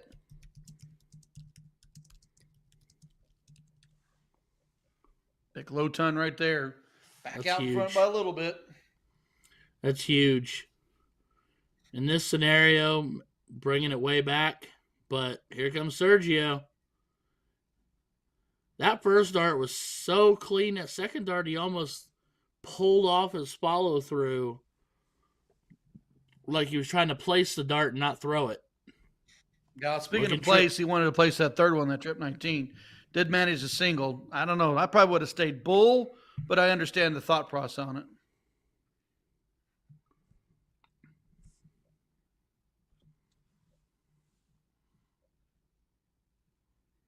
Stay true to the bowl.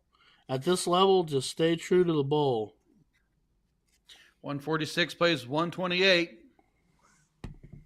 That's a big one. It's huge. Bowl for double 14. Oh, right over top. That's a big stick right there. Big low ton, 112 on the turn. Leaves our partner 16. Forces Jermaine to think that 146 really deeply because it's going to require a triple to even get to the now. Cannot go. All he can do is try to tee it up. Look, 19 here. Ooh. I mean, bowl to add pressure, but at the same time, 29 is awkward. So fat 16 or a double 8, pick your poison. Fat 16 it is. And look at the crowd. Look at the crowd. All right, so it's all set up. We're here to kick butt and chew bubble gum, and we're fresh out of bubble gum. We're going to go to a last leg, one leg shootout, all cricket. Winner goes home a champion. While they are setting up here, I do want to give a shout out. There's currently 3 other finals happening on our streaming board still subsequently. There was more than that happening earlier, but there was just so many names to shout out. So do you want to give a shout out? We have a team out of Bill's Pub currently playing in the finals. Scott Spencer, Tina Mullen did do that full run back after their loss in the seat, and now they're currently playing in the final. You also have over there at the stadium, a bar we actually didn't get a chance to feature today, but Lee Shields and Tony playing in the final over there at a streaming location. Of course, we have the one here at King Seat that we've been watching along with. And then we also have another one here that's going to be out of Night Owls. That's going to be Amber and Brian. So shout out to those teams. We'll see if we can catch a tail end of those finals once this one concludes after this last leg decider here. But wanted to give a shout out and thank you for playing on the stream board at the streaming locations.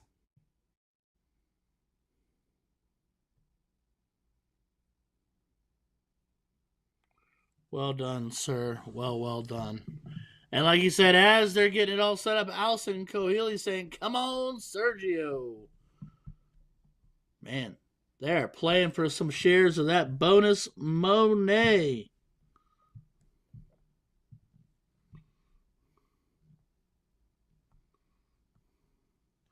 Did get our second winner in the 10K pool there. So it looks like there will not be a solo winner, but currently sharing $5,000 a piece. And honestly, even if you get 10 people winning it, an extra grand that you didn't have to sign up to play in the bonus pool for, you didn't have to pay any extra to be a part of it. Pretty sweet deal already. But so far, those two people are probably cheering against anybody else that has a 10K by their name currently. 100%. But even, get 5K, splitting 10K, give me 5. Like, okay, it's still a great day. I'm still buying. I will take $500. I would take $500 extra. Yep. I don't think I'm not stingy. We can't both wait for the other to say something. I mean, one of us has to. We can. It just gets awkward. So, all right. I was gonna say I would even let them just pay my bar tab, and I'd be happy. Yeah, the bonus pool is the most splits I've ever seen. I'm not sure which specific pool it was split all the way down to $133 a piece a split. And even that, I'm like, that's an extra $133. That means that you're getting an extra 30%, 25% on your winnings just for playing. I mean, worst case scenario, you still get extra money. And honestly, the worst part about being in the bonus pools is just the pressure that comes with knowing there's a chance to win all of it by yourself. That's the only downside to it, and that's a downside I would be willing to take. 100%. No, 100%. All right, Sergio opting to the trip 14 on Dart 3 to secure the diddle. They will go first. One-legged cricket. Nowhere to go. Nowhere to run. Nowhere to hide. One team walks away a champion and gets their names added to the bonus pool money. One team says, maybe next time. While still winning a decent chunk of change. Because it is marked as $500 for second place. $700 to the winner. That is not accounting for any of their bonus money percentage chances. So still, $500. I was going to say, Sergio wanted to start with that big 5 mark to open. And his opponents right here only manages a trip 17. Jermaine not hitting. Laura, we know, has been good on the bottom of the board. Is she starting on the 19th next? I think you would. She's got 1 mark there already to welcome her. But she opted to change her mind, yeah. Yep.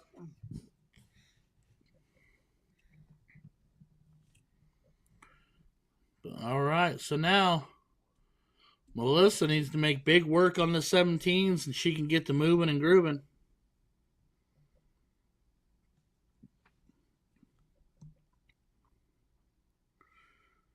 I don't grab a 19 on the fly off.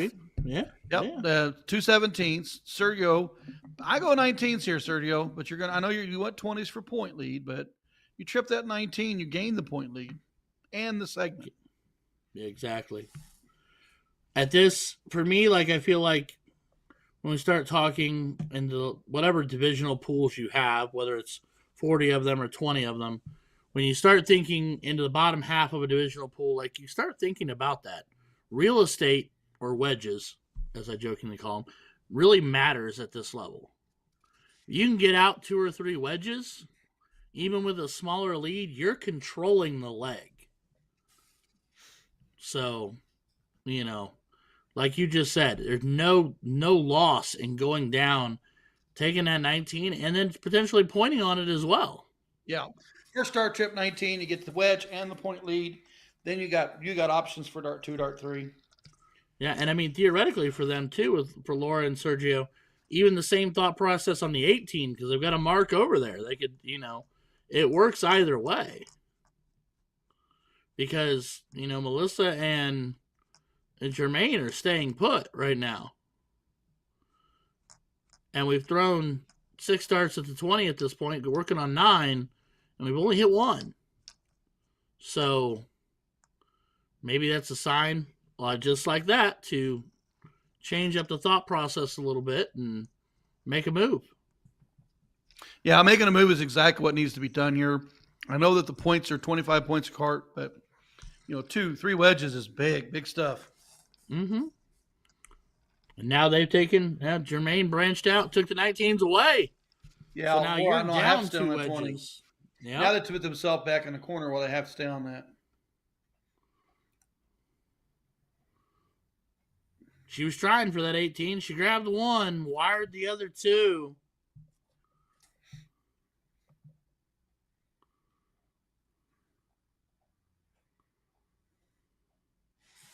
Big open on the start. Oh, big turn on the 12. Double 20.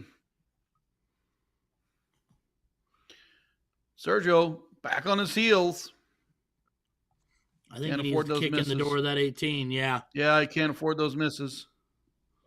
Yeah. I like that he switched the 18, and I like that he stayed, because now they at least have the benefit of having no marks on that 18 wedge.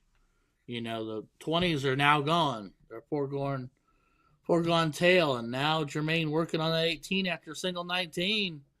This is getting frisky. The big numbers are starting to disappear. Laura going to have to hammer that 18. Needs the triple. Oh, only manages 2. Right there.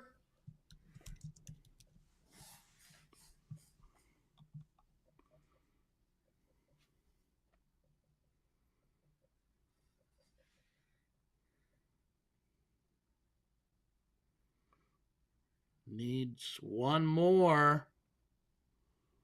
I think you have to stay and try it. Does not connect. Just pulled that dart. You can see on that shoulder action, it dropped down. Sergio was fine on the open. Has been slow since. Needs to get that 18 to convert. Doesn't do it much with 1. Jermaine's been the champion of this leg. Just needs a single 18 to close to take control. Yeah, Jermaine's 1 single away from having 2 wedge control here. And they have nothing. I would move on. 16 or 15. Pick your poison. Or kick in the door with a last leg decider. That's a big shot. That could be a holding shot. That point lead right there could hold, depending on what happens here. Laura does get the segment.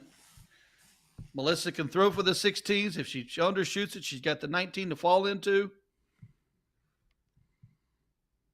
100%.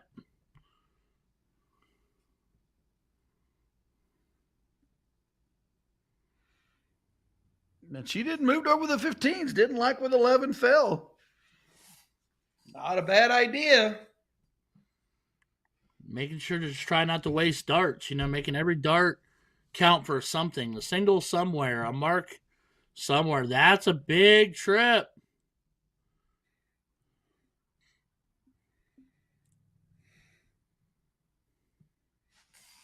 Jermaine to go 15 here, or does he go stay at that 16 to get rid of it? Nope, I'd go single 15. I'd go, because it's dominant wedge control. I'd go single 15, and then I'd have gone to the 16s. And if I didn't like it, then I'd pick my favorite to point and go. Yep. But, everybody plays it a wee bit different.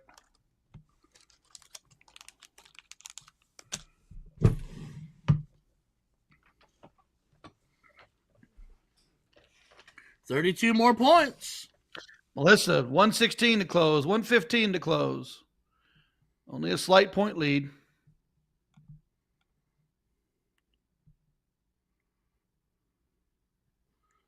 Does not close anything. Does the momentum shift here? I mean, if it does, it could in a big way, but he's got to hit something to start. I mean, hey, take that as the most beautiful accidental whoopsie ever. Undershot, and you flew off, and you closed the 19s. You took their high ground away. Now they've only got 17s over you. And you're still pointing. Yeah. I'd call that a great round in this situation. You know what I mean? All right. Well, now Jermaine needs a single 17. But honestly, I'd still go with the 15 first.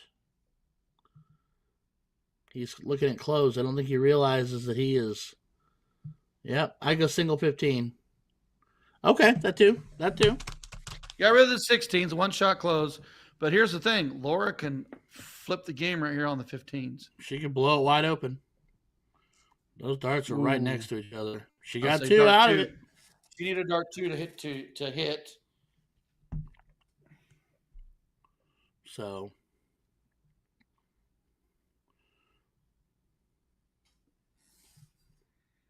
needs to stay and just continue to point.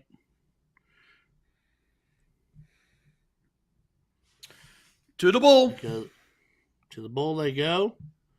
But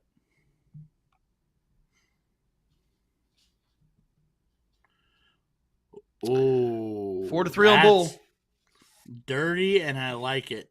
I wasn't expecting it, but I like that it happened.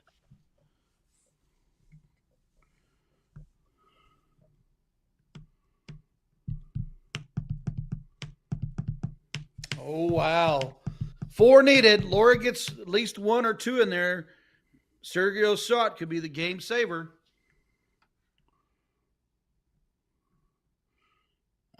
There's 1 bouncing right off. Just about buys a second. It's the hair flip for me. It's 3 bulls to 3 bulls. Down to the 3 darts.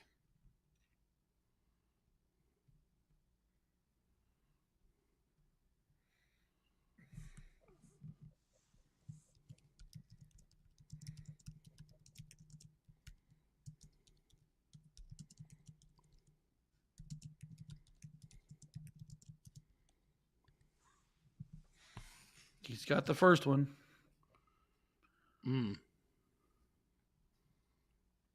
Oh! It's a bull. It's just 1 out.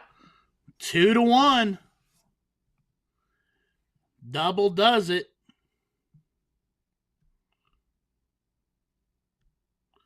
Oh, double wins it. Oh! There it is. Oh, wow. Oh, dang.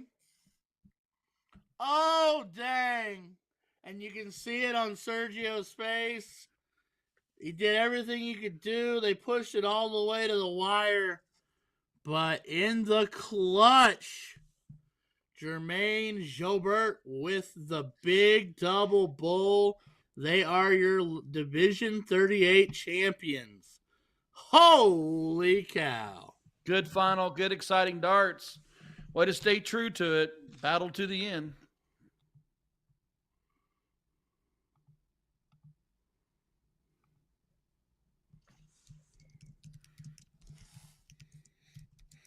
Here we are. We got a last leg decided here for Division 37 finals going on. Amber and Brian, Alex and Brittany playing it out. This is out of Night Owls over there in Indiana that we're taking a look at. Believe, if I'm not mistaken here, I know we had a couple finals going on at the same time. This is probably going to be the last of the ones that we're going to be able to cover on our end here. But just a reminder, folks, for those that don't know, we do talk about the bonus pools once they are finalized. I will come back live once all the divisions are done, whatever time that may be, to talk those bonus pools with you guys. So be on the lookout for that later on. But yeah, I believe this will be our last game that we'll be getting on a stream today.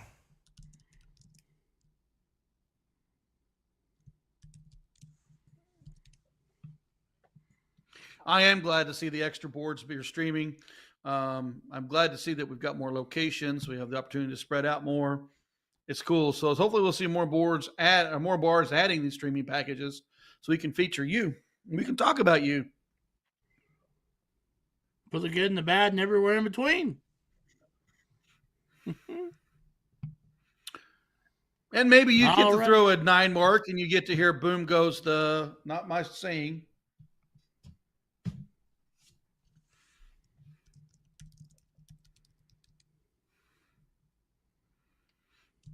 Brittany Painter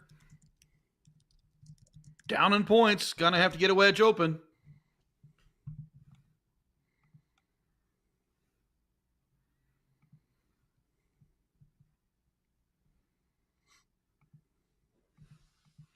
Wherever she's throwing it, there's a lot of dartboards in the background. You aren't kidding. And a whiskey barrel in the middle. Yeah. Love that.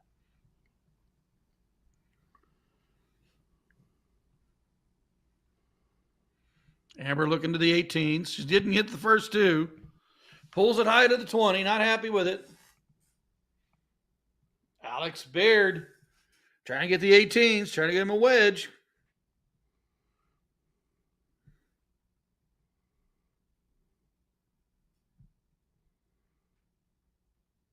Oh, Amber and Brian are at Just Darts Indiana. That's because the bar that we're streaming's from Indiana. No kidding, Nick.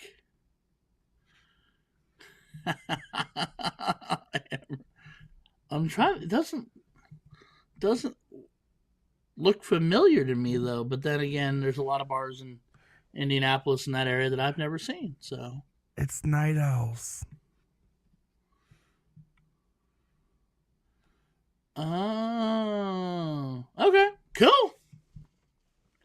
Back to the match. Back to the match. Nick's been whispering sweet somethings in my ear. I apologize. That's okay. I whispered that one out loud to everybody. Oh, okay. Nick, Level I'm starting to think you 16. enjoy picking on me. You allowed that one. We usually pick on Nick. Don't let it happen. I mean, if everybody's happy, I'm here for it. All right, Alex needs to close that 16. And does on dart 3. Brian Cook, 99-point lead. 17s or 15s. Needs one to work with.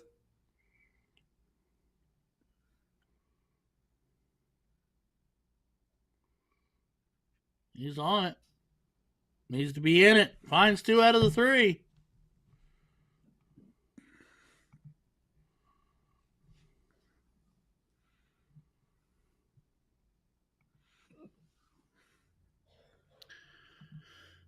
Not going to be happy with that turn.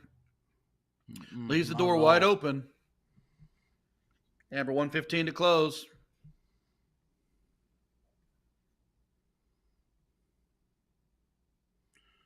She can move right along now. Stay in point, move along, whatever makes you happy. I'd say she moves. I mean, if you throw 117, it'll create the bull. A little bit of over grip there, and it's off the edge. I think she went back to the 17 because I think she covered up that 15 pretty good.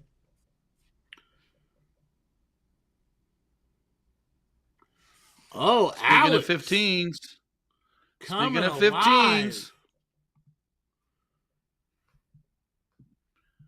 Brian Cook, take a look at that 15. But look at that score line. It's getting a little closer. Remember, you still got the 17s to work with.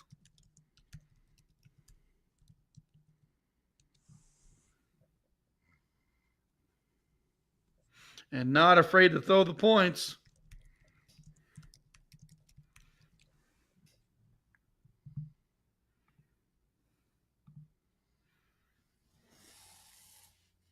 The 15's coming alive. There's another frisky. Getting interesting as we get down to business here. Amber has got to make this 15 go away. That or run the 17s aggressively. Don't get lost in the land in between. Back to point she goes. She took a look at that again, and she found the land that's of no man's land and hit that too again. I think that's that moment of indecision where you're not quite sure. Another trip 15. Just piling them on. Takes a stab at the 17 on the 2-point deficit. Brittany and Alex are fighting hard. They're fighting in it. Brian Cook back to the boards. Got to have that 17 to point. Going to have to get that 15 to go.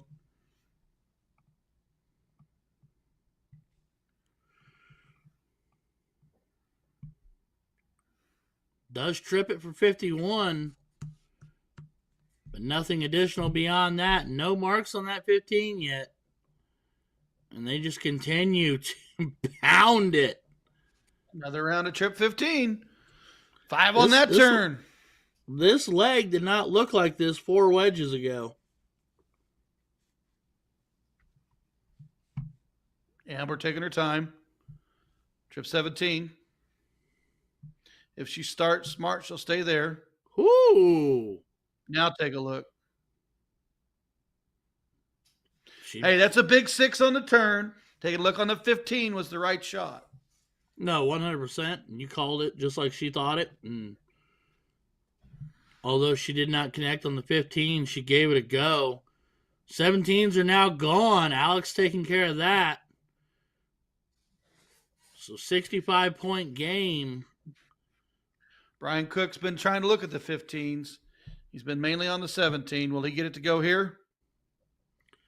I mean, if he doesn't and they continue to hit him like they have, this leg will be flipped on its head real quick. Ooh, overshot it. Big turn for Brittany. Last time up, 5 on the 15s. Does she maintain that status? She's on her way. Finds a pair of them. 35-point game. Dicey. Getting interesting. Getting dicey. The lead continues to get smaller and smaller.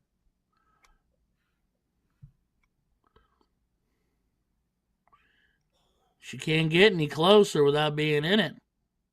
Boy, she wants it. See her eyes? Oh, man.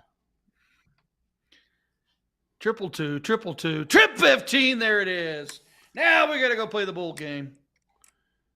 Only question we have is that enough room? Is there enough wiggle left? How well can Alex and Brittany compose themselves to hit some bulls here? That's a huge double. That, my friend, is a 3-3 score line now. Just like our previous match. Yep. It's going to come down. How awkward for him is that dart? Not too awkward, apparently, but that might look weird. Ooh, slid right by it. 3-2. Brittany, darts in hand. 1 to close.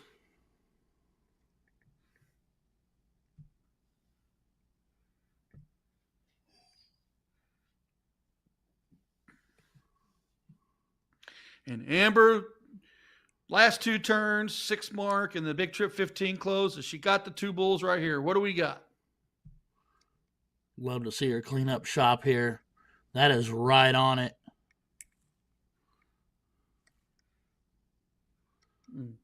Bull dart 2. She do it. Steps back.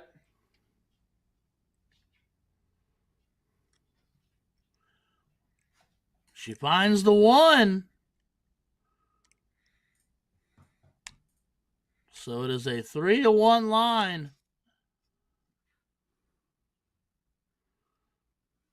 Single for Has double. to be perfect. Can't do it now. Does not connect. So Brian Cook can be the hero.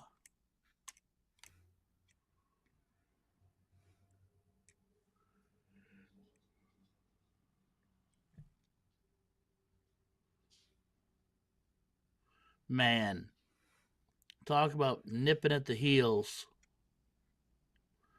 There it is. And there it is. And I think it's safe to say Amber might be just a little bit excited. And there's a big hug from our winners. Good match. Great time. Good times today for them.